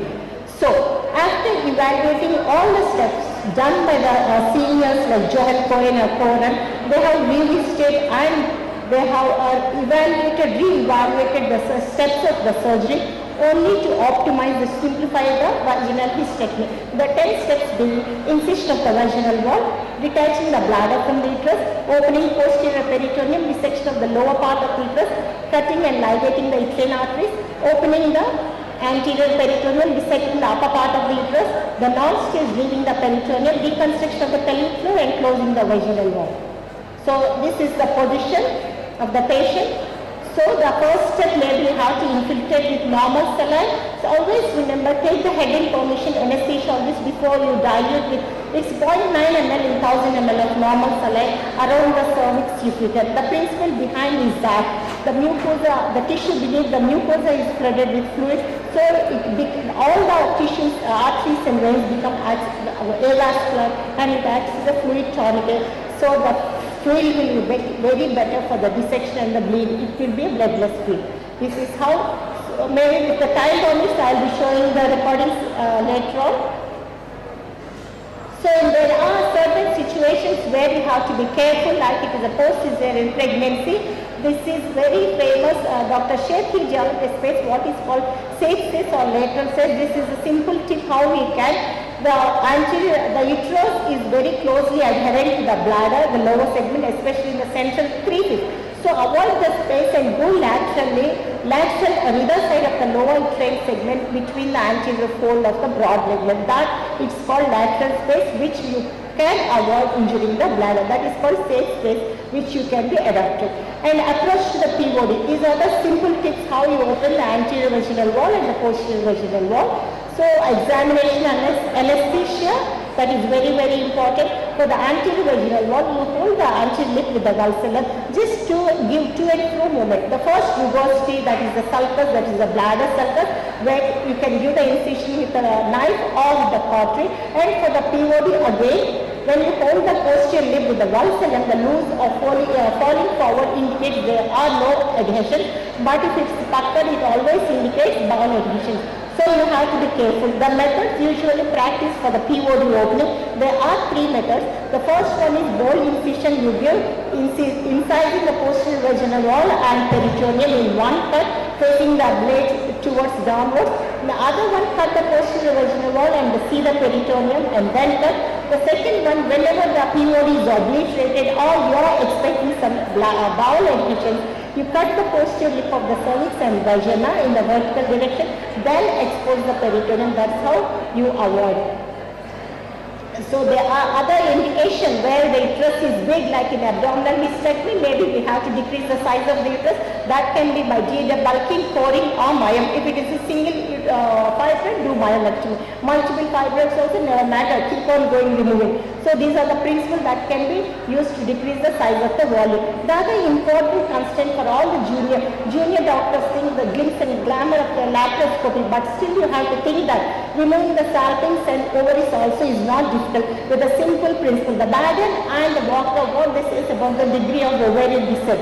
In most of the women, the ovaries can be descended up to mid-vaginal portion, that is grade 2, or up to the hymenal ring. In only 1% there is no descent or little percent in 2.5%. So with this principle, all of us definitely, as we all removing the salpings or tubes for the prevention of cancer while doing laparoscopy and abdominally, all of us has to utilize the same principle to remove the salpingectomy. It's not that difficult. So the technique that can be used is Zimmerman's technique, where it mimics same like in round ligament. What we apply in abdominal hysterectomy, round ligament is clamped and cut bit laterally, then you give incision in the infratubal area, then you apply clamp to the over and pelvic ligament. Like any other complications you have, a single thought about venous, it's nothing special, but for vaginal surgery, hysterectomy, you need to know there is nothing new technique or new tool, but we need to keep the scoping through vaginally. But the only advantage is that if the adnexa is above a narrow angle and it's nullifera woman, you can remove the adnexa. This is venous, which is first introduced in Johns Hopkins University. I don't want to go through all the studies now. The take-home message is that the success of the NDVH operation mainly depends upon the selecting the right operation for the right patient, selecting the right patient for the operation, understanding the anatomy and pathology, and usage of diagnostic methodology. The success of the NDVH always depends because you have fine movements and you can always feel the tissues, knowledge of anatomy, surgeon's confidence.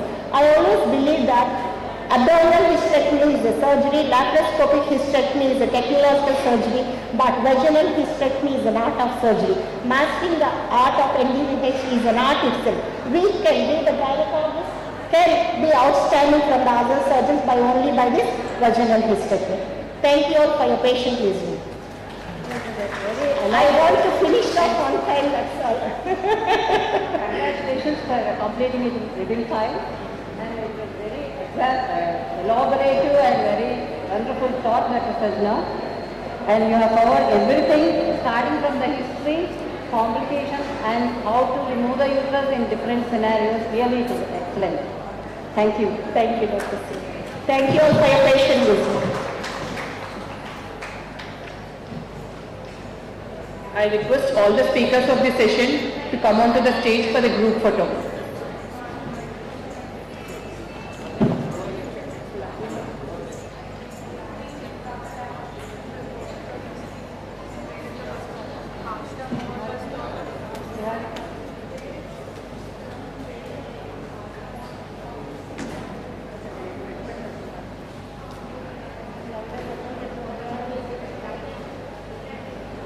Dr. Niharika ma'am, please come on to the stage for the photo session.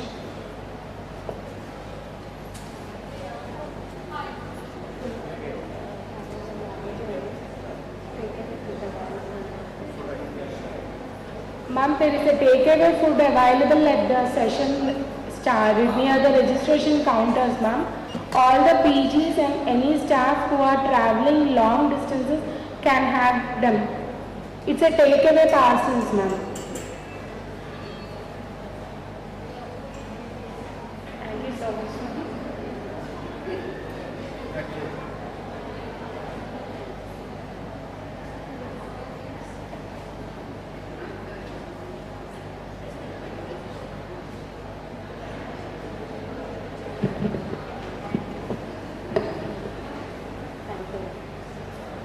On behalf of APCOG,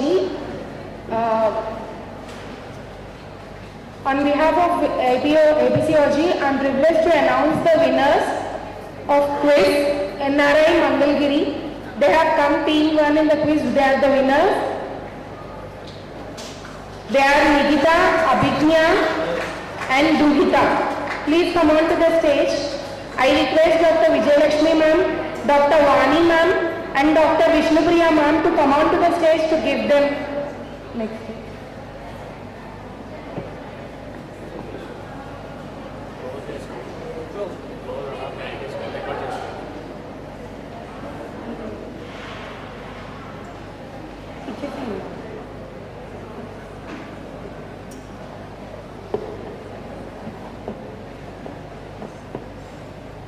Congratulations team NRI and photo. Okay.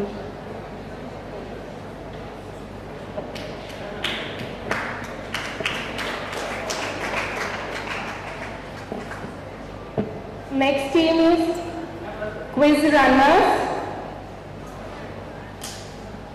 RMC Kakinada. The runners are Monica and Shashireka. I request Vishnupriya ma'am, Chitra ma'am and Lakshmi ma'am to come on to the stage to give them the certificate and prize.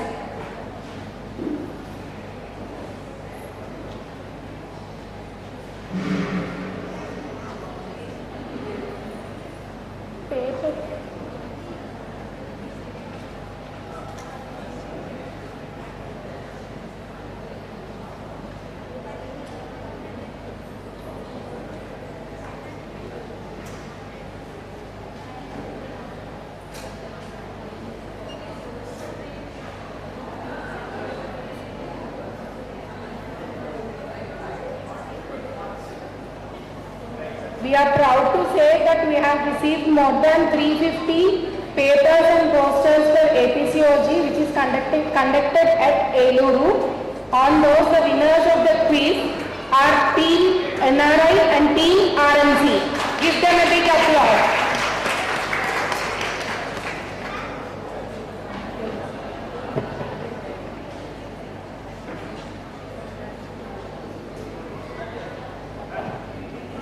I especially congratulate Anjani, Dr. Anjani, who has taken very special interest, allotted lot of her time for the PG program, and she has worked very hard and she should be appreciated. A great applause. Thank you. Thank you, ma'am. Next come the paper presentation winners. The first prize goes to Atila Reddy. She is a consultant from Chennai. I request Dr. Anuradha ma'am to come on to the stage to give ma'am participation certificate, prize certificate and prize.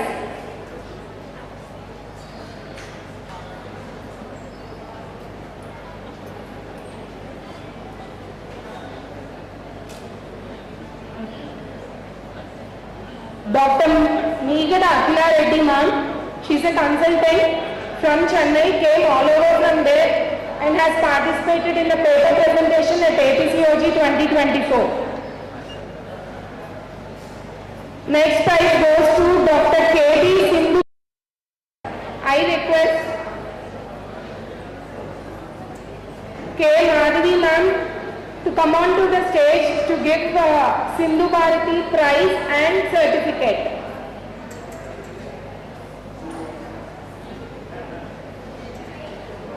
Third prize goes to Dr. Srija Tadavarti.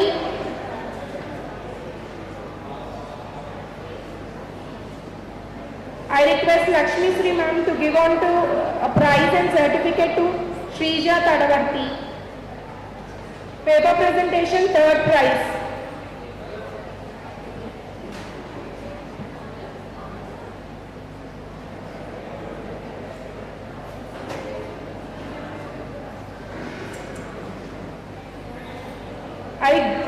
I give to Dr. Shazia ma'am, who has conducted poster of 170 total posters in APCOG. Ma'am will hand over the mic and announce the winners.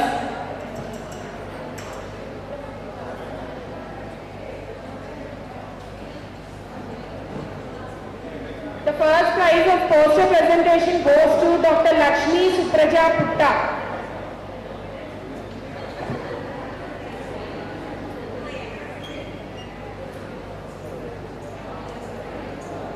Second prize goes to Ramyata, Tummala Ramyata. Third prize goes to Sriharini Ponraj.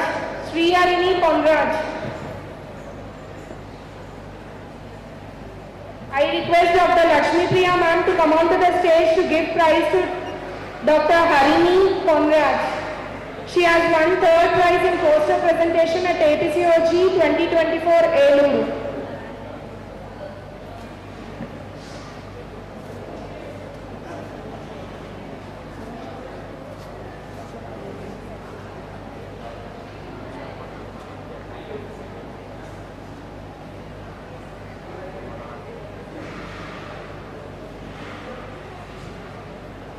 On behalf of APCOG, I personally thank all the delegates who have helped us in judging all these 350 papers and posters at APCOG. Thank you, ma'am and sir.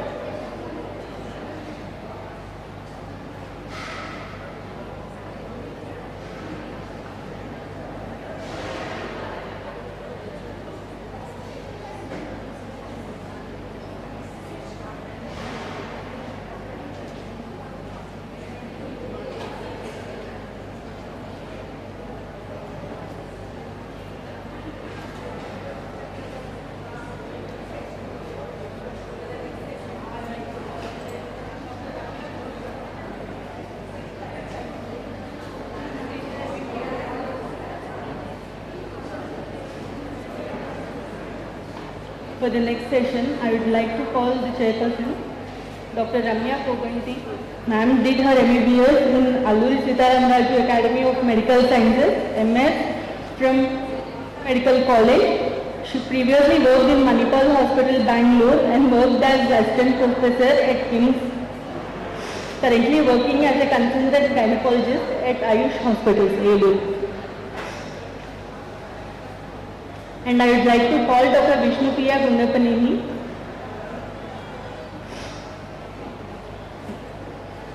Ma'am won National Award for Best Painting, did MBBS in AWC Bangalore in 1992, DGO, JJMC Bangalore, graduated in 1992, practicing for 32 years as a consultant in OBGY at Sri Krishna Mother and Child Hospital. I'd like to call upon Dr. K.L. Bhanu Sailaja. Ma'am did her MBBS and OBG, MS OBG from Andhra Medical College, FMAS from Pondicherry.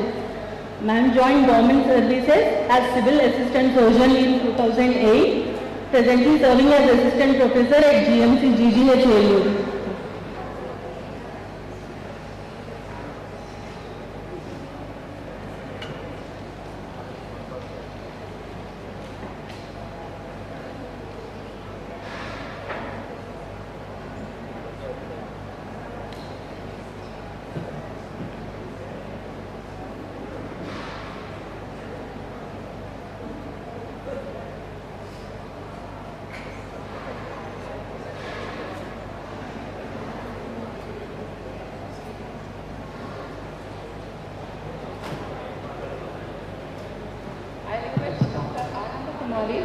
Association and Professor in SMC, Vijayawada.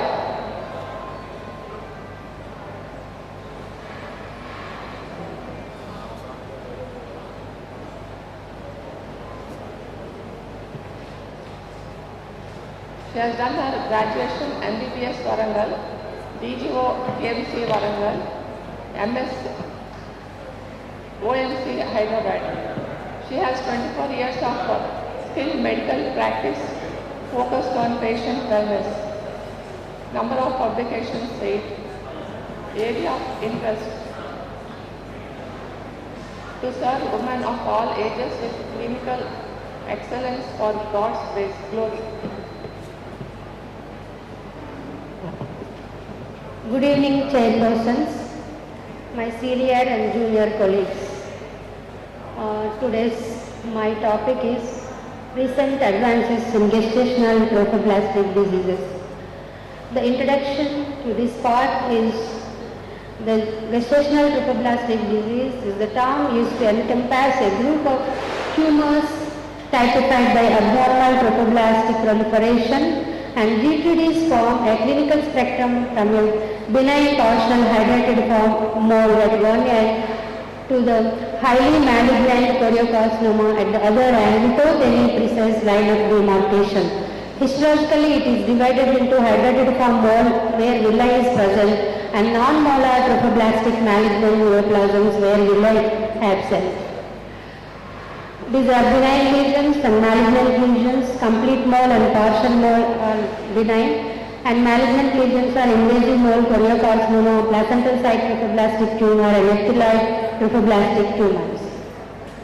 According to modified WHO classification, molar GTD is complete mole, partial mole, invasive mole, and non-molar GTD is choriocarcinoma, placental site trophoblastic tumors, septoid trophoblastic tumors, and these can occur after any type of pregnancy. The GTD spectrum now includes a typical placental site nodule, and which can progress to PSTT or ETT in 10 to 15% of the cases. Human chorionic gonadotrophin serves as a key biomarker for disease progression and response, aiding in early detection of GTM from benign forms.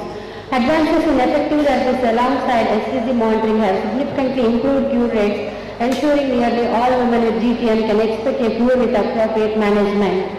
These are the various forms of the mole, where it is complete mole, partial mole, and fetus with mole and invasive mole, and choriocarcinoma with lung metastasis and placental site trophoblastic disease.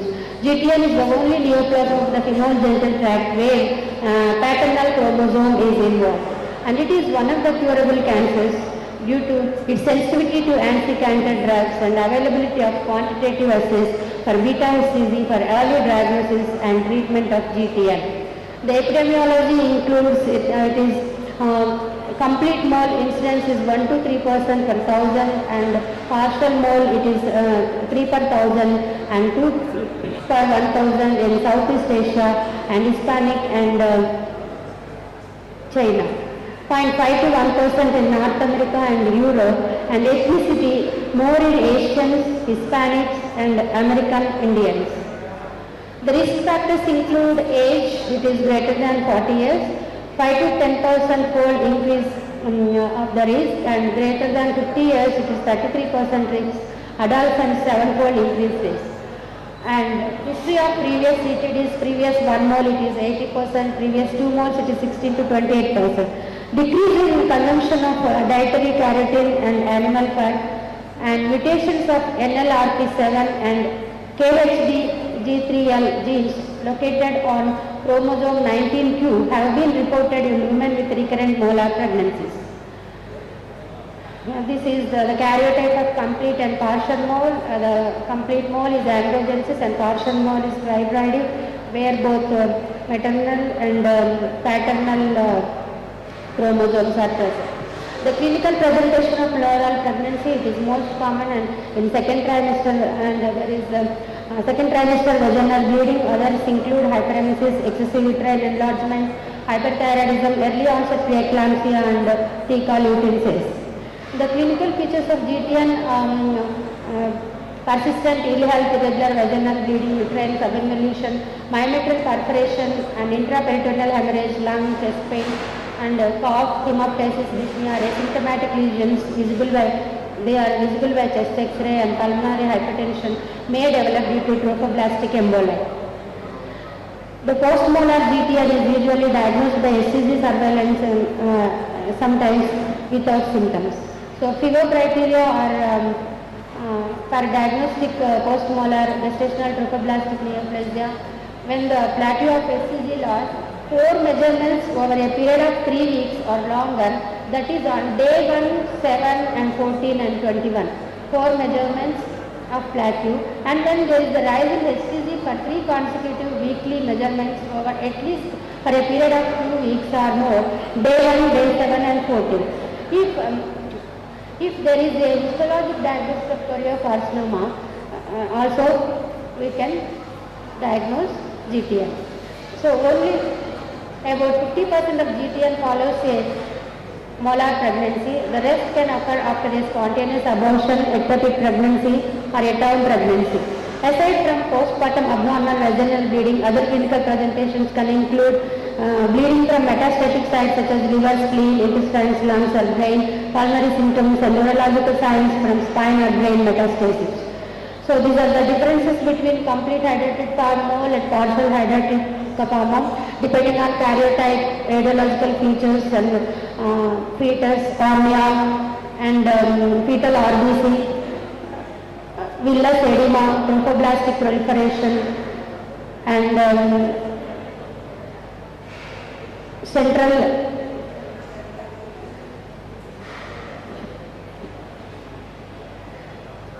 and IST, immunohistochemistry, P57 presence or absence, uterine size, fecal eating cyst, and medical complications and post-molar status.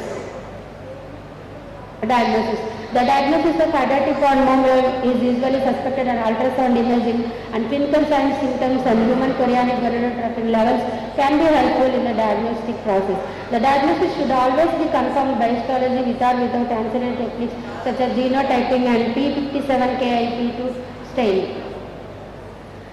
The high resolution transvaginal ultrasound and also both combined abdominal and transvaginal ultrasound has advanced significance, enabling the diagnosis of hydatid form moles to shift from the second to the first trimester of pregnancy. The ultrasound diagnosis of complete molar pregnancy has detection rates of 80% to 95%, whereas the accuracy for partial molar pregnancy is lower with detection rates of 20 to 30%. These are the ultrasound features of the partial and complete mole. So focal cystic spaces in the placental tissue and an increase in transverse diameter of gestational sac is seen in partial mole, and positive predictive value of about it will go around 96. The ratio of the transverse AP diameter is greater than 1.5. So this is the ultrasound appearance of cystic spaces and sclerostom appearance and cluster of grapes appearance. So diagnosis of GTM, persistent bleeding after any type of pregnancy, uterine size should be assessed, and examination of lower genital tract, bluish vascular masses, metastasis, measure serum beta HCG levels, and tissue biopsy not required. It may cause significant bleeding, and after verification of diagnosis, abdominopelvic CT or MRI imaging can be done. The chest X-ray initial choices for assessing lung metastasis in GTM typically show dense nodules with well-defined borders, multiple and bilateral. CT fundamentally important for investigating metastatic sites on GTM, less so for vaginal and brain involvement, and hepatic lesions appear as multiple heterogeneous hypointense masses with intense contrast enhancement in the arterial phase. The PET CT, and it is efficient in assessing the extent of GTM tumors and metastasis and evaluating therapeutic responses in high-risk cases, and less commonly used for diagnosis but valuable for chemotherapy-resistant cancers and recurrent neoplasms. And MRI not routine in GTM evaluation but reserved for the doubtful or complex cases and suspected placental site trophoblastic tumors and advanced disease. It offers detailed assessment of vascular invasion and tumor extent and superior to ultrasound. The molecular biomarkers, recent advancements in molecular biology have led to the discovery and utilization of novel biomarkers that go beyond traditional markers like human chorionic gonadotropin. These molecular biomarkers play a crucial role in enhancing the accuracy and specificity of diagnosing different types of GTM. The genetic mutations, specific genetic mutations have been identified in different types of GTM. For example, mutations in genes such as P57KIP2, CDKNIC are associated with hydatid form mole, and P57 immunohistochemistry. It differentiates complete hydatid form mole where negative staining and from partial hydatid form where there is positive staining. So other molecular signatures, the advance in genomic and proteomic technologies have identified other molecular signatures such as microRNA gene expression profiles, epigenetic modifications and protein markers that are specific to GTM subtypes. These signatures provide additional diagnostic information and may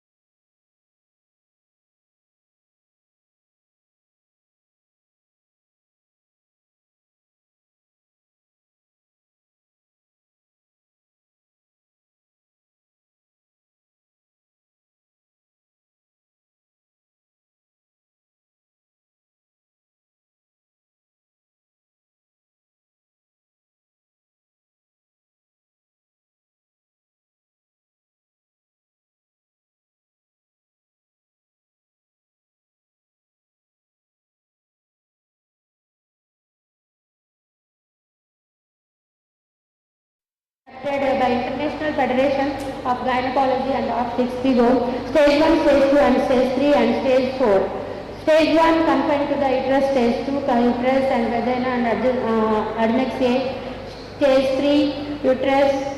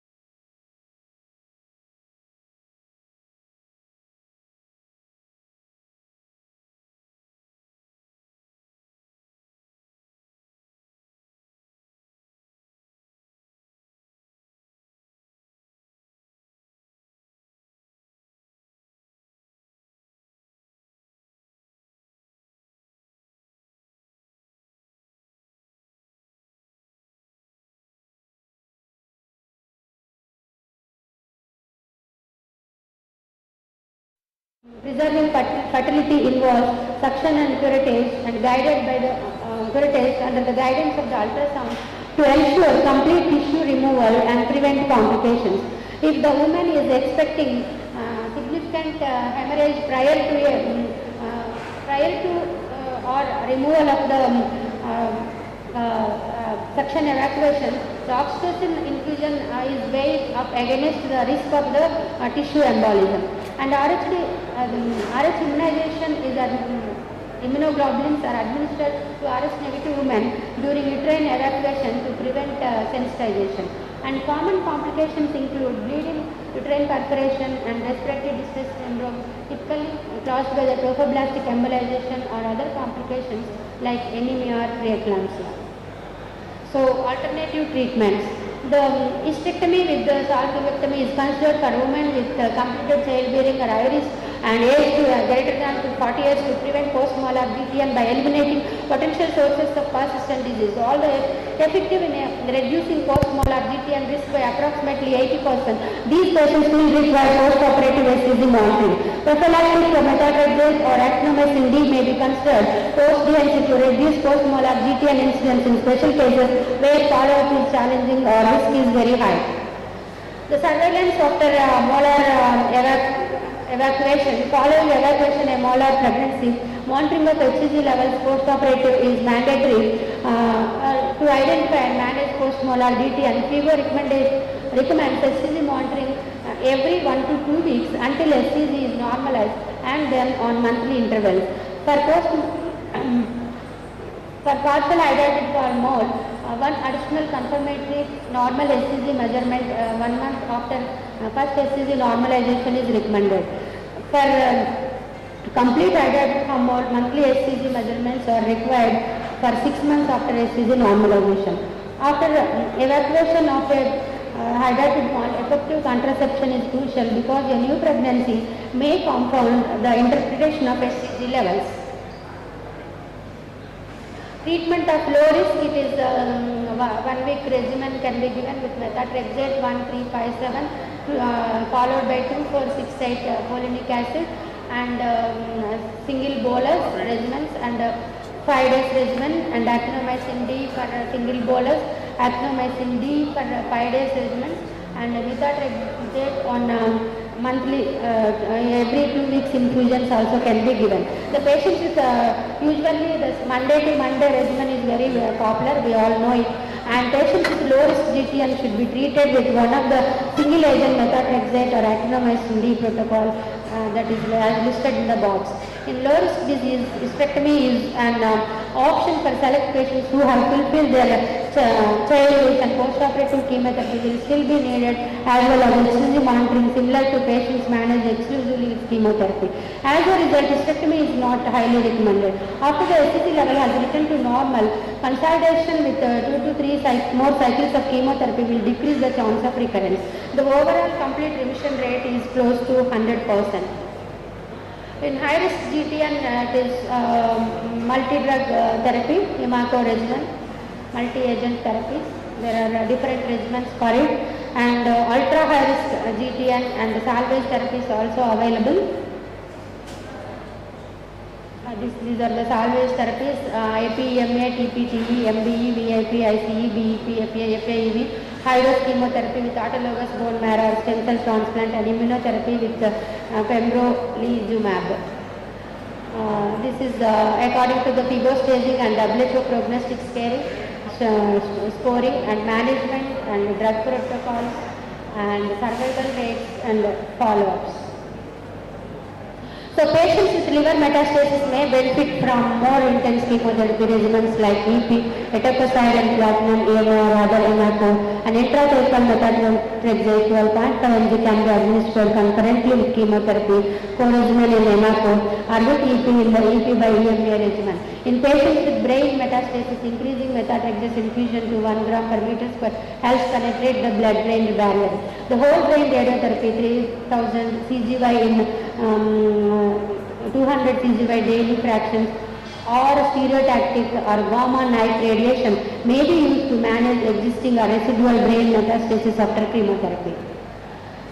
The management of refractory GTMs, the combination of cisplatin, vinblastine and bleomycin is used effectively in patients with drug-resistant tumors. Ifosfamide and paclitaxel can also be used. The role of surgery, indications of hysterectomy, lesions confined to the uterus in women with age greater than 35 years, not desire of fertility, placental cytoplastic tumor, localized uterine lesion resistant to chemotherapy, and accidental perforation during curettage, and minimal invasive laparoscopy or robotic hysterectomy and open abdominal hysterectomy show comparable oncologic outcomes for GTCs. The laparotomy may be necessary to manage bleeding from organs such as liver, gastrointestinal tract, kidneys and spleen, particularly in case of severe hemorrhage. And neurosurgery is required in cases of bleeding into the brain or increased intracranial pressure due to GTD. And dissection of an isolated drug-resistant tumor in the brain can potentially be curative in some of the GTD involving neurologic complications. The role of immunotherapy. The use of immunotherapy is an important development in the management of GT, and particularly in drug-resistant disease, and programmed cell death ligand 1 PD-L1 is expressed in all pre-malignant and malignant GTD, and anti-PD-1 monoclonal antibodies such as pembrolizumab are becoming important part of the management of relapsed chemo-resistant GTB, and use of immunotherapy must be further evaluated, particularly because of the high cost and lack of long-term safety data. The current research, epidermal growth factor inhibitors and VEGF inhibitors are targeted therapy. The trial drug design for immunotherapy are the following drugs. And the role of radiotherapy, modern radiotherapy techniques, stereotactic radiosurgery and gamma knife are there. And fertility preserving techniques, uterine artery embolizations in case of bleeding episodes. The minimal accessible surgeries still have role in fertility sparing and prognosis, and cure rate is almost 100% in low risk and 70% in high risk metastasis. Recurrence non-metastatic, it is GTN 2 to 3%, low risk metastasis 3 to 5%, poor prognostic factors it is 21%. The surveillance during and after therapy is very much important. HCG values monitoring every week, once negatively, every 2 weeks, for 3 months every month, or for 1 year, and every 6 to 12 months for life, or at least 3 to 5 years.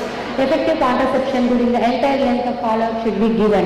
And the remission, 3 consecutive normal HCG values, response greater than 10% decline in the HCG during 1 cycle treatment, plateau plus or minus 10% change in HCG during 1 cycle, and resistance 10% rise in HCG during 1 cycle or plateau for 2 cycles of chemotherapy.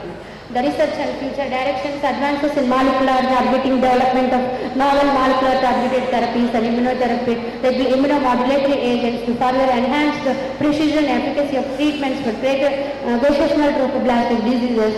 And the summary is diagnostic innovations, the liquid biopsy and molecular biomarkers, use of PET treatment modalities, development of targeted therapies for resistant cases, increased use of laparoscopic and robotic techniques for fertility preservation, and uterine embolization for hemorrhagic control, and emergency therapies, immunotherapy, exploration of immune checkpoint inhibitors to enhance treatment efficacy, and targeted therapies, EGFR and VEGFR inhibitors.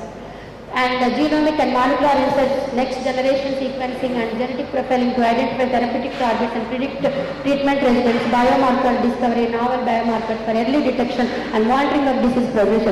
Future directions, precision medicine, and continued research into the personalized therapies based on genetic and molecular characteristics, clinical trials evaluating novel treatments and combination therapies to further advance GTD management. Thank you for patient hearing. Thank you. APC was the team 2024. And come back to see you.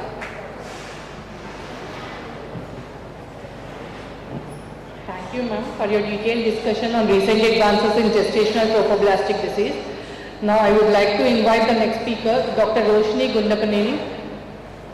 She pursued MBBS from Ashram Medical College, MS OBG from GSL Medical College, Rajahmundry, and MCH Reproductive Medicine and Surgery from Sri Ramchandra Institute of Higher Education and Research, trained in andrology from University of Miami, Florida, pursued fellowship in minimal access surgery and diploma in minimal access surgery from World Laparoscopic Hospital, consultant at Sri Krishna Fertility Center, Elur, and she is also an executive member from Indian Fertility Society. She is an organizing secretary for the present APCOG State Conference. A very good afternoon to everyone. Today my topic of discussion is on hyperprolactinemia. As we all know, prolactin is a protein hormone with a molecular weight of 23,000 Daltons, and it is synthesized and released primarily by the lactotropes located in the anterior pituitary gland. The extrapituitary sites of prolactin production are residua, endometrium, lungs, etc. Prolactin is secreted in a pulsatile fashion with a pulse frequency ranging around 14 pulses per 24 hours in the late follicular phase to about 9 pulses per 24 hours in the late luteal phase.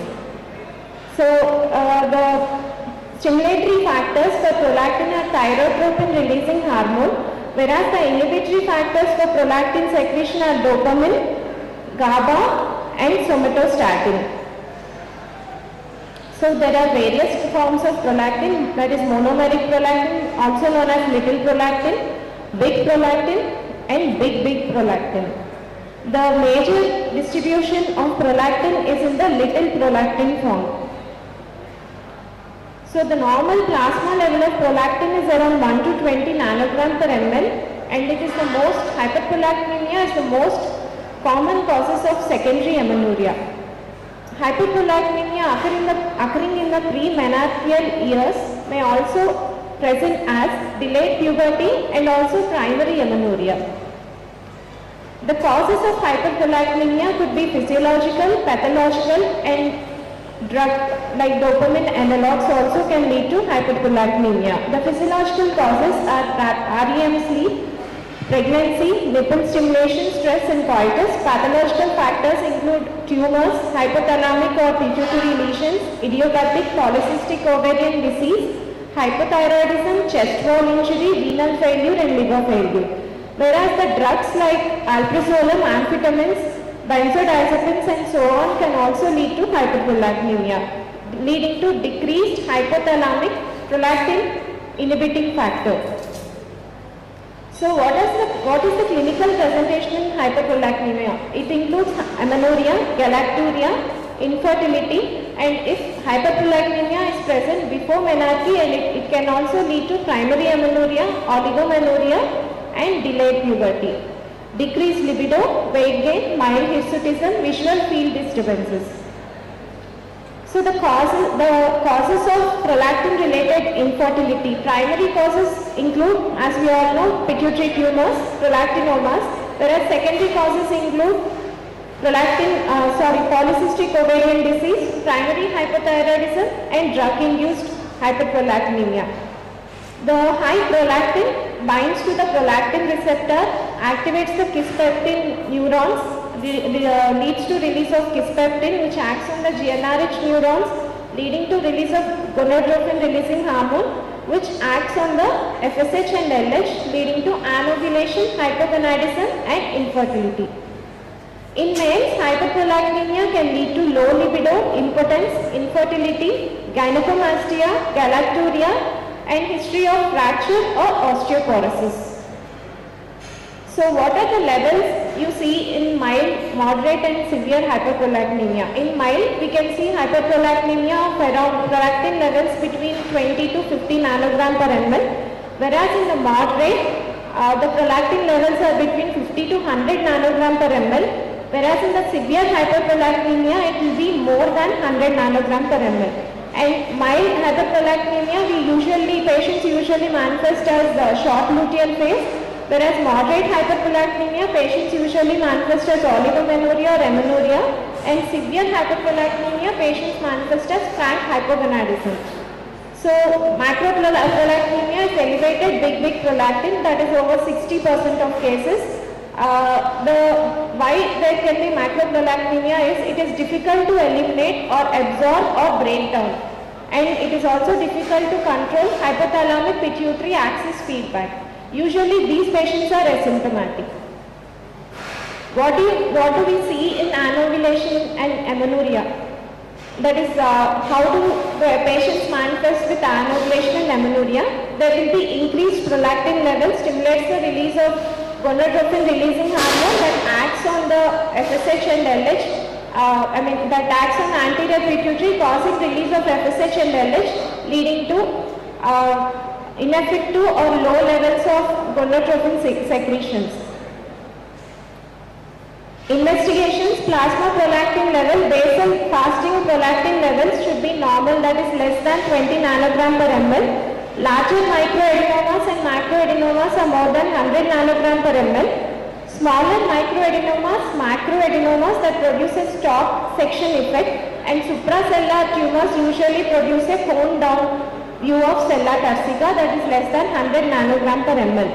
Samples should not be drawn soon after the patient awakes or after the procedures. Next is we have to definitely measure thyroid stimulating hormone levels. Macroprolactinemia is confirmed by treating the patient's blood with polyethylene glycol, and if there is precipitation, then definitely patient is having macroprolactinemia. Endocrine tests to discriminate hypothalamic and pituitary causes, that is gonadotropin releasing hormone stimulation and thyrotropin releasing hormone stimulation. Endocrine tests do not give any more additional value than a cone down view of sella turcica. Other examinations are visual field examinations for larger tumors, MRI with gadolinium enhancement of sella and pituitary glands. It usually provides the best anatomical detailing. Women who desire for fertility, MRI is indicated to differentiate a pituitary microadenoma from a macroadenoma, and also to identify potential cellular and supracellular masses. So coming to treatment, we have to first treat the underlying disease. Offending drugs should be withdrawn. Ergot alkaloids are the mainstay of therapy. So the best medications are bromocriptine and cabergoline. These are the strong dopamine agonists. When bromocriptine or cabergoline cannot be used, we can use empergolide or metergolide. So the bromocriptine, it has relatively short half-life, often necessitating a frequency of administration of 2 to 3 times daily. It is excreted via the biliary tree. Dose may be gradually reduced to reduce the adverse effects. Cabergoline, it is a long-acting dopamine agonist, and it has a greater potency and longer duration of action and less side effects. It is usually given as 0.25 mg twice weekly. The dose can be increased by 0.25 mg per dose on a weekly basis to a maximum of 1 mg twice weekly. Increased risk of cardiac valve regurgitations in patients with Parkinson's disease with high doses of cabergoline, that is more than 3 milligram, or pergolide but not with bromocriptine. What are the adverse effects of cabergoline therapy? Nausea, vomiting, headache, orthostatic hypotension, constipation, nasal congestion, dizziness, and other rare side effects, but they usually quickly resolve after discontinuation of the drug. In macroadenoma, that is when the tumor is less than 1 centimeter, we can go for option of treating with bromocriptine. Many patients tolerate when the dose is increased gradually by 1.25 milligram daily each week until prolactin levels are normal, or a dose of 2.5 milligram twice daily is reached. An alternative to oral administration is the vaginal administration of bromocriptine, which is well tolerated. So what is the proposed therapy? We can start with half tablet every evening for 1 week, later half tablet in the morning and evening, that is 1.25 milligram during the second week, half tablet in the morning and full tablet every evening, that is 2.5 milligram during the third week, and 1 tablet every morning and evening during the fourth week, that is and thereafter, that is 2.5 milligram twice a day. Coming to cabergoline therapy, it can be started as 0.25 milligram twice weekly and is usually adequate for hyperprolactinemia with values less than 100 nanogram per ml. The dosage can be increased by 0.25 milligram per dose on a weekly basis to a maximum of 1 milligram twice weekly. But however, bromocriptine should be the first drug choice for hyperprolactinemia and macro and microadenomas in pregnancy.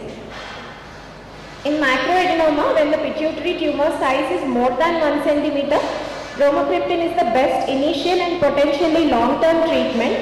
High dose of cabergoline therapy was used in bromocriptine resistant or intolerant macroadenoma patients. Transpenoidal surgery also may be required.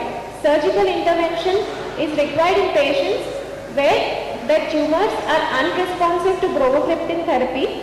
A short 2 to 6 weeks of preoperative course of bromocriptine increases the efficacy of surgery in patients with larger adenomas. What are the complications of surgery?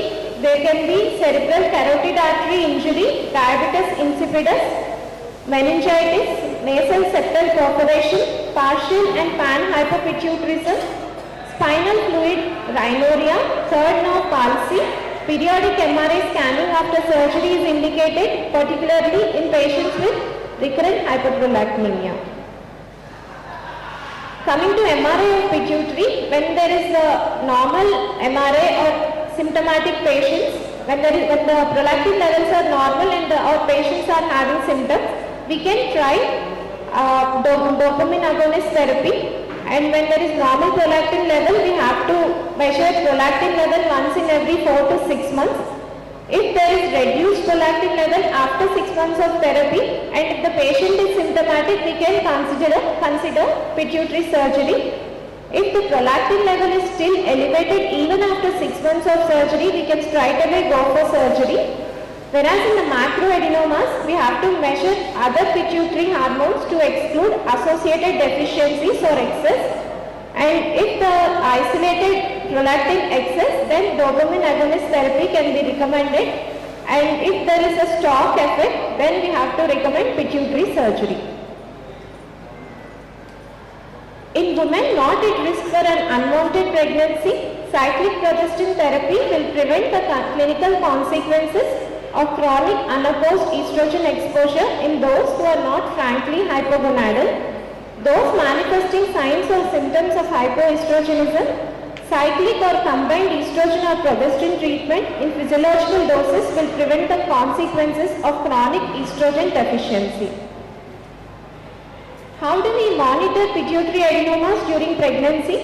Prolactin secreting microadenomas rarely cause complications during pregnancy.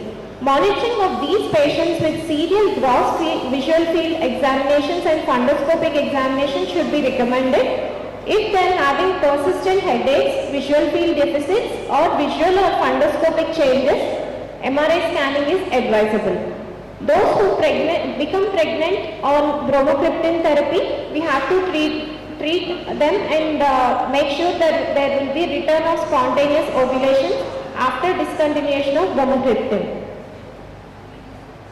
Pregnant women with previous transpenoidal surgery for microadenomas or macroadenomas should be monitored by monthly Goldman perimetry visual field testing. Surgical decompression may be indicated if the vision is threatened. Breastfeeding is not contraindicated in the patients of microadenomas or macroadenomas. The use of bromocriptine and dopaminergic agents causing lower blood pressure and higher blood pressure during the postpartum period is contraindicated. Thank you.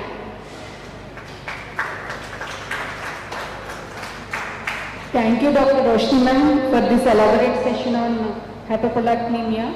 And we really thank you for this enormous and very great academic sessions. You are the key person behind all these academic sessions, and we all thank you for that. And now I am going to introduce about Dr. Anjani. She did her MBBS and MS in Obstetrics and Gynaecology. And she also had FIRM, FMAS and DMAS degrees. She is consultant obstetrician and gynecologist at Anjani Dasher Hospital, Eluru. At present, she is working as assistant professor in Department of OBG, Ashram Medical College. She did her DM and fellowship in reproductive medicine, SRMC Chennai. And she did her MS in MR Medical College, Gulbarga. And she did her MBBS in Pinnamneni Siddhartha Institute of Medical Sciences, Gannavaram. Her areas of interest are high-risk pregnancy and infertility, laparoscopy. After a session related to infertility regarding hyperprolactinemia, now we are going to listen about role of antithyroid antibodies in infertility. Thank you, ma'am. Good afternoon, one and all. My topic for today is antithyroid antibodies and infertility. I have chosen this topic because this is a grey area and which is upcoming area where several studies are upcoming saying that antithyroid antibodies or role of thyroid autoimmunity is also playing a role in infertility, which means it is also has one part of causing infertility, especially in women. Coming to thyroid gland and normal physiology, thyroid gland is the only endocrine gland that not only synthesizes and releases its secretory products but also stores them in large amounts that are sufficient for 100 days. Other hormones are synthesized only on demand and are released into the circulation. The basic unit of thyroid is a follicle, which is a sphere of epithelial follicular cells surrounding a semi-fluid material called colloid. The follicular cells, under the influence of TSH, secrete two thyroid hormones. They are thyroxine T4 and triiodothyronine T3, which are iodine-containing amino acid derivatives. All the cells appear to require a constant optimal circulating levels of T3 and T4 for their normal body functions. The colloid contains TGB, which is high molecular weight glycoprotein containing about 115 tyrosine residues. Thyroid hormone are lipid soluble. They are found in the circulation because of their lipid solubility with associated proteins. They are thyroid hormone binding globulin, prealbumin and albumin. Less than 1% of thyroid hormone is found free in the circulation. Only free and bound forms are available to tissues. Among the thyroid hormone production and releases, T4 is 95% and T3 is 5%, which is the active form. T4 is converted into T3, that is the inactive form into the active form. Regulation and production. It is regulated by autoregulation mechanism, negative feedback by hypothalamus and pituitary, mainly by hypothalamus and anterior pituitary. Conversion of T4 to T3 occurs, which takes place in liver and kidneys. During this conversion, reverse T3 may also be formed. T4 is inactive form, T3 is active form. During pregnancy, thyroid function is related to the reproductive performance in the pregnancy. Both hypo and hyper causes menstrual irregularities and ovulation failure. The incidence of overt-thyroid dysfunction in pregnancy is about 1 to 2%. Pregnancy causes goitrogenic effect on pregnancy. Goitrogenic effect on pregnancy, where the gland increases by 10%. In pregnancy, increased demand of thyroid hormones to maintain the increased maternal hormones and meet the requirement of fetus.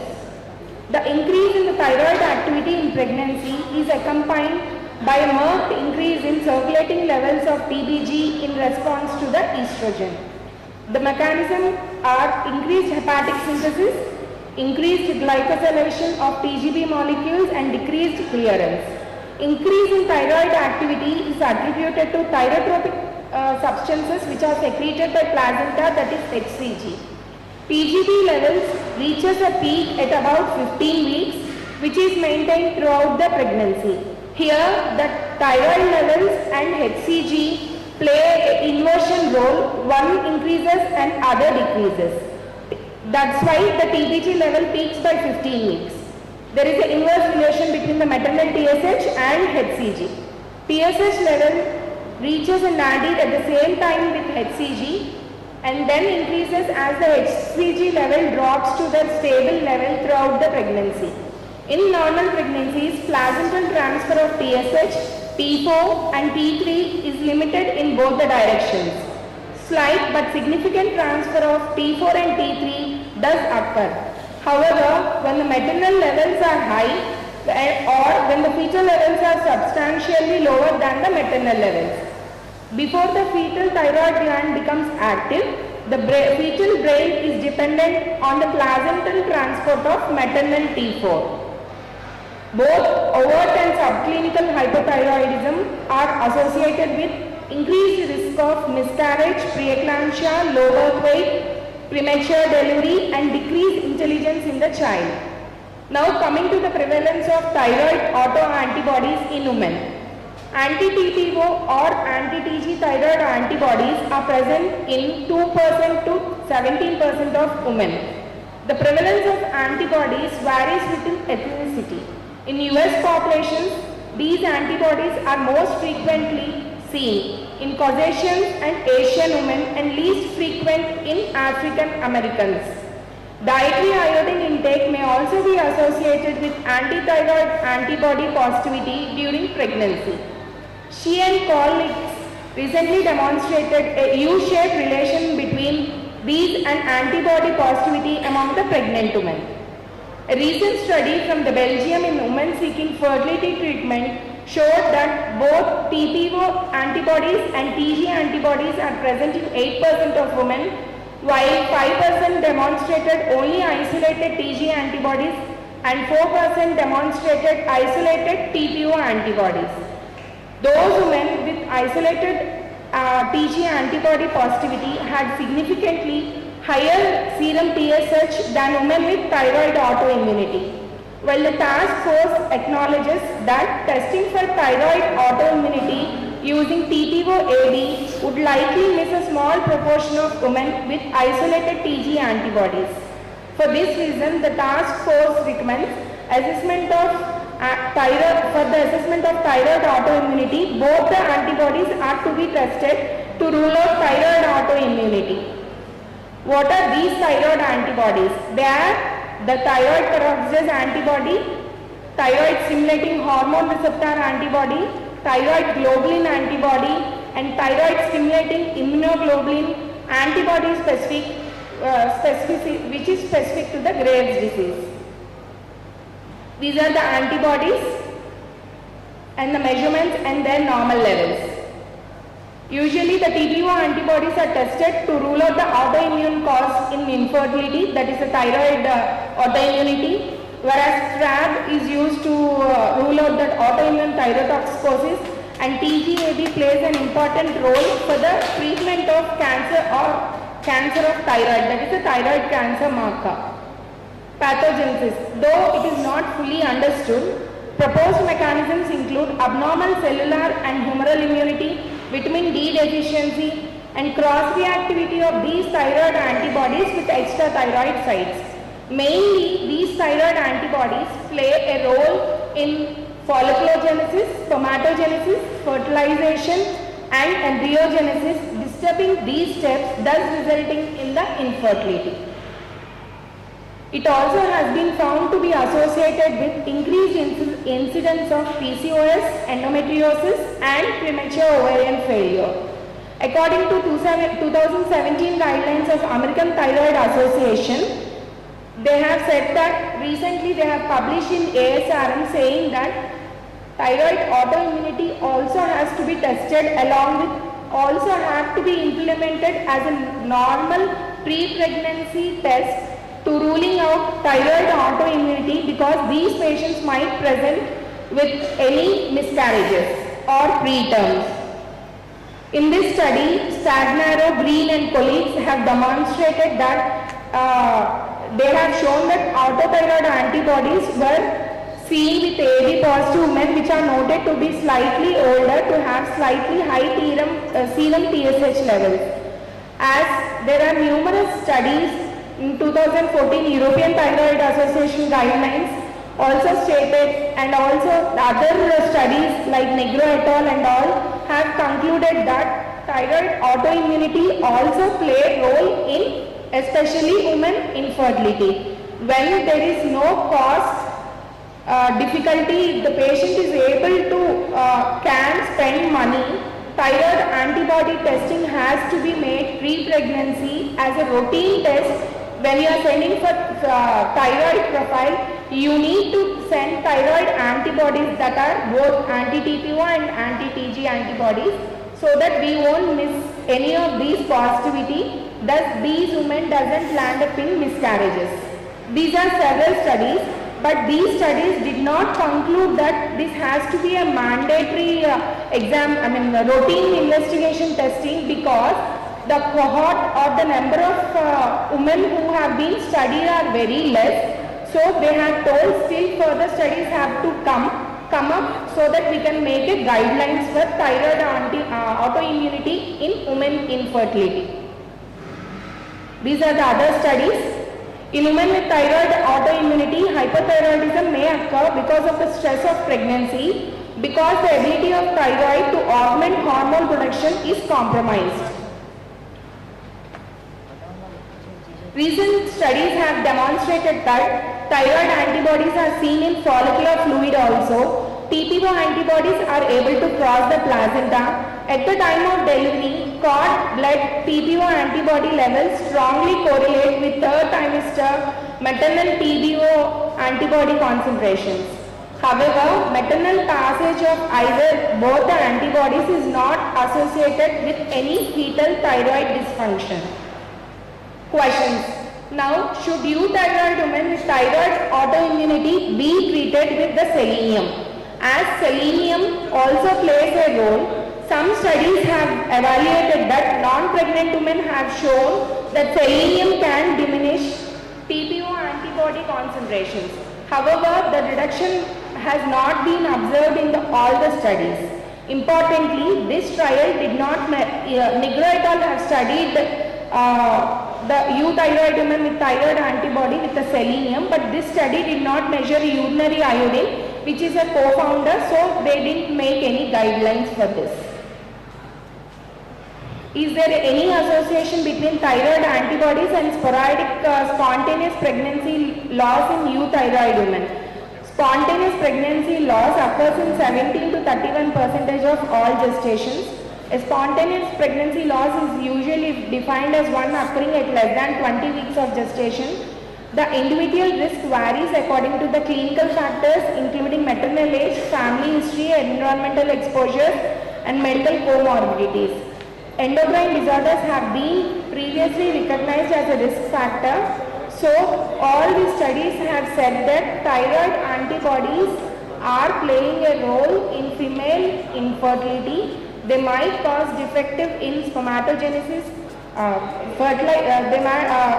folliculogenesis, or in males spermatogenesis, defective fertilization or embryogenesis. So they are saying that thyroid autoimmunity testing has to be made a mandatory or as a prerequisite during the antenatal screening test along with the other thyroid tests.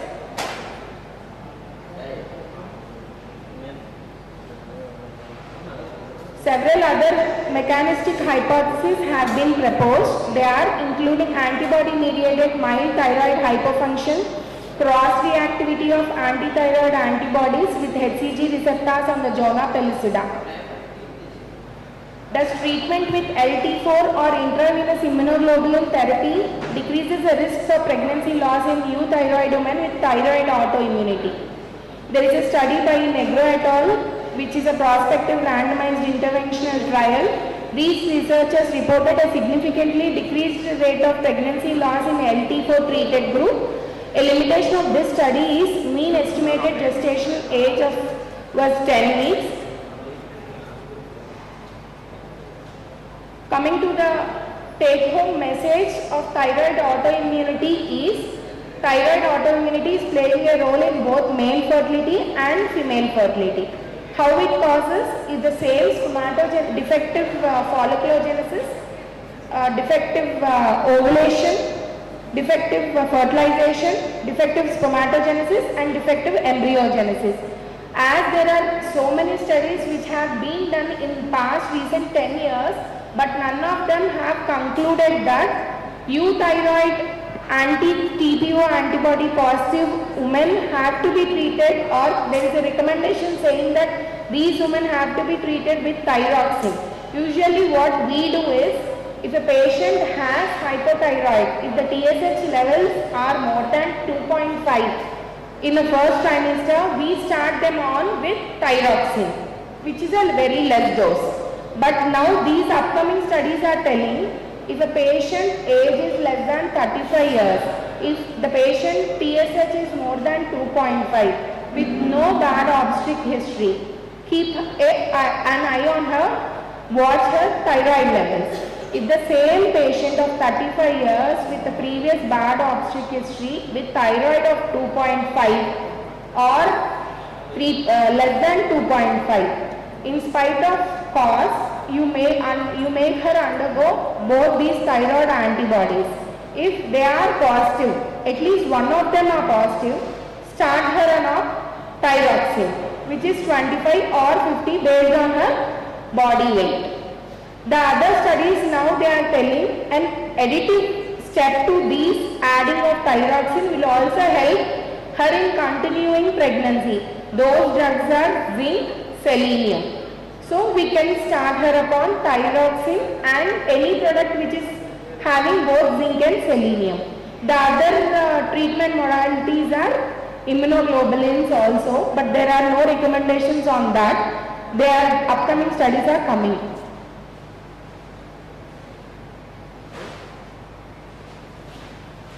Recommendation. Euthyroid pregnant women who are anti-TPO antibodies and TGA-AB positive should have measurements of TSH concentration performed at the time of pregnancy, confirmation and every 4 weeks throughout the mid-pregnancy. As these says, suppose if a patient has TSH less than 2.5, TPO is positive, but you don't want to start her upon any thyroxine supplements. They say if you don't want to start her on anything, supplements, and she doesn't have any bad obstetric history, you can go ahead with that same. But you need to measure her thyroid levels every 4 weeks, because thyroid autoimmunity and pregnancy will make her fall into hypothyroid level in the next weeks of gestation. So we need to every 4 weeks monitor the patient with thyroid functions. Whenever her TSH level is more than 2.5, as we have the cutoff levels for first trimester, second and third, if she falls in one of them and her thyroid autoimmunity is positive, better start her on drugs. Selenium supplementation is not recommended for the treatment of TPO antibody, which is a weak recommendation. Intravenous immunoglobulin treatment of euthyroid women with a history of recurrent pregnancy loss also is not recommended. These are the recommendations which have come from several studies which are upcoming. So these supplementation studies are not yet proved, but benefit is there if you start her on zinc and selenium along with thyroxine.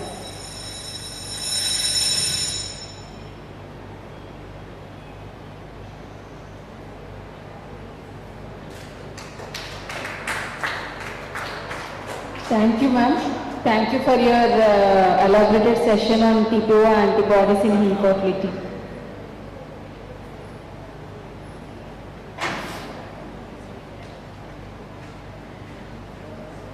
Now I am going to introduce Dr. P. Sumlata ma'am.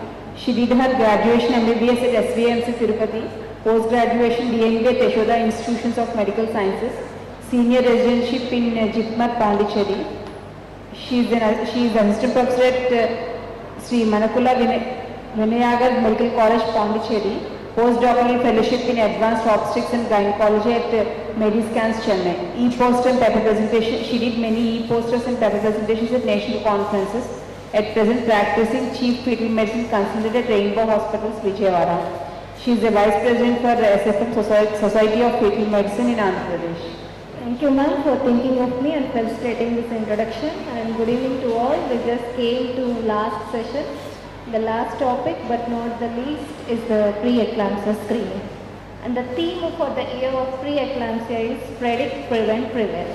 How many of you will tell whether we can predict pre-eclampsia from the first trimester itself? Can we predict the pre-eclampsia in first trimester? Can anyone raise your hands? Yeah, absolutely. So why we should screen for pre-eclampsia? It's a major cause for both maternal, perinatal morbidity and mortality. And because of this early onset disease, it requires preterm delivery for much more neonatal complications. So the causes of maternal death, in the causes of maternal death, and eclampsia plays at 12%. So it's very important to screen pre-eclampsia because we are having some tools to predict the pre-eclampsia. And globally, 76,000 women die each year from pre-eclampsia and 5 lakh babies die in each year for preeclampsia.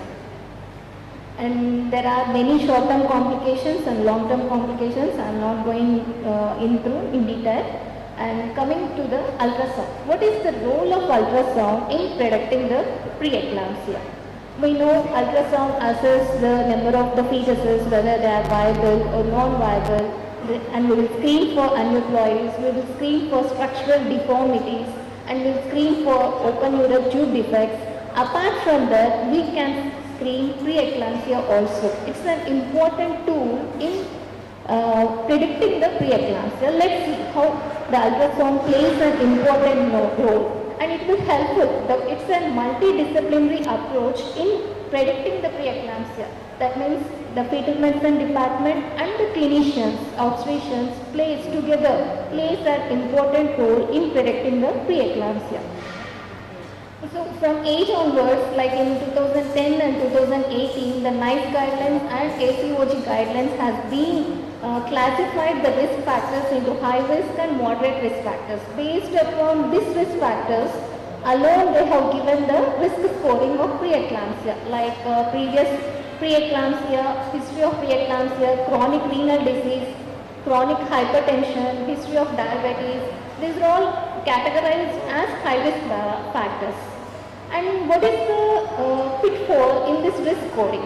This is only approach treats each maternal risk factor as a separate screening test with cumulative detection rate of 40% alone with a screen positive rate, false positive rate of 10%. There is no personalized risk for this risk scoring.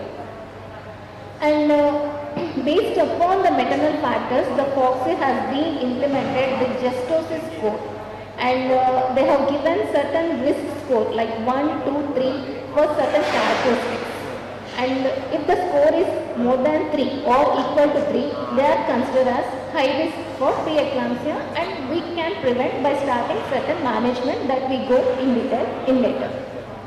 And prediction of preeclampsia by hypertensive disorder pregnancy Gestational score is a simple and easily available mobile app based scoring system which quickly access the individual for the obstetricians in their busy OPD settings. It's good sensitivity of 72%, high specificity of 94% and high predictive accuracy of 91%. So first, in preeclampsia, based upon the prior risk factors like maternal characteristics, maternal obstetric history, we will get one a priori risk. With that a priori risk, with the help of biochemical markers or biophysical markers, if we add these markers to the prior risk, we can get one posterior risk, which will enhance the eclampsia, pre-eclampsia risk, and we will get certain risk category. So with the introduction, with the invention of this first trimester multimodal screening for pre-eclampsia by Nicolaides and teams by FMF Fetal Medicine Foundation, in this FMF pre-eclampsia triple test, where it includes maternal demography, biophysical markers like mean arterial blood pressure, uterine artery PI, and with the biochemical markers of placental growth factor, we can predict the pre-eclampsia by doing this risk scoring. And this approach, this FMF approach, allows estimation of individual patient-specific risk of pre-eclampsia requiring delivery before a specified gestational age. And what is the difference? Why FMF is superior compared to the NICE guidelines? In the NICE guidelines and ACOG guidelines, they include only the socio-demographic factors. In this FMF, when we add this maternal, biophysical and also biochemical, the risk will be enhanced. So obviously, the FMF guidelines towards pre-eclampsia screening is superior. See, we can see in detection rate of pre-eclampsia, whereas NICE guidelines has only 47% of detection rate of pre-eclampsia before 34 weeks, whereas in the NICE guidelines, whereas in the FMF guidelines, it is 90% detection rate of pre-eclampsia. And in less than 37 weeks, NICE guidelines has only 41% of prediction of pre-eclampsia, whereas FMF guidelines has 82%. So obviously, it's a superior in the prediction of the pre-eclampsia. When there are scenarios like low resource settings, when the patient affordability comes into an existence, based upon the socio-demographic factors as per Justice's code, we can add some biophysical markers like mean arterial blood pressure and uterine PI.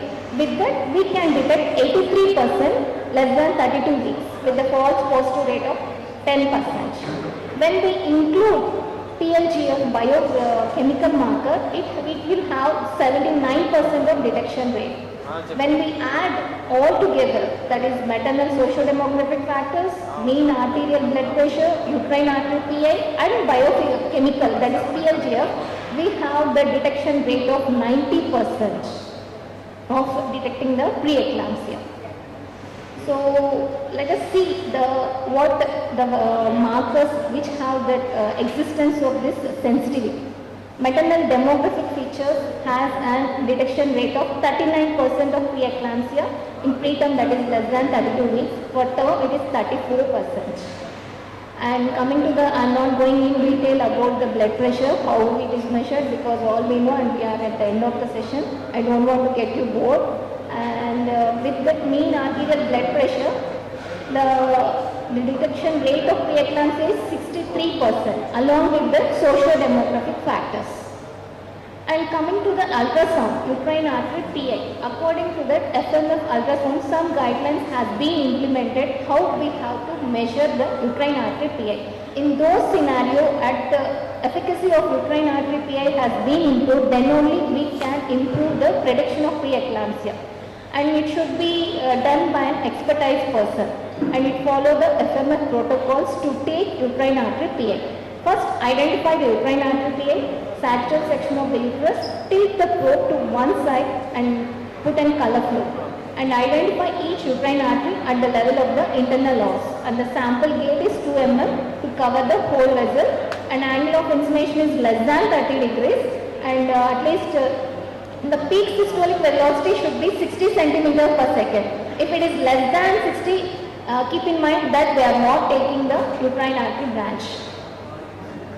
So at least 3 identical waveforms we have to take, and the pulsatility index we have to take, and the both right uterine artery PA and left uterine artery PA, and we have to take the mean value. So uterine artery resistance is higher on transvaginal, where this is an sagittal section where it is the bladder and it is the cervical canal, and this is the uterine artery. The sample gauge is 2 mm and the angle of insinuation is less than. And see here the peak systolic velocity is greater than 60. That means we are at the correct point of the uterine artery and we have taken more than 3 beats. So the cutoff value for the 95th percentile for the mean uterine PI is 3.1 for a CRL of 65 mm. And why uterine artery PI alone? Sometimes we will see that the reporting of the ultrasound report of uterine bilateral notching, and the patient will be keep coming with and so apprehensive and anxious that there is only notching, so something is happening to my uterus and to my fetus, like that they will be keep rushing. So for those scenarios, just don't blindly go for the notching of the uterine arteries. Please look the pulsatility index because it is very stable, it's more stable.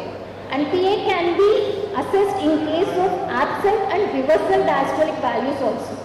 So bilateral uterine artery notching is only subjective. It's not assessing. We are getting one measurement only with that of PI value. It's not because of this notching.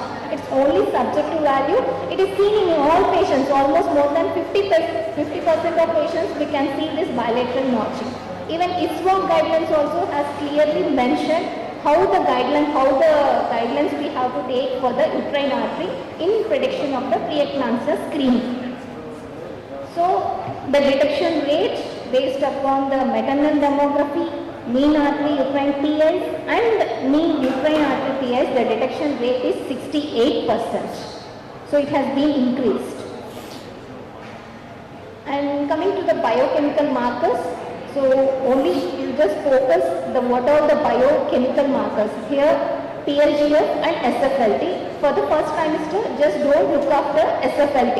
Just concentrate only on the placental growth factor.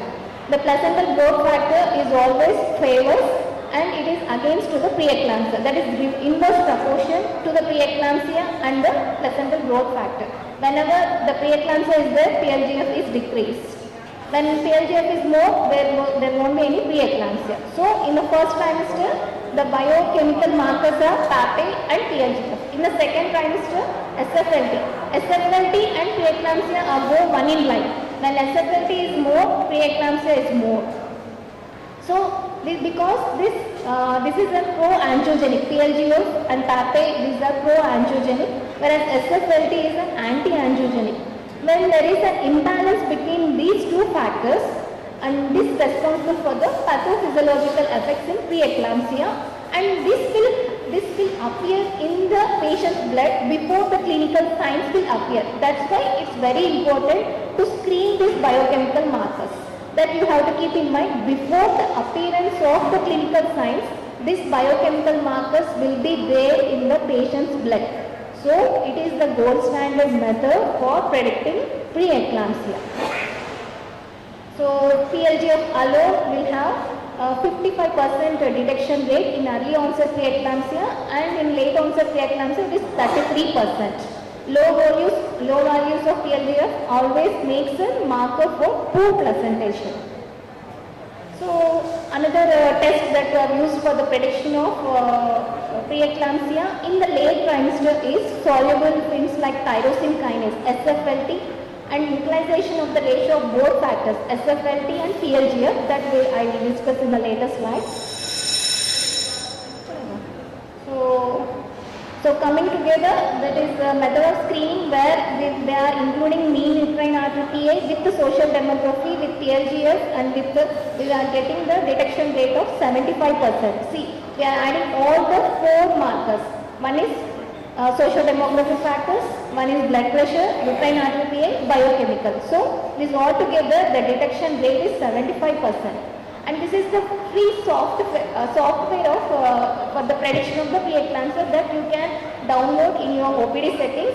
If at all you are having this FMF login, you just create one ID and then you can download in the net, and you can also use on your own about the risk scoring of the preeclampsia, where the pregnancy type it is there, dating, that is crown and length that you can enter into this, and this is the socio-demographic column that you have to fill in this, and then the blood pressure you have to add, and the biochemical measurements that we have to get from the lab, and just incorporate in this and calculate the risk. We will get one risk. Based upon that, we can categorize the patient whether it is high risk or low risk. So this is one report of preeclampsia where it includes all the socio-demographic factors, and the crown dump length was 56 ml and NB was also 5. In the mean, all uterine artery measurements also has been given, and here all the biochemical markers and also uterine artery PAs and NT also has been incorporated, and based upon that we have got a risk of preeclampsia. Here in this case, for this patient, the preeclampsia for less than 37 weeks it came as high risk, that is screen positive, that is 1 in 87. So when we will know but this patient is in high risk category for the preeclampsia, what we have to do? We can prevent by adding aspirin. So aspirin trial has been given that we can give 150 mg of aspirin so that we can reduce the preeclampsia. 60% reduction of preeclampsia can be done by using aspirin. So recommendations. So after doing the preeclampsia screening, identify whether the woman is high risk category for preeclampsia or not. Start aspirin prophylaxis, 150 mg bedtime, and daily it has to be given till 36 weeks. And by adding this aspirin, we can reduce the preterm preeclampsia and associated delivery by 62%. So that we can decrease the length of the stay of the new NICU babies, and also maternal morbidity also can be decreased. So screening at 20 to 24, this is the newer technique where we can also do screening at 20 to 24 weeks, and here based upon the screening we can potentially minimize the adverse perinatal events for those that develop preeclampsia by determining the appropriate time and place for delivery. For this screening, same socio-demographic factors, uterine artery PAs, blood pressure and SFLT. This ratio came into existence only at the second trimester. So the performance of enhanced FPS for term preeclampsia is poor. Preterm eclampsia, it is very good technique for having detection of preeclampsia, but for enhanced FPS for term preeclampsia is very poor. And aspirin also does not reduce the incidence of term preeclampsia. So just I want to highlight this table. The SFLT to PLGF ratio, the normal level is less than 38. If it is falls into the less than 38, they are in the low risk category. There is no need to intervene at all. If they falls into 38 to 85, they are coming into the mild risk category. So within 4 weeks we have to repeat it again. If it is like greater than 84, they are definitely severe high risk category that have adverse pregnancy outcome, so that we have to deliver within 4 weeks. This only tells about the delivery time, so that we can reduce the adverse pregnancy outcome and adverse perinatal events. So, yeah, please. So only thing is cost factor I want to tell. Everyone will think that enhanced FPS is a cost factor. So compared to the admission of the preeclampsia, this is a study done in US where the admission of the preeclampsia cost around $6,000. Only first trimester screening will cost $572. That means 10 times more. If we add this preeclampsia screening, we can reduce this financial burden by 10 times. So obviously it's a cost effective. So, and FIGO adopts and supports this FMF screening for preeclampsia. It's a universal screening. We have to do without any question. We have to do screening for all. It's a universal. So it should be offered wherever possible. Thank you.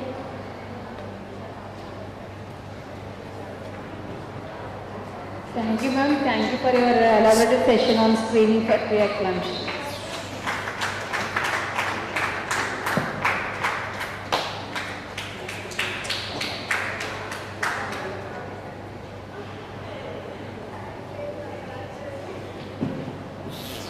I request all the speakers to come onto the stage of the session for a group photo.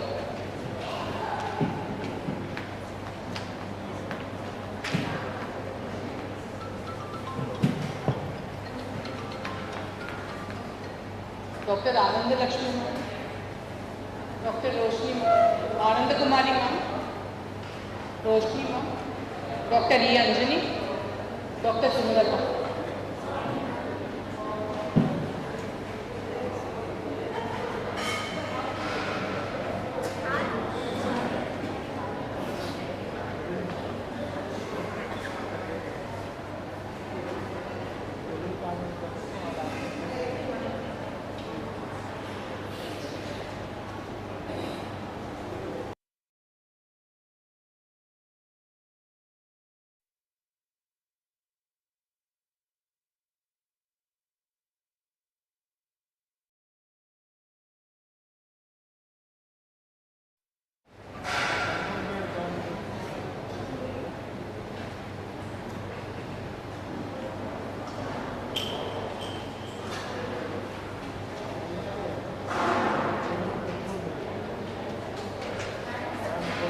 Winding up the scientific program, now I request Dr. Roshni to come on to the stage to say the vote of thanks and conclude the program.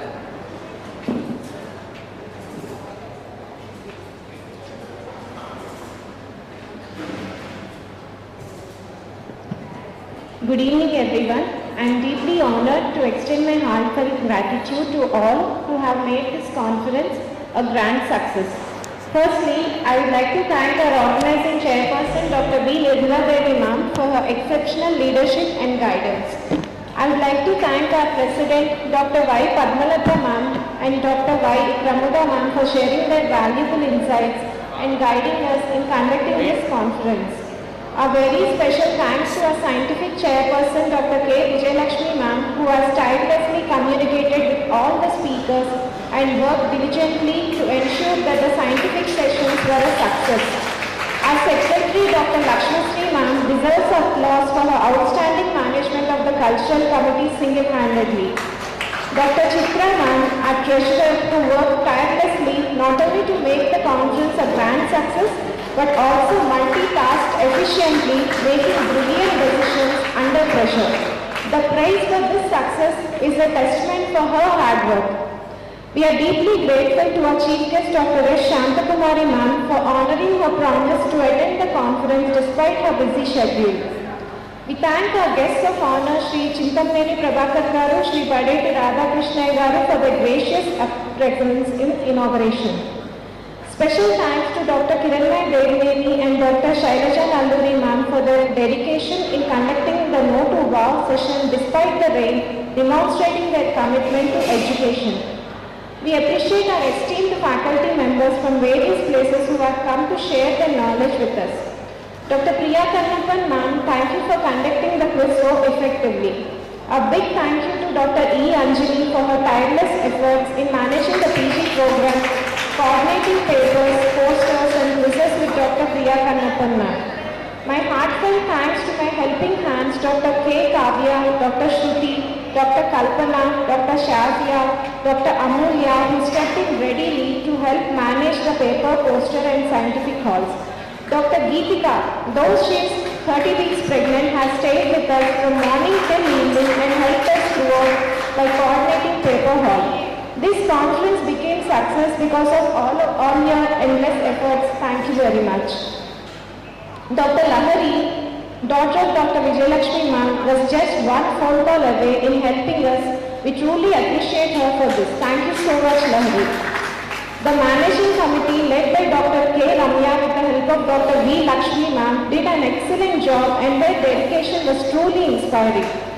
Dr. K. Madhavi ma'am managed accommodation and transport efficiently with the support of Dr. Lakshmi Priya ma'am. Thank you so much. Thank you to Dr. Mani ma'am, Dr. Savitri ma'am, Dr. Nagini ma'am and Dr. Lakshmi Kameswari ma'am for their valuable insights during the conference planning. Dr. Anuradha ma'am, thank you for managing the exhibition stalls so well. Special thanks to Dr. Ramesh Chandrasekhar sir for his hard work in arranging stalls food and guiding us through the conference. Our paper and poster hall coordinators Dr. Koteswarao sir, Dr. E. Maunika ma'am and Dr. Tejasvi, thank you so much. From WOX, Dr. Susila ma'am motivated and guided us in managing the scientific program with valuable insights in choosing speakers and panelists. Thank you very much ma'am. Thanks to Dr. Kavita Chalasani ma'am and Dr. Uma ma'am for helping us with papers and posters. Thank you to Dr. Somalata, Dr. Navina, Dr. Sirisha for readily accepting to help us during the conference, ensuring timely execution of papers and posters. Special thanks to GGH staff, Dr. Lavanya ma'am, our APMC observer for her unwavering support, Dr. Vijayalakshmi ma'am and Dhamasailaja ma'am for their suggestions and support in serving as judges for the papers and posters. My friends, Dr. Sriramya and Dr. Madhurika, thank you for helping in every possible way. We truly appreciate your hard work. Last but certainly not least, my heartfelt thanks to my mom, Dr. Vishnu Priya, for her encouragement and support, and my husband, Dr. C.H. Naren, for his unwavering support and assistance. I thank our CMR Mall and Gaymon staff and Chitra Ma'am staff, Ashok, for helping us throughout this conference. Thank you very much. I would like to thank all our sponsors for always helping us and always letting us do and taking our ideas to consideration. Thank you very much. I would like to thank all the manpower who work relentlessly in doing the exhibition stalls and also catering, as everyone is praising food a lot. Thank you very much. Finally, I thank our conference organizers, meeting staff, Mr. Tirupati, Venkatesh, Anish, Vinod, Avinash, Kokila, Vega, Joseph, Shruti and Prashanti, and all the audiovisual staff for their exceptional and commendable hard work despite the rain. Without you guys, this conference would not have become such a remarkable success. I also thank the media, photographers and Sri Convention staff. And I also thank everyone who ever attended this APCOG conference and made it a grand success. This success is a team effort and I dedicate it to our amazing team.